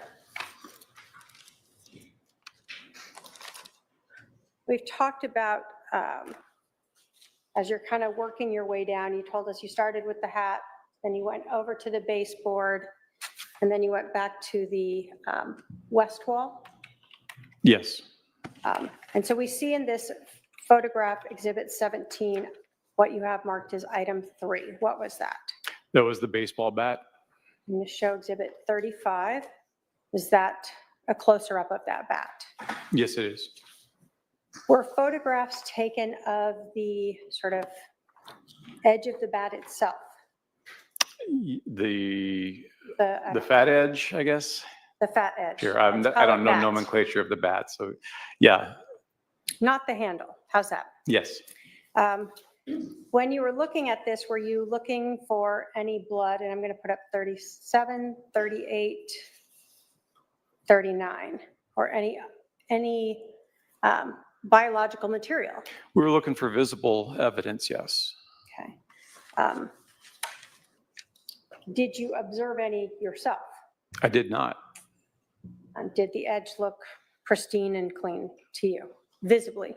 Visibly, I did not see any sort of biological evidence on it. Did you note any biological evidence anywhere on the bat that was visible to you? I did not. If my paralegal can approach with 249.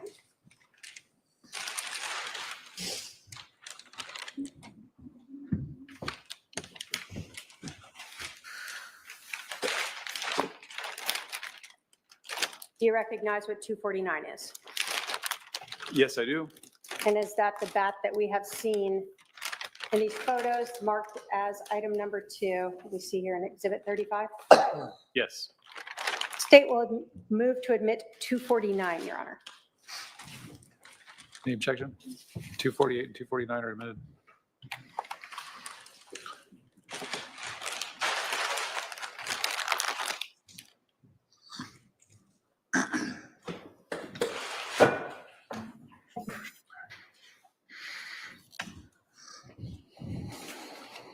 So that was item number 3. I'm going to put up Exhibit 40. Do we see a placard there for number 4? Yes. And what was item number 4? And I'm going to put up Exhibit 42 here. It is a full metal jacket projectile.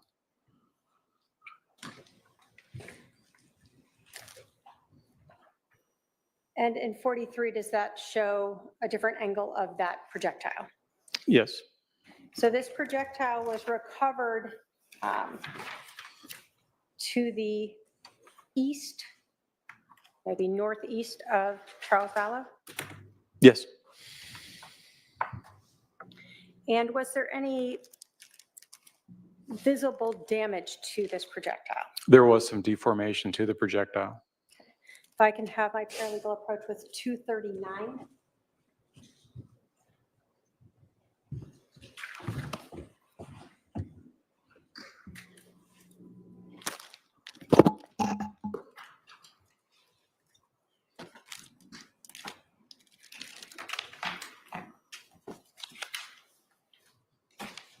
Do you recognize 239?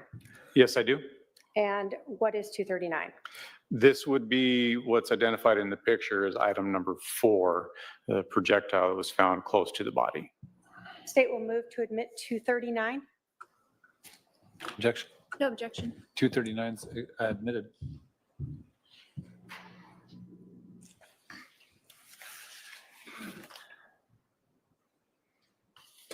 When you are photographing the scene, are you, again, we know this is after fire has been there. Yes.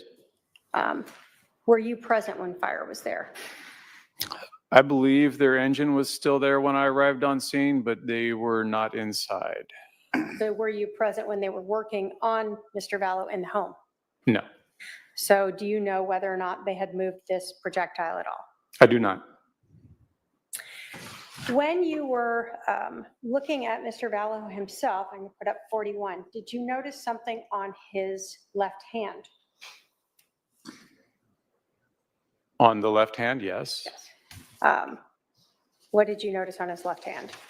Substance consistent with apparent blood. When you were looking at Mr. Vallow, did you note any other blood on his left arm? I did not see any.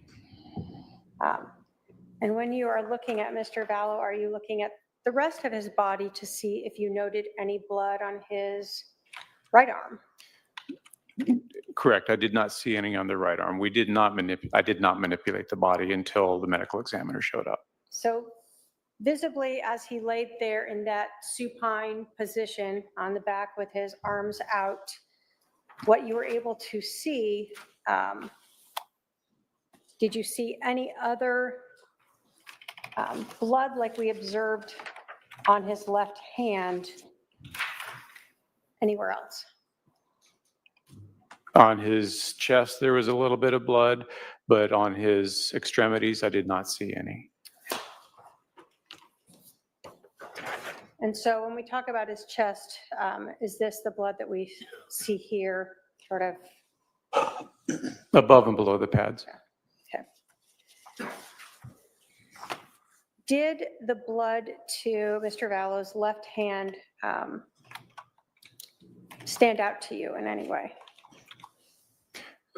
Yes, it was interesting that it's just on that one particular part, but it's not completely surprising. Was there any blood on the floor around where his hand was? No. So although we've heard of blood pooling underneath him, There was no blood around his hand as it laid there. Correct.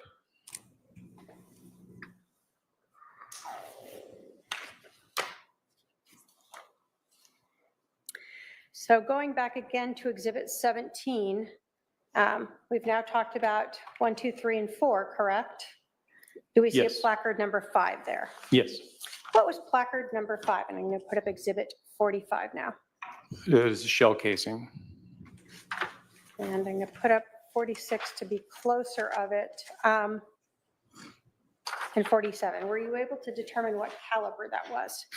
Yes, it belonged to a 45 automatic pistol. Okay. Now, as a police officer, do you have a semi-automatic pistol yourself? At least one. Okay. And I guess as a reserve officer, do you still have some? I'm not a reserve officer. I'm just retired. But yes, I still possess firearms. All right. So in terms of a semi-automatic handgun and seeing this type of casing, can you tell us when you fire a gun, where does this come from? What is that? So in this particular image, we are looking at what's commonly called a head stamp. That's going to be the opposite end of where the actual projectile would be inserted into the casing. The circular ring that you see in the head stamp there is actually what's called the primer, and that's what the firing pin hits to initiate the primer charge, which ignites the powder and then sends the projectile through the barrel.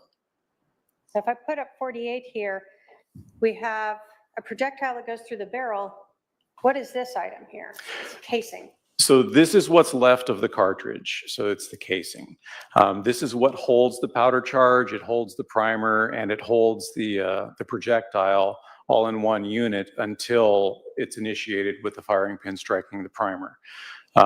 After the charge starts the projectile down the barrel, then the most semi-automatic weapons will actually, the slide will start moving back to the rear, and there's a piece of the slide called an extractor that goes around that back rim of the projectile there, around the head stamp, and it pulls it backwards out of the chamber.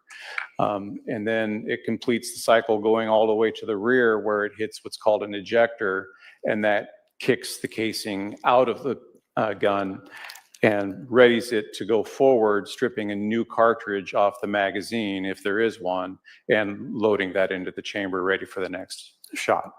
So when you fire the gun, projectile goes out the barrel and this casing gets kicked out. Correct. So I'm going to go back again to Exhibit 17 where we see 5. And I'm going to put up Exhibit 49. To the south of 5 here, did you find another casing? Yes. Is that what we see in Exhibit 49 and 50 as placard 6? Yes, it is. So were those located in the generally in the same location? Fairly close to each other. When a casing is ejected from a gun, do they just plop down and stay right where they landed? No, there are many different types of firearms out there, so the casings can eject in different directions. Some will, or most will eject out to the right. Some will go farther back towards the right. Some will go forward. Some will go center. Some actually kick higher up in the middle. It really depends on the manufacturer, the process, how the person's holding the firearm.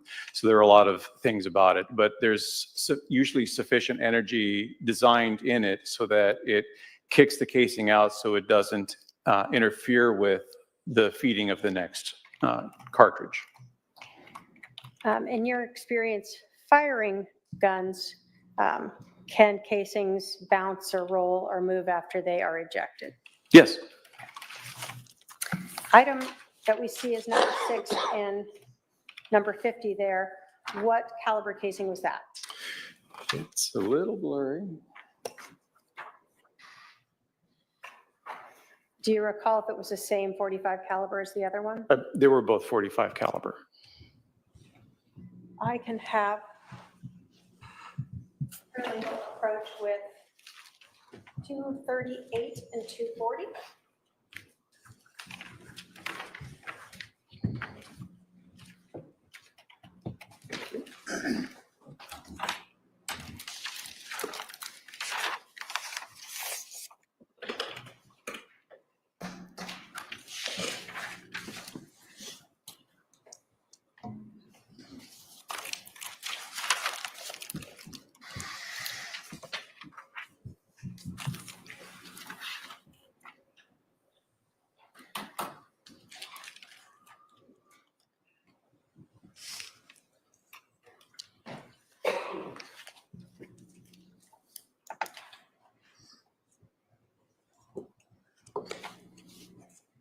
Do you recognize 238 and 240? Yes.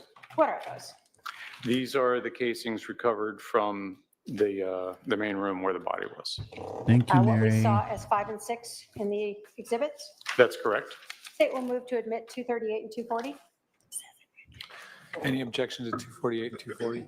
No objection. 248 and 240 are admitted. 238 and 240. Oh, I'm sorry. 238 and 240? Okay, they're admitted.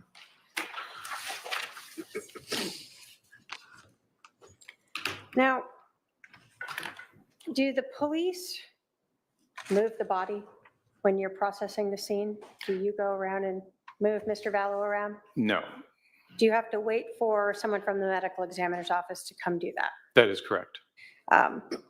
Sort of the body is their responsibility?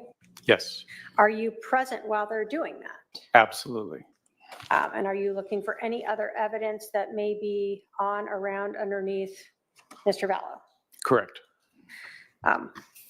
In this case, did the medical examiner's office come and remove Mr. Vallow's remains? Yes, they did. Once his remains were removed, did you document by photographing, we see here in 53, the blood that was left behind? Yes, typically we would call this the void image to show what it looked like after the body has been removed. Now, is the blood been moved somewhat by the body itself being moved? Correct. Part of the process is the medical examiner's investigator will manipulate the body by rolling it from one side or the other to get a good look at the side that's not visible with how it was laying. And then they'll work on manipulating the body into the bag for transport. So looking at the void or the blood pool that we see here, has it been altered somewhat from what we saw or observed while Mr. Vallow's body was there due to the movement of his remains? That would be safe to say, yes. Okay. Did you and other officers clean up that blood pool? Yes. And in doing so, did you observe anything on the floor? Yes. Underneath, well, once the blood was cleared off, we could actually see a defect in the wooden floor that was consistent with the projectile strike. All right, I put up Exhibit 56. There's a placard number 13 there. Is that far away so we can see the location of where that is in perspective to the room? Yes. Having seen Mr. Vallow's remains in the room and then having them removed, were you able to determine approximately where this defect that we see marked as 13 was located in relation to Mr. Vallow's body? Yes, it would have been consistent with being under his left shoulder. Did you take closer up photos of that defect? Yes. You put up 59 that shows that placard. Is this what you were talking about? That is correct. How did you, well, let me ask you this. Did you look at the rest of the floor to see if there were anything else that looked like that? Yes, that was a consideration. So we did look at the rest of the floor. So you went through that whole room to see if you found any similar type of defects on it? Correct. Did you? No. So this was the only one that looked like that. Yes. And I'm going to put up 58. So we see other defects in the ground. What made this different? The size of it, the directionality, the fact that it was directly underneath the shoulder where we observed an exit wound, and the fact that there was a projectile found on the floor in proximity to this defect. Was it, let me ask you this. As a person who has processed crime scenes, fired guns themselves, did it appear to you consistent with a bullet strike? Yes, it did. And what were you basing that on? The way the indentation is and how it tapers up, coming away from the body in the same direction that the projectile was located. Did you and other detectives remove that piece of wood? Yes, with great pain, yes. All right, putting up Exhibit 60. Is that to show the piece removed, and Exhibit 61 to show the actual piece? Correct. And did you write on it so that you would be able to later look at that piece and know how that fit into the puzzle? Yes, it was important to make sure to establish directionality on that piece. If I can have my paralegal approach with 240.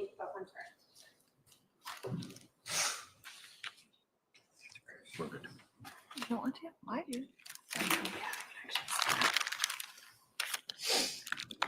Did y'all hear her talking?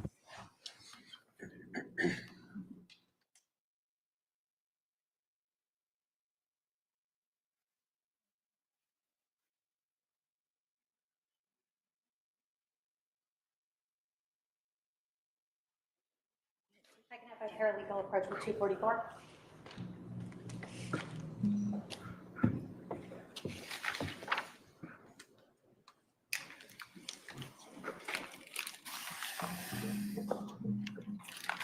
Do you recognize 244? I do.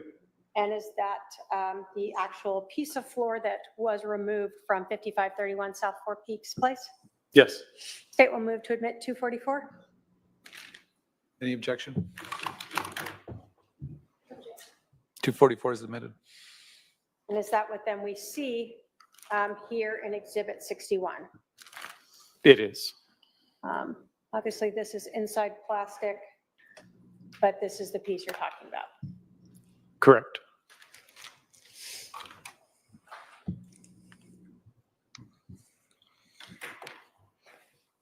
I want to talk to you a little bit about the rest of the house. Hey, and then Amy. Eventually, I'm going to come back to this. You told us that. Would now be a good time to take our Sure. afternoon recess? Since we're close to 3, why don't we take our afternoon recess, stretch break, etc. Please remember the admonition. We'll resume in about 15 minutes. All right, for the jury.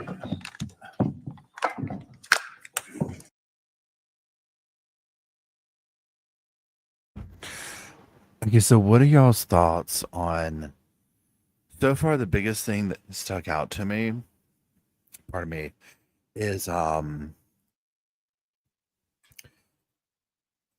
blood stuff on the hands.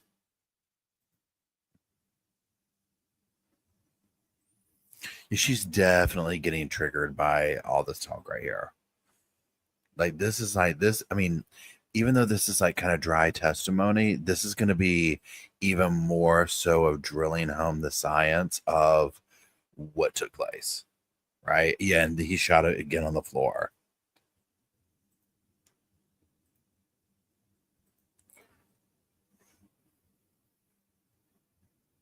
Yo, that's right. I forgot about the bat.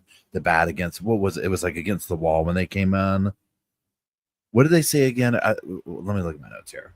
What did he say? The bat was, where was the bat?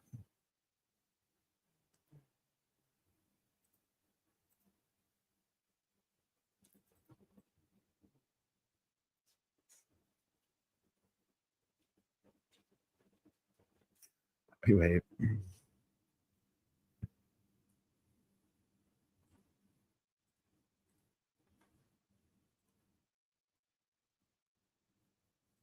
That's right. Pat was by his non-knitting hand.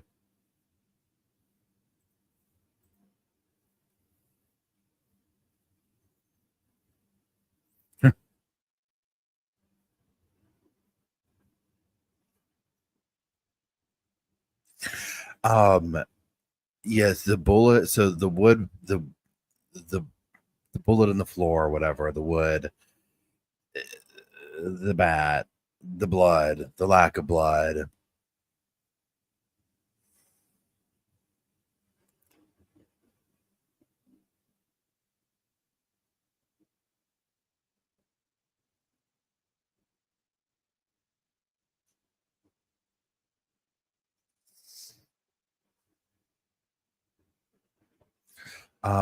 Okay, y'all, I'm gonna grab a couple of snacks, use the bathroom, and then I'll be right back.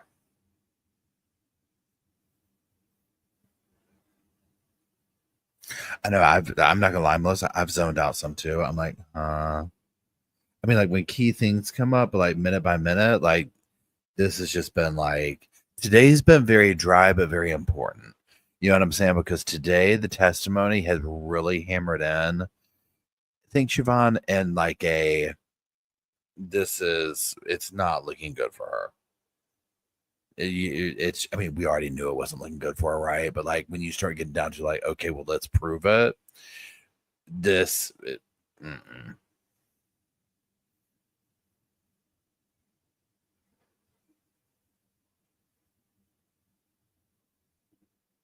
Yeah, Summer says match up for self-defense, literally. Literally.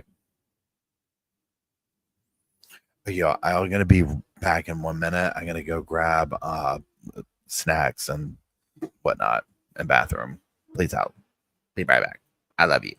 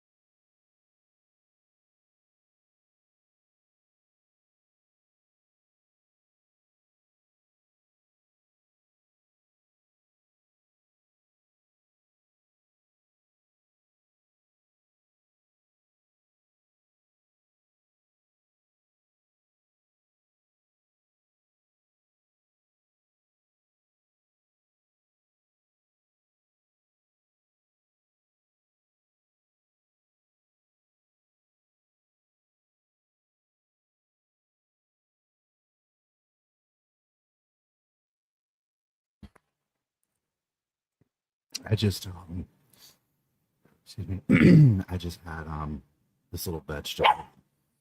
Luke, hold on. Or Matt.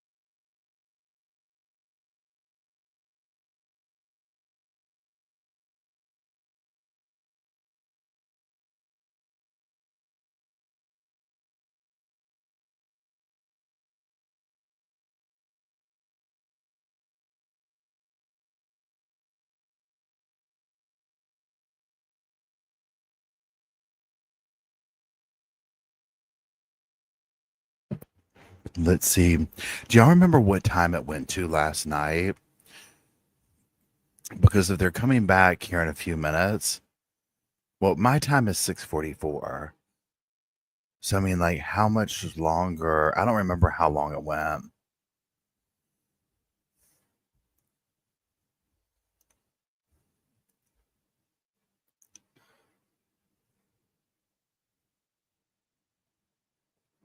$7:45. Okay, that makes sense. Or RGB says, sorry, I don't remember last night. I feel that. I feel that. Oh my gosh. Gotcha. Thank you, Lauren. Thank y'all.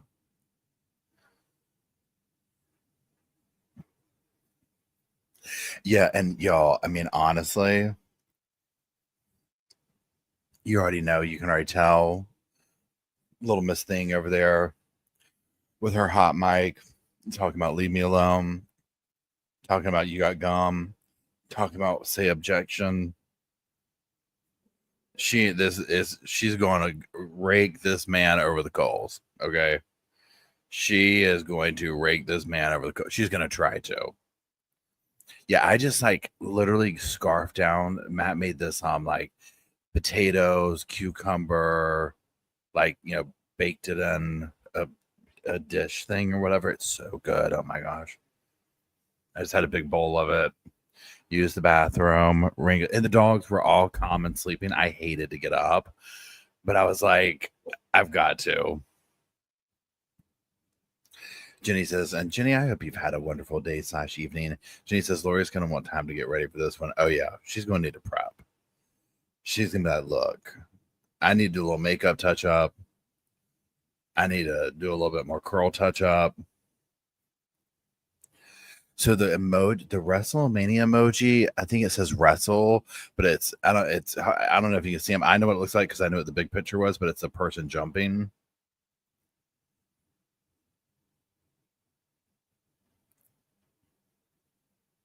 Yeah, this was like, I don't know what else he put in there, but it's like, you know, diced cucumbers, potatoes. I can't remember the other stuff he put in there. And they did it in like not a frying pan, but like a deep dish frying pan type thing, and put cheese over it. Ooh. Mm-mm-mm-mm. I am telling you.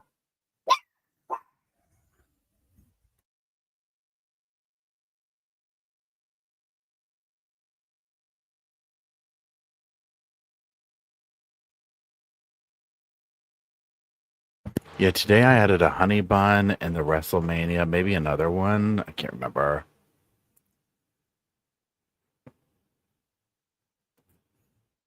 I don't think he put any meat in those. Yeah, it's like basically like a vegetable stir fry, I guess you could say.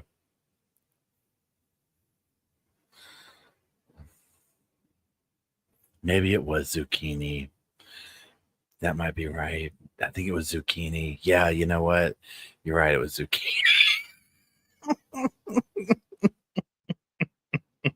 It was zucchini. Yeah, it was zucchini. Some green thing, right? I know chicken and rice. Like, that's what I cook, right? As you can tell. Oh, Lord, that's funny. Yeah, it was zucchini. Oh, gosh. Oh, Lord, y'all. He baked some pickles. Oh, literally, I'm over here like cucumber, zucchini. I mean, I'm not like tomato. You know, I mean, it's, you know, here we go. Hold on. Yeah, some green thing. Okay, hold on. I'm going to mute.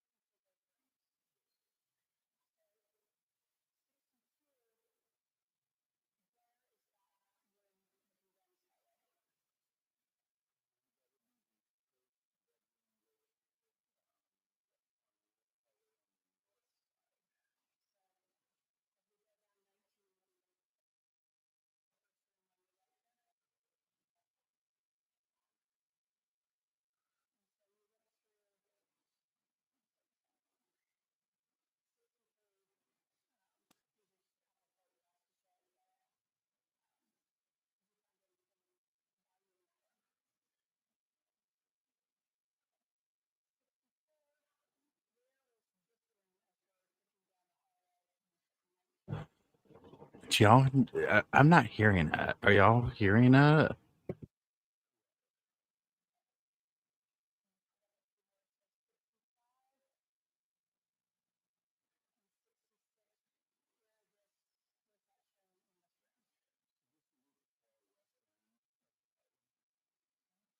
Court TV doesn't seem to be doing it either. Like, volume. Hold on.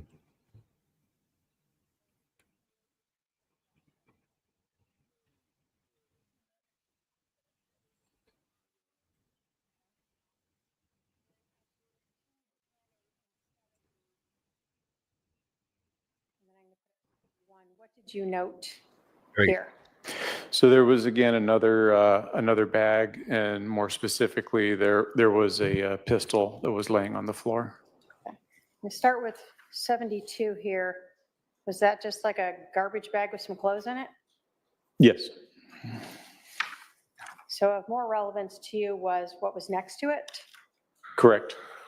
What did you find there? What is this orange thing there? And we see a whole lot of placard numbers. Right. So the placard numbers are obviously identifying particular items that are going to be seized as evidence. That we have the orange bag with what appears to be a gun box inside, and then we have the pistol. And the three placards next to the pistol are specific for the pistol itself, the magazine from the pistol, and potentially the chambered round in the pistol. Okay. So 74, is that a close-up of that pistol? It is. What kind of pistol was that? Pardon? What caliber was it? It's a 45. Is that the same caliber as the casings that you had found in the front room next to Charles? Yes. Does this show another angle of that pistol in 75? Yes, looking at the top of the pistol. When the pistol, as we see, is picked up in 76, the individual's wearing gloves. Why is that? Again, to help preserve the evidence in the event that DNA were to need to be done, we could articulate that we did not touch it with our bare hands to impart our DNA onto it. Are you visually looking at this gun to see, and this is 77, if there is any visible biological evidence, blood on this gun? Yes, we do look at them to help determine that. And did you observe any biological evidence, any blood or what appeared to be blood on this handgun? No, ma'am. If you had observed that, would you have noted it and photographed it and documented it? Yes. Now, when you got this gun, was it loaded? Yes. And in 78 and 79, is that photographs of the magazine in the gun? Correct. So when we talk about the magazine, I'm going to go back to showing Exhibit 76. Where is that in this picture? So you can see the base of the magazine at the bottom of the grip, close to what would be the individual's left thumb. There's that black piece of plastic that extends horizontally across the base of the grip. And so that's the magazine that you then took out that we see in 79. Correct. Okay. And why is the magazine removed? Well, we have to make the weapon safe, and that's the first step in making it safe, is to remove any more source of ammunition that could feed into it. Was there a cartridge or a live round in the chamber? Yes. So how do you make that safe then? Well, the only way you can is to manipulate the slide to force the extractor to pull the cartridge out, and the ejector kicks the cartridge out. Okay. Also in this photo, there was this orange bag, and you had told us that inside of it, we can kind of see the corner here. We see it better in 82. Did you remove an item from that orange bag? Yes. And I'm going to show 83, 84. What is that we see there? That is a gun box that is consistent with the firearm that was laying on the floor. So consistent with the .45 caliber handgun. Correct. And that was inside this orange bag. Was there any live rounds, and I'm going to show you Exhibit 85, also in that orange bag? Yes.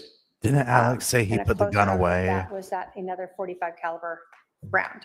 It is. And so when we say it was live, it hadn't been fired yet. Yeah, cartridge has not been fired.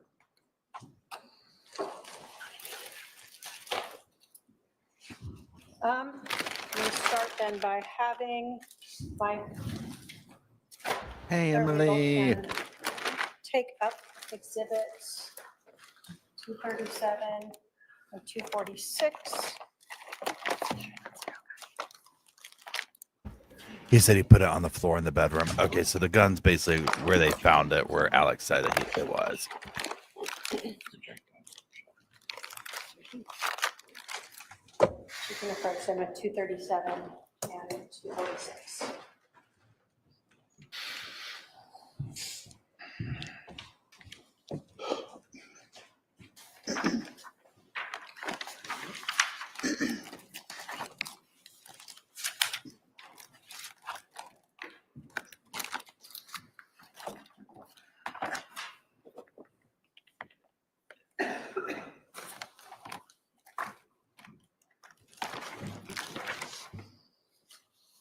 Do you recognize 237 and 246? Yes. And is that the gun and the magazine that we see here in Exhibit 76? It is. The gun that was found in that pink room? Correct. State will move to admit 237 and 246. Any objection?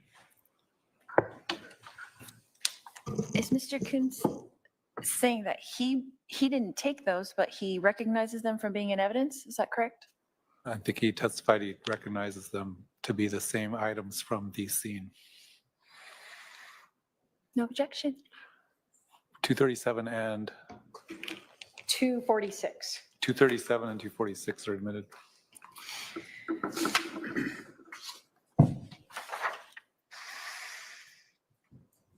Now I have my paralegal approach with 247,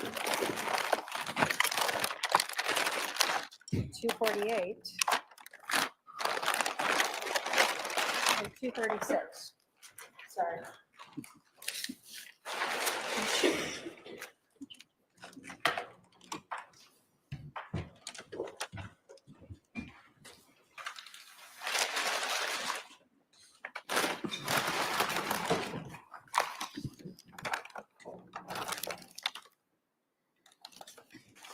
That's what I'm saying. Foundation.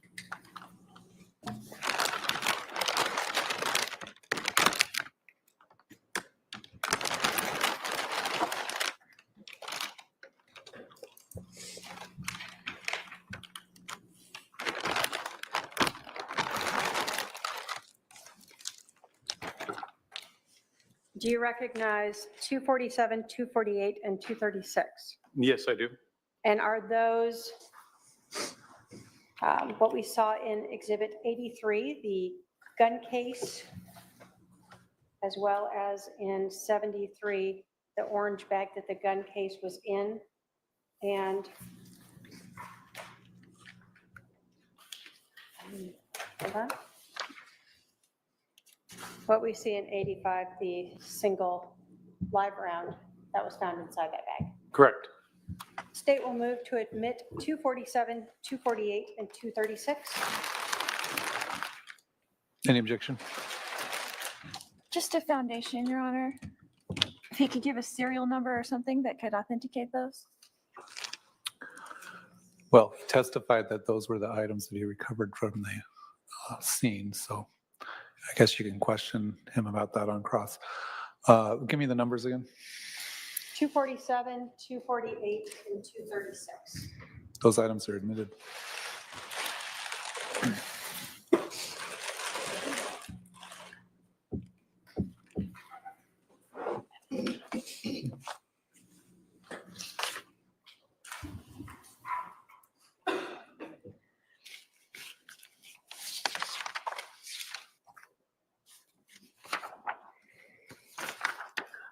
I'm going to show you, as you continued sort of in this hallway, Exhibit 88. Do you, can you put us into perspective of where that is? I'm going to put 19 sort of back up. Where is, what we see, this room with the blue on it, Exhibit 88? So those two doorways would be on the south side of the hallway that leads up to the pink or maroon room. Specifically, the blue one would be the most southwestern bedroom of the home, and then the other doorways to the hall bathroom. Okay. So again, did you go into room, this blue room, and look for any potential items of evidence? Yes. So in the room with the sort of child themes on it, did you find anything bloody in there? No, ma'am. Any ammunition in there? No. In the pink room, we saw the gun. Did you see any, did you look in the floor of that room to see if there was any blood drops in the pink room? Yes. So I'm going to go back 1 second to 87. So on this floor and the bed and around here, did you notice any blood in that room? No. No blood swiped across a wall? No. No blood on that orange case? The orange bag? Correct. No. No blood on the black case for the gun? No. Or the extra magazines that were in there, any blood on those? No, none seen. Okay. So then in the blue room, did you do the same sort of thing? Look to see if there was any bloody clothing, any blood swipes, any blood drops, that sort of thing in there? Correct. No items of bloody anything was discovered in there. Okay. And nothing on the floor either? Correct. When we go to 92, you said that was the hall bathroom next to it? Yes. Do we see that in 93 and 94 here? Yes. Did you look in everything, like even the sinks, to see if you saw blood there? Yes. Along the countertop to see if you saw blood there? Correct. Did you note any bloody items, any that was anywhere in that bathroom? I did not.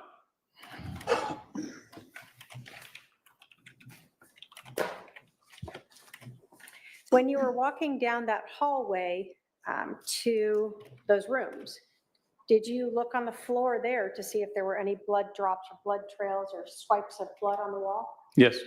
Did you observe any there? No. So 98 here, obviously can you set put up. us in perspective of what we're seeing? So this would be towards the feet of the body, where the kind of the hall splits to the kitchen and then to the bedrooms that we were just discussing. Okay. 99, is this like a lanyard that was hanging Wow, on the thank wall you, there? Dawn. Yes. So wasn't knocked off or anything? No, it's where we found it.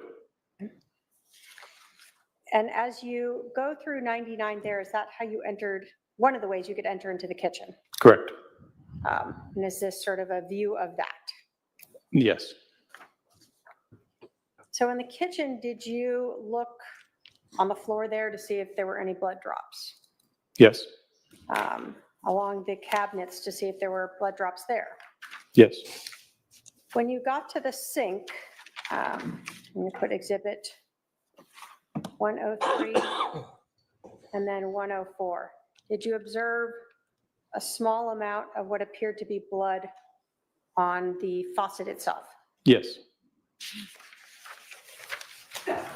Did you look sort of as well in the sink itself to see if there was any blood there? Yes. Did you observe any there? Did not see any visible blood. Now, when you're going through the house and looking to see if you know any bloody items or any other items of evidence, are you looking in things like trash cans? Yes. So was this the trash can in the kitchen, for instance? Yes. And did you note any bloody rags or towels or anything thrown in there? No, ma'am. Okay. You said that there was also sort of a living area in there. Correct. I'm going to put up exhibit 112 to get a better perspective of that. So is this the doorway we were talking about? Yes. And so the kitchen here opens up into the living room. Correct. Did you look through that area to see if you saw any blood on the floors? Yes. Did you observe any? No.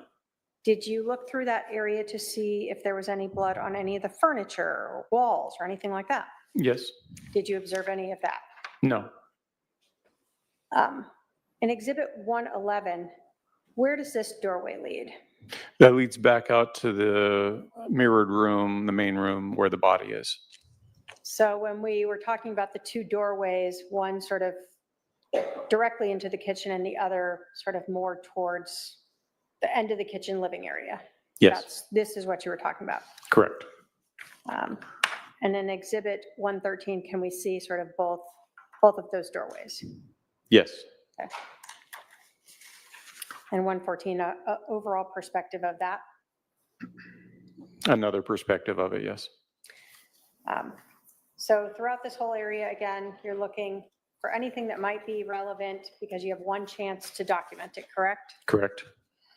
When we talk about 115 and we talked about the original layout of the house, is this that front entrance area again? Yes, it is. And where are we looking in this perspective? So you were looking in a north direction. Where does that head towards?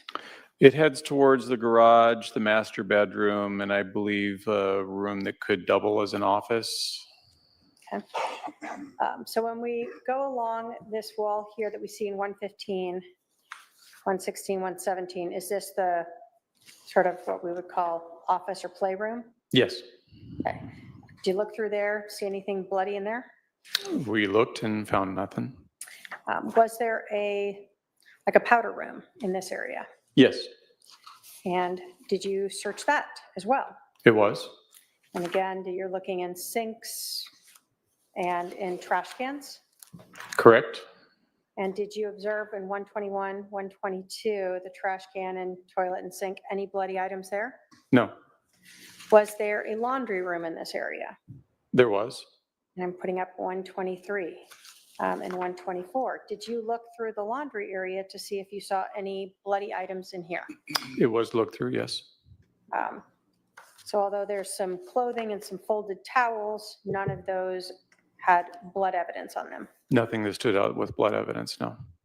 And then again, even looking in the trash cans that we see in 126 and 127? Correct. –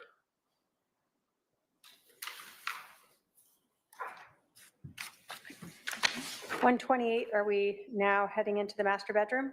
Yes. 129, was there sort of an office set up in there as well, 130? Correct.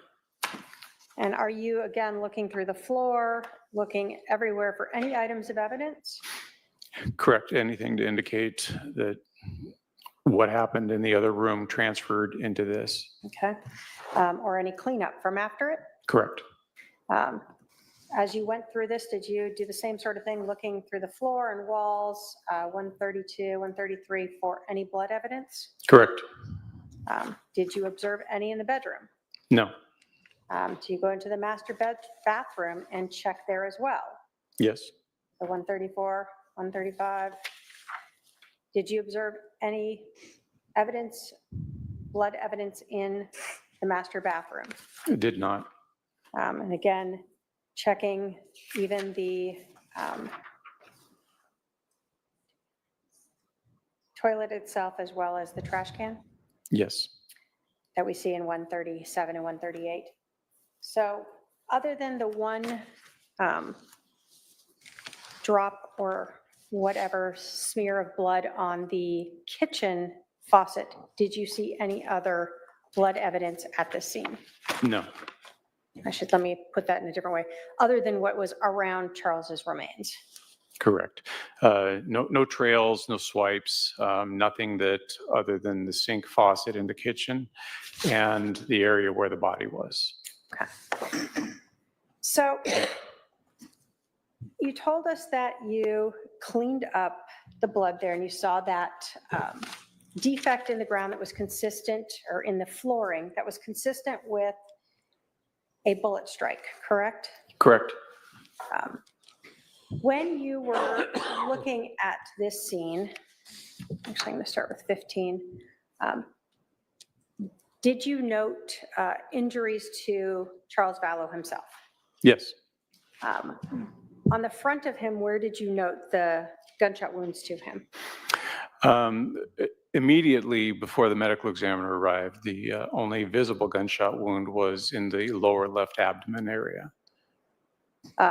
Did you learn one, it was in the chest underneath some of the medical debris? Yes.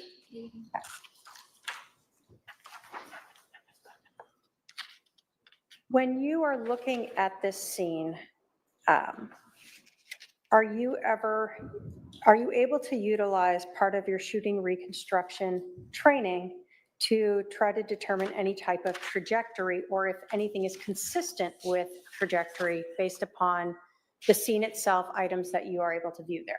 I do try to apply my knowledge of that to the scenes as I go to them and go through them, and with whatever evidence or information comes directly back to me.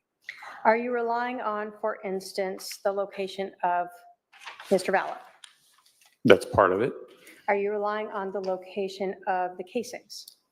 That's another part of it. Not a major part, but it is another part. Are you relying on the location of the projectiles? Yes. Thank you, Brier. When the medical examiner came, were you also able to see exit wounds on Mr. Vallow? Yes, in conjunction with also the chest wound. Okay. So when the medical examiner came, you saw a second injury to the front side of him. Correct. And where was that approximately? In the sternum. So for us, somewhere in... About the center, maybe roughly the center of the chest. Okay. So and the other one you said was in the abdomen. Yes. When the medical examiner was there, where did you observe other gunshot wounds on his back? I observed another one that would have been just to the left of the spine, and then another one that would have been by the left shoulder blade scapula area. Okay. Now, given the number of casings, did you start with an idea that there might be two shots? Yes. Given the number of wounds on Mr. Vallow, did that appear consistent with that theory? Very much so. So 2 entrances, 2 exits. Yes. When you saw the projectile that you recovered, that we see in Exhibit 20 on the side over here, that entered into that baseboard, given the injuries to Mr. Vallow and the projectiles and the location of this, were you able to determine any consistencies of where the shooter may have been when that occurred? Approximate location, yes. And how did you do that? Based on the wounds to Mr. Vallow, the location of where the projectile had ended up and where the casings were, the working theory at that point was that the firearm ejected the casings to the right, striking the wall where that has the curve there, and bounced back towards the west wall. The projectile would have continued on a relatively straight path and embedded itself in the baseboard at the other end of the room. So would that have put the shooter somewhere in this area? Yes. And so that to you seemed consistent with one of the shots having gone through him and ended up what we see in Exhibit 20 over here in the baseboard, Mr. Vallow being somewhere over in this area. Correct. Okay. Given the information that you obtained, let me ask you this. Given the information that you saw at the scene there, again, with the casings, the injuries to Mr. Vallow, both to the abdomen and the shoulder, and then after you cleaned up the blood, the damage to the floor underneath the location of his left shoulder, were you able at that point to start have any concept or have a idea of what would be consistent with where the shooter may have been and where Mr. Vallow may have been for that shot? Yes. What did you base that on? Again, a lot of the factors that have been discussed, the location of the projectile, item number 4, the defect in the floor that was underneath him, the location of the second casing. It was all consistent with the shooter having been at the feet, not necessarily right upon the feet of Mr. Vallow, but in that direction, close enough so that the projectile could again bounce off that wall and land on the west wall. The projectile or the casing, sorry. When you were looking at this scene, I'm going to put 56 up. Obviously, there's no exact, I'm going to move Mr. Vallow this way just to kind of be looking the same direction. Did this defect appear to be in the area of Mr. Vallow's shoulder? Yes. Now, Mr. Vallow had been rolled a couple times by the time you cleaned that scene up. Yes. So you didn't like stick a rod through him there and see if that worked? No, that would be inappropriate. Are you even allowed to do that? No. Does a medical examiner frown on that? Yes, that's the body is theirs by law. So you're basically able to look at where he was located and say that that is consistent with being underneath his left shoulder. Yes, and we did take measurements of the body before it was moved. All right. So when you measured where the body was and then you cleaned up that blood and measured where that projectile divot was that consistent with where his left shoulder was? Given that information that you had at that time, were you able to draw any conclusions as to whether or not the evidence was consistent with Charles Vallow being laying on the ground when he was shot? Very much so in the position that you see him. He was, the second shot that entered the abdomen would have been where he was lying. Did you attend the autopsy itself? I did. And when you were at can you tell us what it means when you attend an autopsy as a detective? So as a detective, we go to the medical examiner on the date that they're going to do the autopsy. Their is the autopsy suite itself, where the doctors and technicians work with the bodies. Observers will be outside of that suite, but able to communicate with the staff. There's a window where we can see everything that's going on. And like I said, we can communicate either by a phone that's on the wall, or they'll come around and talk with us. We have the ability to observe everything that transpires. There's even a camera overhead that we can manipulate to get a different view.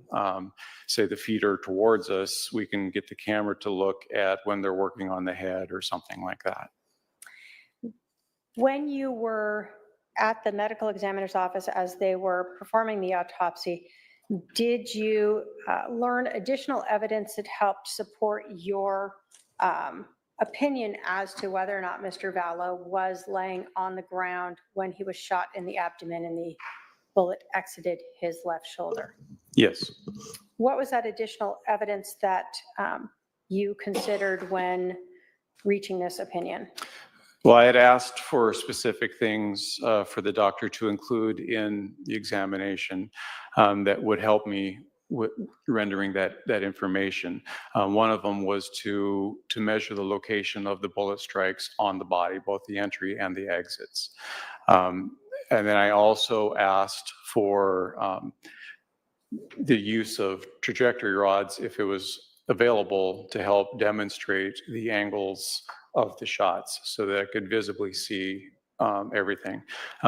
They have the unique experience of being able to see the actual damage to the organs as it's passing through. It's not all super clear for me for that part, so the trajectory rods help out a lot. Having observed the location of the injuries, that measurement, the trajectory rods, did that further support or go against your opinion that Charles Vallow was laying on the ground when he was shot in the abdomen? It further supported it.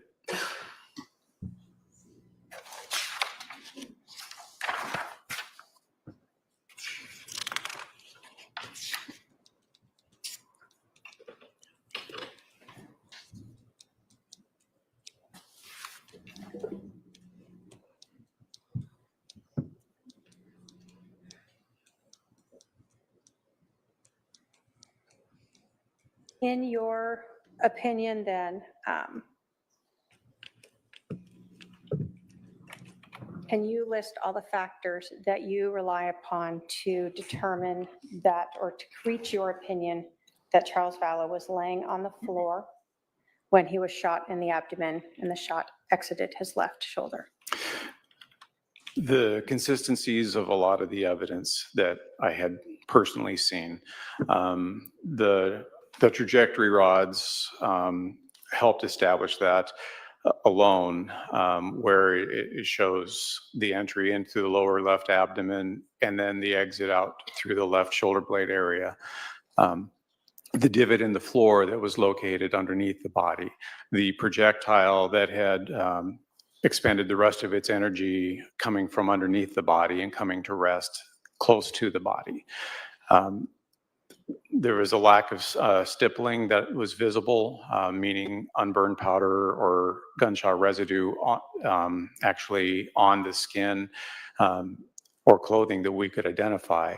So that gave us the fact that the shooter was a bit of a ways away from the body, but the body was firmly on the floor at the time of the shot.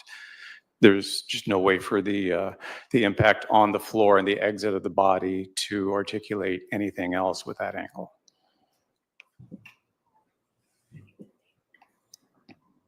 After you, let me ask you this. Do you recall how long you were at the scene that day?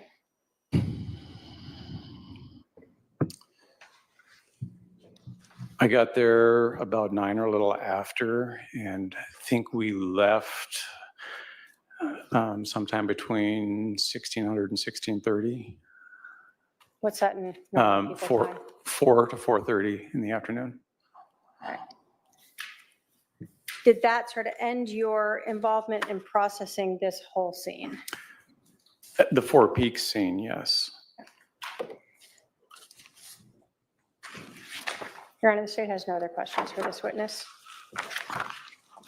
Please let me come back. Cross-examination? Your Honor, can I have a few minutes to defer with my advisory council before Briefly. we? Yep, briefly. She's shaking, y'all. There ain't no. I mean, you're going up against this. It's a wrap. He was standing over Charles and shot him again. She's cussing right now, y'all. She is cussing. She's over here like, I should have got somebody else to do that.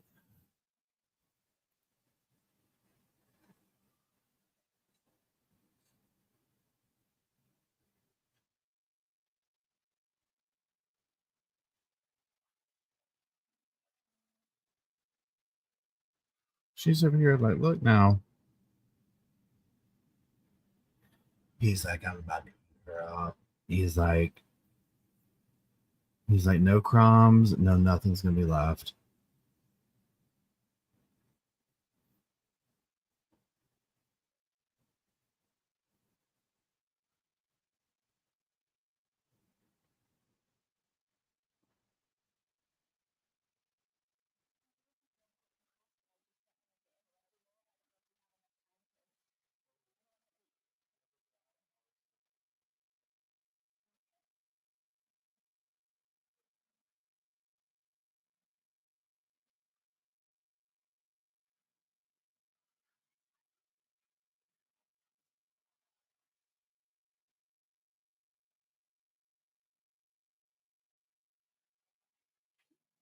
Mm-hmm.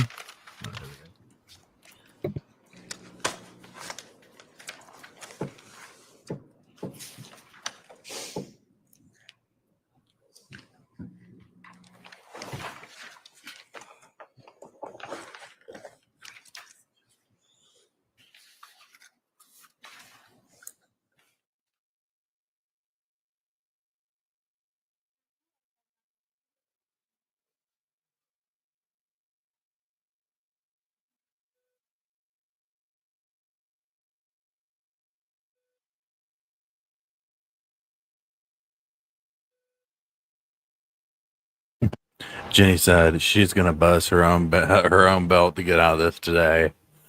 If she doesn't drop to the floor and fake some kind of condition, that's all you can do at this point. She needs to, at minimum, do a handstand and start singing, literally.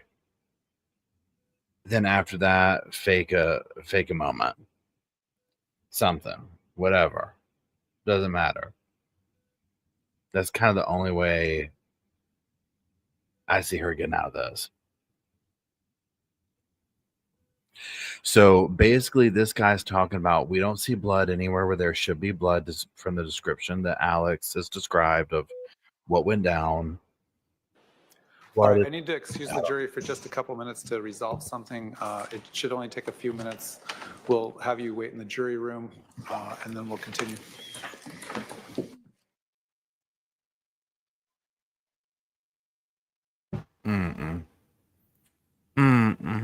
Yeah, Emily said, "Can I phone a friend?" Literally what she's doing. She's in that portal. She's deep in that portal right now. She's like, Chad, I've never needed you more than I need you right now. What do I do? What do I say? I mean, so blood, blood on the victim, but in a weird way. But not, he said, not completely shocking, but. All right, the jury is no longer present. Go ahead and take a short break. Oh, wait, there's your phone break. So not completely shocking, but interesting to note.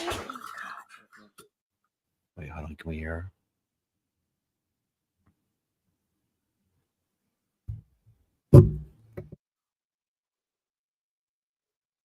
I don't hear.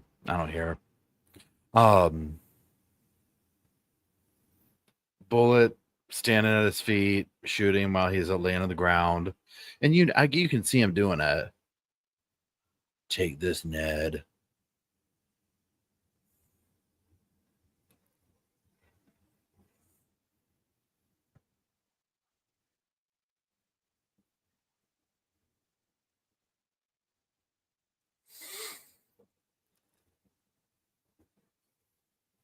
I know, right? Blue says just call it for the day. Amen. Y'all. It's tiring sitting on the sofa. Now to relax, if I want to stand up.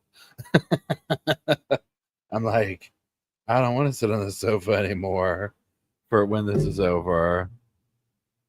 Yeah, Becky brings up a good point. Paul, how could the PD believe the story anyways? I mean, I agree. And the more evidence that comes out, I'm like, granted, it's like, you know, everything takes a minute to add up and all that kind of stuff or whatever, but nonetheless. Hey, good boy. The boys are just all cuddly wuddly. Ooh. Surely they are just going to break till tomorrow, y'all. When they come back. I mean, come on.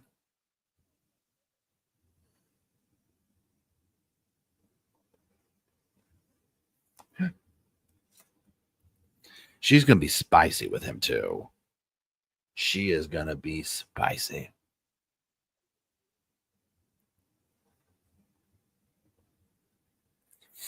Oh.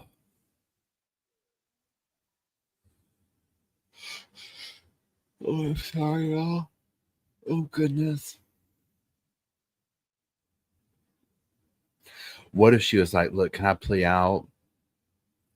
I'd be like, we're not letting that happen at this point.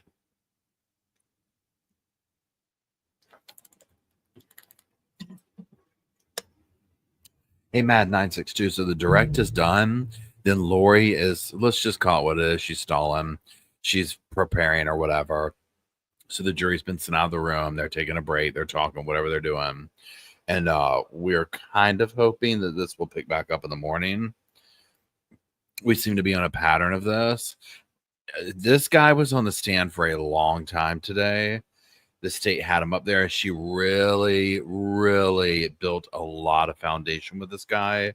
I can understand why. I'm obviously just, you know, being silly when I'm like, oh, God, whatever.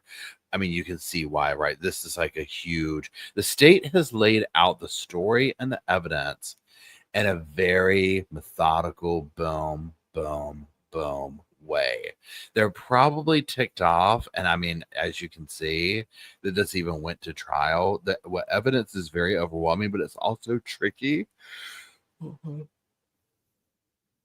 Lori's involvement in this whole situation is very slippery. And when I say the whole situation, I'm talking about with the kids, with this, with that, like all the cases involved, right? It's like she's been very slippery. So, and then the way that the puzzle, you know, the cookie crumble, whatever you want to call it, there's no one else around. I mean, they killed everybody, right, to speak.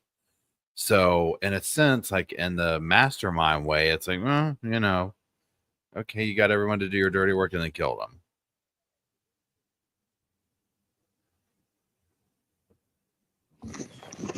Here we go. Hold on.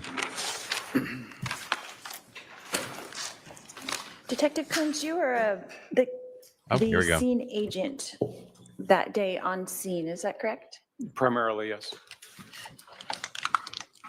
And did you work for someone else before Chandler Police Department? United States Army, Arizona Department of Corrections, a couple other little jobs after I got out of the Army. Did you work for Gilbert Police Department at all? No.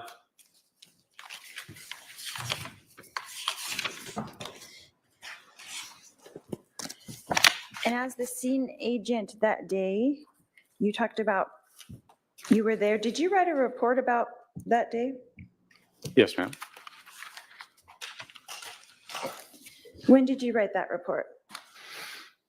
I don't know the day I sat down to write it. It was shortly after the event. So close to July 11th, 2019? Close to it. Within a week, maybe? Again, I don't recall when I specifically started typing that.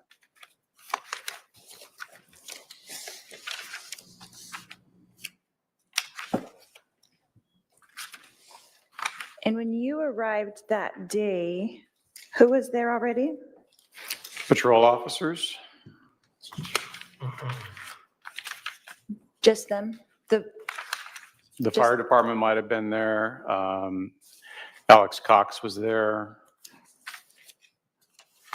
Other detectives arrived. I couldn't tell you the order of which everybody arrived. And where did you park? I parked north of the scene. And Why then is did she you so go obsessed directly with into the parking? house? No, ma'am. What did you do first? We received a briefing of what patrol officers had learned. We learned that there was a body inside the residence, and we came up with an investigative plan. Who did that debriefing to you? I don't think anybody specifically ran the debriefing. We, as detectives, gathered around the patrol officers, and they informed us basically of what they had seen and what they had been told. And who were those detectives with you? Well, Detective Duncan would have been there with me. Detective Moffett would have been there. I didn't take a roll call of all the detectives there. Possibly Detective Inclin. I don't know. Okay. And then where did you proceed after that debriefing? Well, after the debriefing, I provided the information of what I had learned to Detective Kaminsky, who is still back at the police department, and gave him the information necessary to request a search warrant for the residence. And then what? We waited. To get the search warrant? Yes, ma'am. To have it issued? To see if the judge would issue it, yes. And how long did that take? Don't believe we got word back from the courts until it would have been probably between 11:30, 11:45, and then we made the entry shortly thereafter. So The way is it she's your protocol writing that you down like can't she's enter gonna until the stump search them. warrant is issued? That is what we do once the scene has been made secure, yes. Okay. And then when you entered, who entered with you? Myself, the crime scene tech, we were the initial ones. I think Detective Duncan might have come in with us as well, but that would have been the extent of the initial entry. Do you know the name of the crime scene tech that was with you? Jordan, Is that the last name or first name? the last name. And then what did you do after that? Well, after that, we continued to go with our normal process of having photographs taken. I did the lizard Q spheres. I completed getting information necessary for the diagram that was presented, and continued to just do our job. So is that protocol to do photographs first? That would be our protocol, yes. And then what do you do after that? I know that you were searching for the blood in all the rooms. When did that occur? That occurs after the initial photographs are done, and then we can walk through and look in the particular areas that's been photographed already. Okay, so the photographs are finished and then you guys kind of walk through. Or at least finished in an area that we can actually walk through, yes. Okay. And then when did you Hey, set Simply up the tripod Needs, after, what's how long after that? So the tripod was set up after the area had been photographed. So that way I wasn't interfering with anything. And that way we're not having the tripod in our original photographs. Oh, right, makes sense. And do you think, so what Detective Duncan was with you going through the house? I believe he was there, yes. So it was basically the two of you or three of you going through room by room, or were you split up, or how does that work? We would have divided and conquered a little bit to make the search a little bit more expedient. But that, again, you're slowed to the time frame of what it takes to do the overall photographs. So the photographs took about how long? I don't ever look at my watch to see how long it takes because it's a big house, as you're aware. And I let the crime scene tech do their job. I don't push them and tell them that TikTok, there's nothing like that. It's do your job, we'll follow along. Okay, and you guys started that process at about 11:45? I think the actual time would have been closer to noon that we would have started that process. And about how long did it take to go through the whole house, and about how long was that process? Again, for me, I don't document how long it takes for any particular task because each scene is different. I just focus on doing the tasks. I rarely take a look at my watch to see how much time I'm spending on it because I want to do the job. I don't care about the time it takes. And you did not pick up any of the evidence that was marked. That wasn't part of your protocol, is to take the evidence into custody. Is that correct? Most of the evidence I did not pick up, correct. And whose job is that? We usually defer to the crime scene techs to do that. There are times that we will assist them with doing it depending on what the item is. So that day, was it Jordan who did that? Was he the crime scene tech that took that evidence? She would have been the one that was collecting at our direction, yes. And so you kind of pointed out as the detectives, and then they pick it up and... Correct, because they're trained how to handle evidence, how to package evidence, how to process. So we work in tandem together. We're the investigative body and they're the scientific portion of it. Makes sense. Okay, what time do you think that well, let's ask this.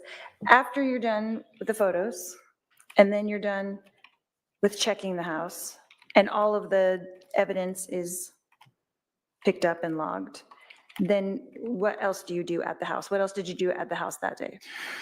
Well, you just bundled that up into like tiny little package, but it took a long time to get to the point that you're talking about.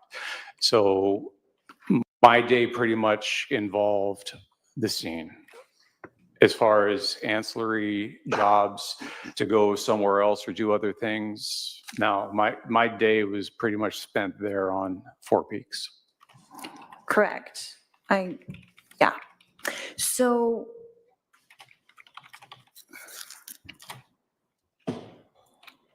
when did you leave the residence then? We secured from the house sometime between 4 and 4:30 p.m.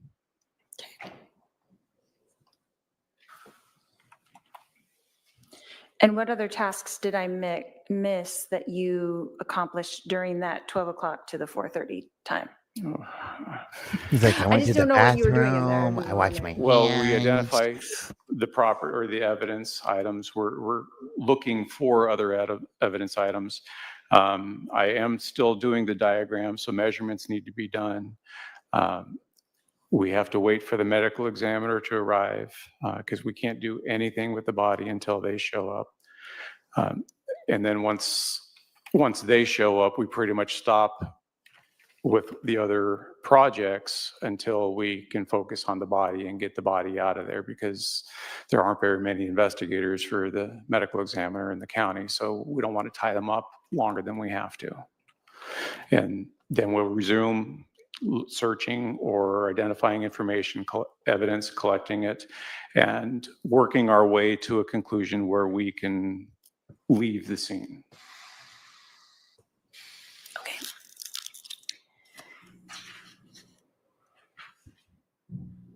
Just sit down, Lori.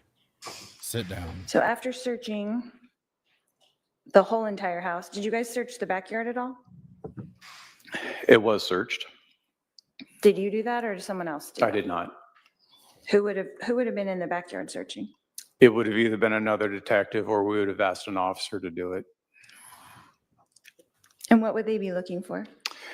Any blood evidence, anything to indicate based upon the information we had of the event that took place inside that house.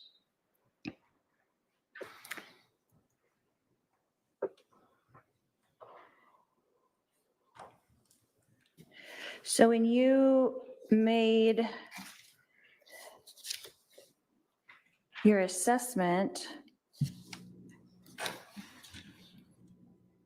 you were able to leave after that assessment was made, that everything was accomplished? Oh, what assessment? are you talking about? That all the evidence was gathered and collected? That I was satisfied that we had collected what we needed to collect? Correct. Yes. Yes. Okay, thank you. If we could just have Ms. Fowler move her reports away from the camera it's showing. Oh, is it showing? Oh. I'm sorry. Yeah, that's, actually, let's just turn that off until we need it. Thank you.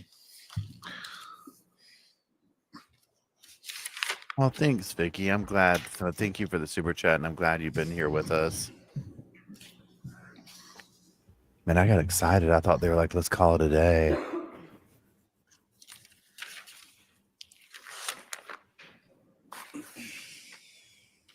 Just wrap it up. So you stated earlier that the No. weapon, the type of weapon that was found was a 45 caliber? Yes, ma'am. Is that a semi-automatic? It is. Okay. How is that different from like a revolver? What's the difference between that? The build itself, I like to use simplistic terms when I describe what a revolver looks like. Most people are familiar with a Western movie. So the wheel gun, that's a revolver. What you see modern police officers carrying these days are semi-autos. So that's kind of the analogy I give to people that don't know guns. And what's the difference between when you're shooting a semi-automatic or shooting a revolver, how fast you can shoot? Does that make sense? The speed on which somebody can shoot is dependent upon the shooter themselves. The skill level they have, the weapon they might be using. There are a lot of circumstances and things that happen to be able to qualify that statement. Right. And you have taken many gun classes, right, that we heard of? And I'm an instructor, yes. And you're an instructor. So when you're taking a gun class, is it common for them to say, is it common that they tell you to shoot center mass? Is that a common term? That is what we train as police officers, is to shoot center mass. It has the highest probability of guaranteeing a hit on the adversary that you're trying to shoot. Right. So if you were being attacked, you should point at center mass. Is that correct? That is what's trained, and because stress can obviously create issues, but yes. Is it a common term to say to center mass?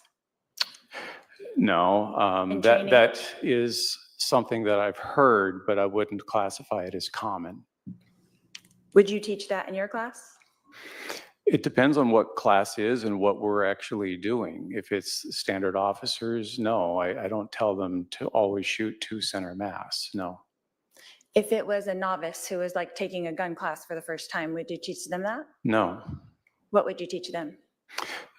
You would teach them to shoot till the threat went away. And that can be with one shot. It can be with more than one shot. Okay, that's fair. She thinks she ate in with this that one particular right there. gun, the 45, when the shells are ejected, where do they go? Out and away. So in this particular gun, do they go to the right or to the left? I have not test fired this particular gun. I believe that most semi-automatics do eject the casings out to the right.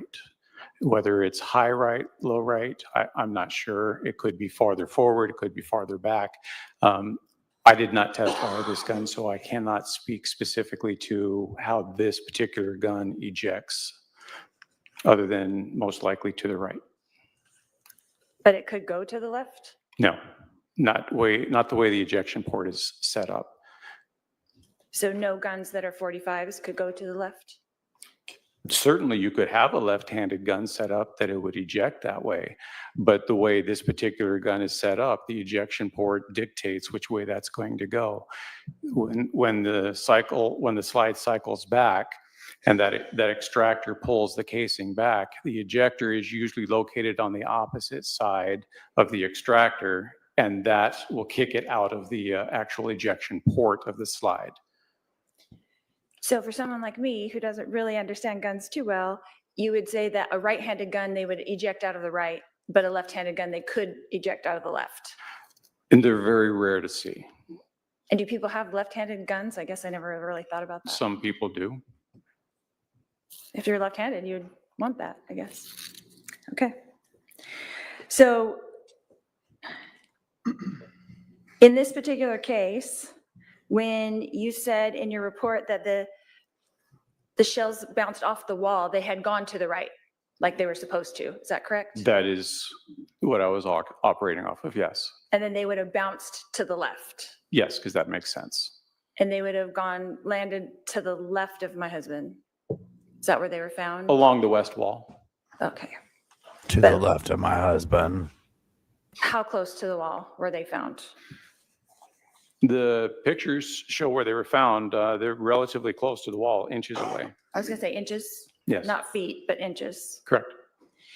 And would that be a normal trajectory from hitting the wall to where they landed? I am not surprised by seeing that, yes. According to how fast they would be going. How fast does a casing come out of a gun?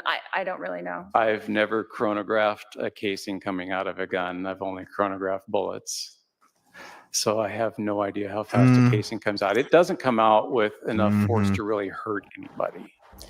So there weren't any divots in the wall or anything like that because, There could be microscopic divots, but it'd be very difficult to find. and you didn't find any that were visible to the eye? Nothing that's caught my eye, no.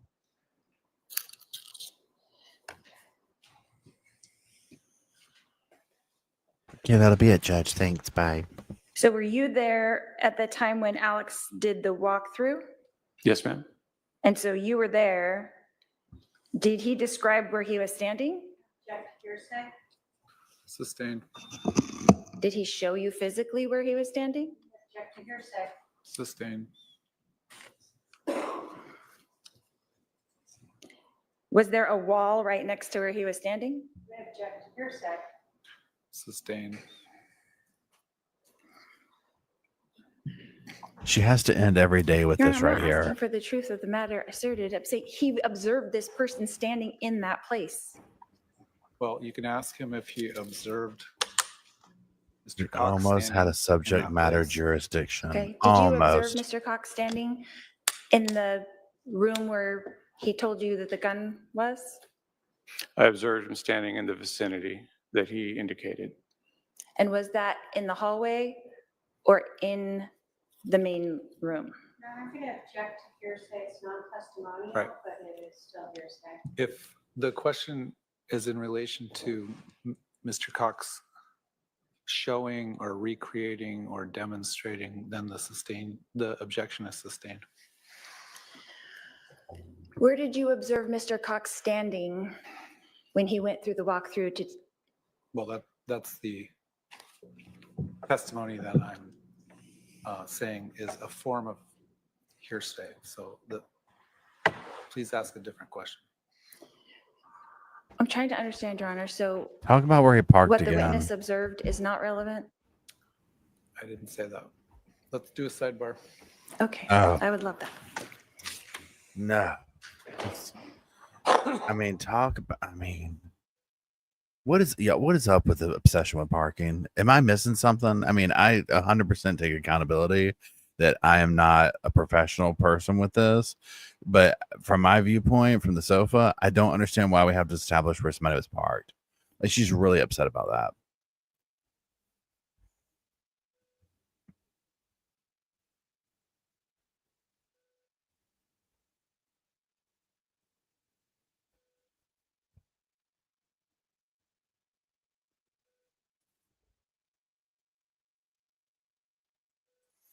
Oh yeah, she's been ready to speak to the manager.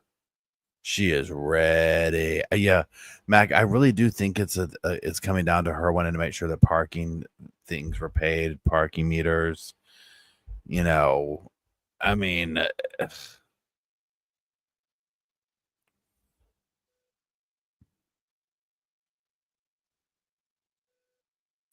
and see, I fear, and I mean, I get this part. I feel like they're gonna have to let her ride this out for the evening to wrap it up. But I also feel like, I mean, it's time. It's time to call it a night. You know what I'm saying? Like, she gets very excitable. She very much wants to ask if somebody was standing, did you see Mr. Cox here? And I get it. It's almost like, come on, just let me ask, right? Like, let's move it along. But she's ready to slam her Louis bag down on that table. Okay, here we go. Detective Coons, where would you place the shooter standing in that room? I would place the shooter in the area of where the curve of the wall was in the kind of the hallway entry area, somewhere in that general area. So would you have it, what direction would you place him standing? Facing, I mean, not standing, but facing. For which shot? The first one. The first one in a more easterly direction. Mhm. And the second? In a more northern direction with a slight deviation to the east. So would you have him stepping forward? Is that what you're saying? No. What direction would you have him moving? I didn't say the shooter moved. You're just saying that he shot from a different angle? Yes, ma'am. Okay, so you think he was standing in the same location? I don't know that.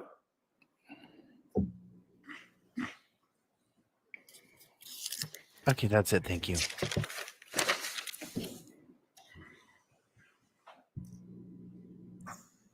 So according to where you put him standing with the first shot,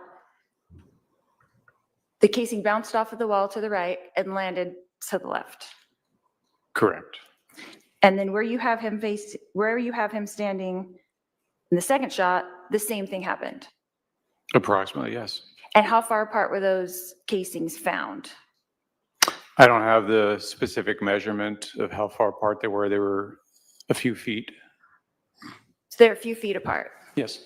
So if he was standing in the same place, would they be a few feet apart or would they be closer? It depends on a different amount of things, like how was the gun being held? Was it canted to the side? Was it not? What the angle was? Could the shooter have moved? A little, but it would have been the same general vicinity. But you said he didn't move, according to you. I said I didn't say he moved. So he could have moved because they were more than a foot apart, the casings found. A little, yes. Would have been in the same general area. So he could have taken a couple steps. Perhaps. Could have slid the body sideways. Anything that you can do to the body, it could have been done in a short area. It's all And she is that do. common, and I don't know with shooting, if is that common with someone to shoot once and then move and shoot again? Speculation, relevance. She's like, you're wrong. I was Sustained there. speculation. That's not how it happened. In your experience as a firearms expert who found guns, right? Would that be a common thing to do? An objection is to speculation as to when, where, circumstances.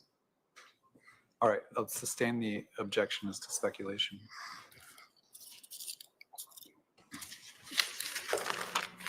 Let's talk about stippling. The first shot, according to you, had stippling. Is that correct? No, It did not have any stippling. none was observed. And the second shot, None was observed. no stippling was observed. Correct. Is that what's in the ME's report? I believe so. That there was no stippling?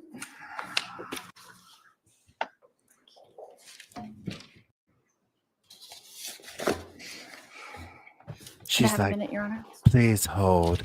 Let me check with my incompetent assistant over here. Where did you get your law degree? Out of a Cracker Jack box?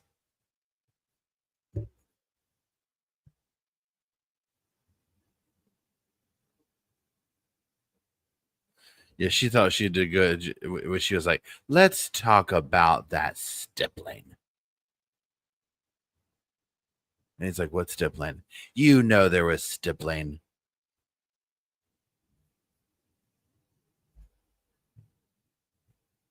When you were observing the autopsy, the ME didn't say anything about stippling? I don't recall any mention about stippling. And you didn't have a discussion with him about it? We would have if he'd observed any. And so if he said that to someone else, you would be surprised? I don't know what he had in his notes. We got a I didn't Perry offer Mason his moment. report. Can you describe stippling for us?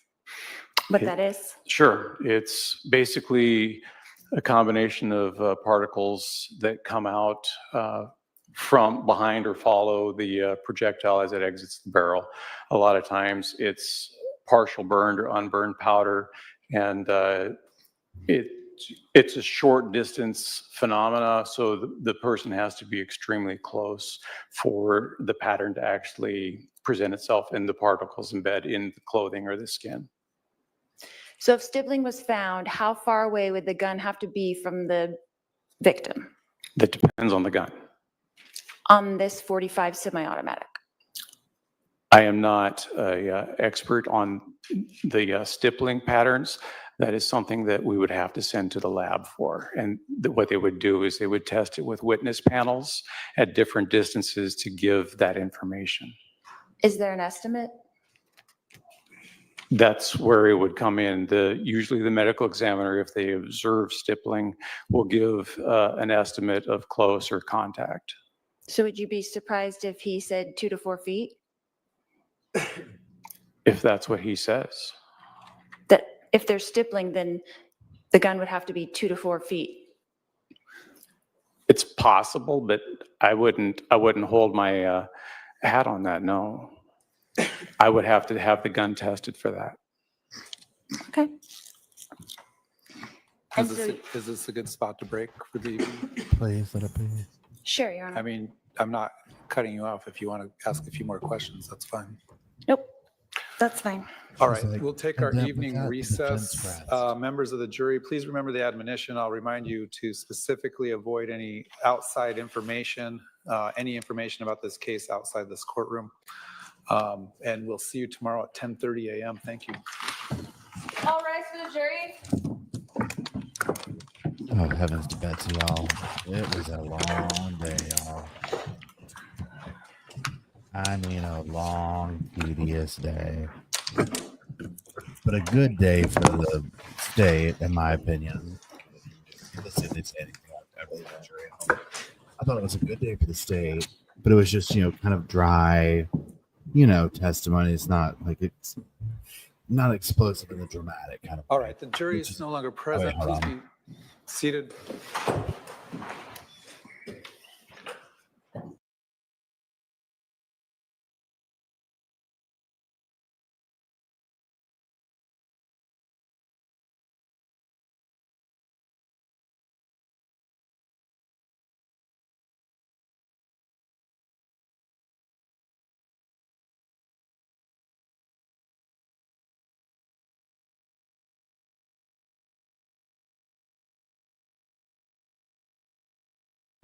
I've just been talking. Thank you, Tori. I've been talking. First of all, I was getting ready to say, let's give a round of applause to all the moderators for hanging out, making it all possible today. I do appreciate y'all. And then the Sofa Squad for making it through. So I was sitting here saying earlier, I don't know how long I've been on mute, but it's just been a very dry day, but it's been a very good day for the state because this is all, look at what we've gotten down to. They've very much, in my opinion, now of course I'm biased and whatnot, but I think that they've really shown, you know what, he, number one, obviously we know, fired the 2 shots, standing over him doing 1, weird blood marks, weird no blood marks, you name it. Oh, I can't wait. The way when Lori questions people too, the way that she's like, the way she'll talk, you think she's gonna wrap it up. You know what I'm saying? Where she'll be like, "Okay, thank you," and I'm like, "Is that it?" And then she'll be like, "Let's talk about the stippling." And I'm just like, oh, well, we're really fine. She's like, would it surprise you if you found out different? This guy has a very, I don't know if like classy is the right word, maybe a mixture of that, an educated way of making her look incredibly stupid, right?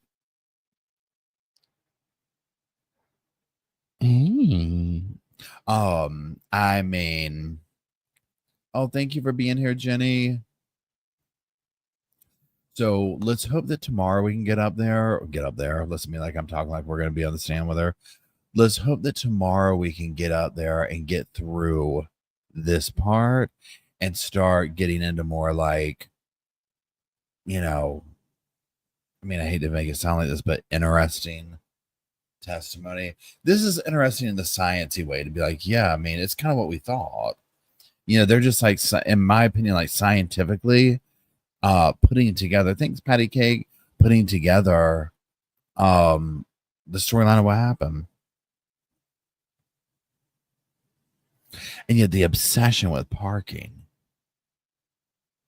the obsession with it. And yet towards the end of the day, she gets more manic. She gets more all up in it. But I mean, just like she's probably tired and frustrated.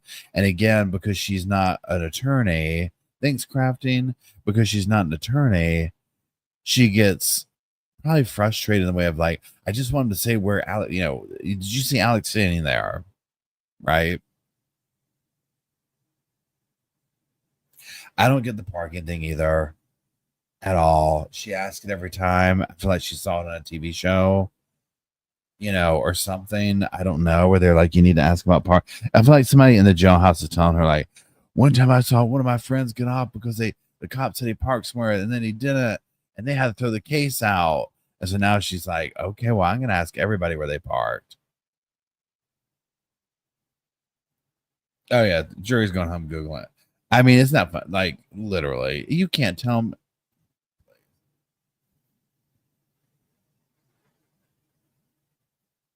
Trek says, I think somebody's vehicle left an oil stand in the driveway. She's still looking to get paid back on that one. She's got a bill to submit. Okay. You can pay in honey buns and Skittles. Oh, thanks, Slow Morrison. Excuse me. So, y'all, tomorrow, 2:00, I'll be here. You know, I'll be streaming again. I'll be here a little bit sooner, you know, hang out, whatever, get everything set up. And that's it. I'll make a very short update video for the other channel. But I don't have much to really say. I mean, to me, today established the setup of the crime scene by Alex and Lori, you know, or Alex, however you want to say it. That was the gist of today. So there you go. Nanny boo boo. How about that? Yeah, well, I'm gonna run. I'm exhausted, but sadly, I've like sat on the sofa. I've sat on the sofa so long that I'm like, I need to stand up, but I'm also tired, but I don't want to sit down anymore. That weird feeling, you know what I'm saying? So, anyways, but again, thank you to all the moderators for making it possible. Thank you everybody for hanging out in the chat and talking and laughing and keeping things cool and all that stuff. I do appreciate it very, very, very much. Oh, excuse me. Excuse me. And that's it. I love y'all. I will see you in the morning, or I'm sorry, in the afternoon. Although I will have a regular video, a non-Lori video for the main channel in the morning. And it's on a quick update. That update on Jody Hildebrandt wanting to get out of prison early. And that's a can't roll my eyes hard enough right there. Makes me sick. That's another. Anyways, I'll get myself going. It's time to wind down. Anyways, pardon me. I love y'all. Thank you very much. We'll play the Arthur Slow Morrison theme song to digest, or you know, palate cleanse the day out of our systems. So that's it. I'll see y'all at 2 p.m. Eastern Standard Time tomorrow. Y'all have a good evening. Sleep tight, and I will see you later, alligator.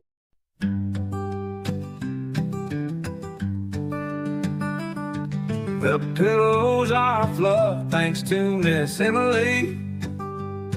The couch is wide enough, join the family. It's all love while we laugh at Burb's criminalities. Hey, hey, hey, welcome to the Sofa Squad. Sipping from the cup at hey, hey, hey, come laugh with the Sofa Squad. Can't roll my damn eyes hard enough. Oh, please, the puppies need me. Ooh, oh, please, my body is rejecting none of that fancy credential stuff. I'm just here for the cringe binge. Hey, hey, hey, welcome to the Sofa Squad. Sipping from the cup and hey, hey, hey, come laugh with the Sofa Squad. Can't roll my damn eyes hard enough.